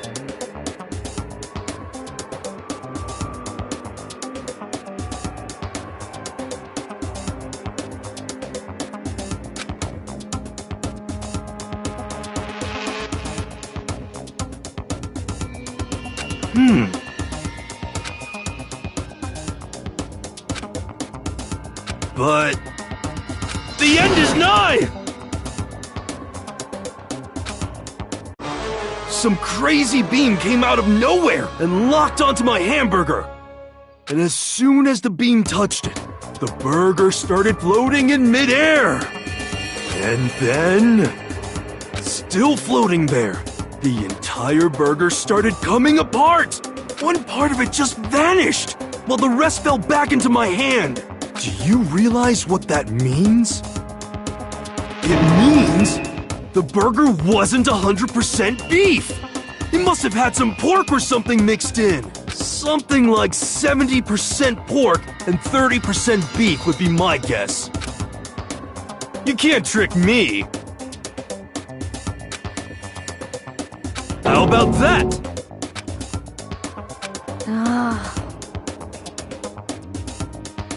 Don't be mean!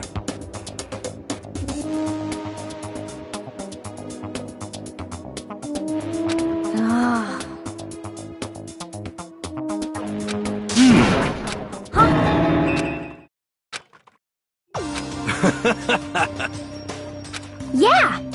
Of course. Indeed.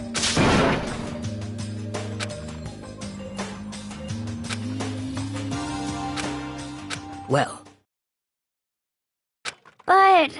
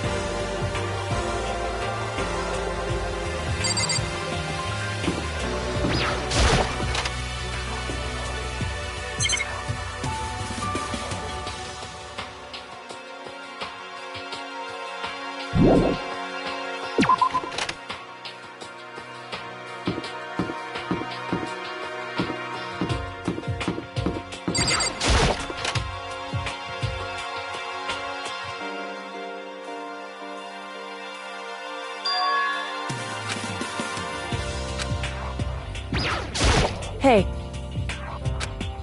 So... What?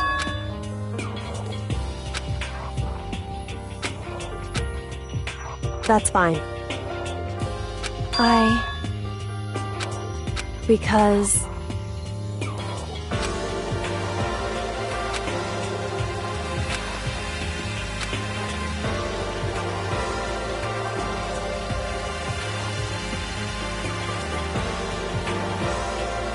it would seem That doesn't matter.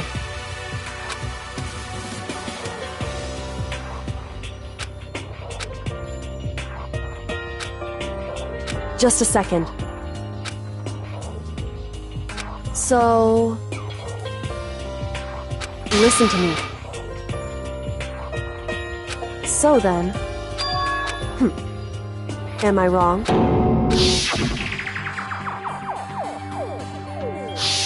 What? Hey.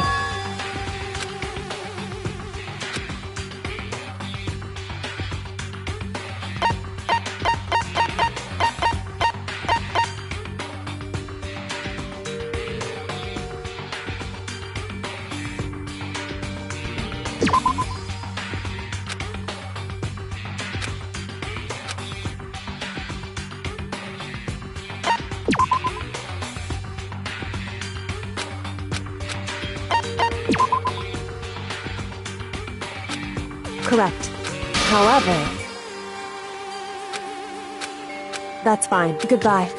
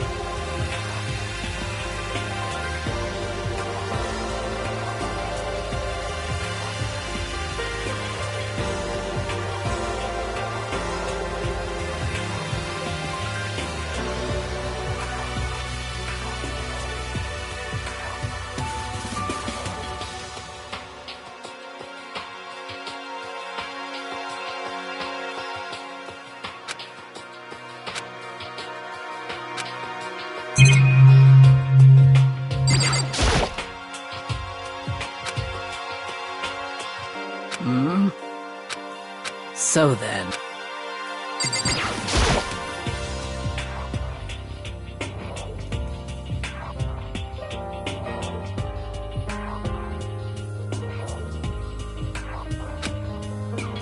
Hey, Makoto! Huh?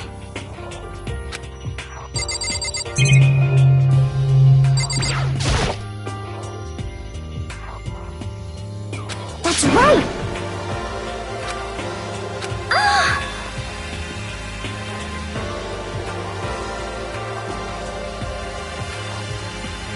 Okay. Hey!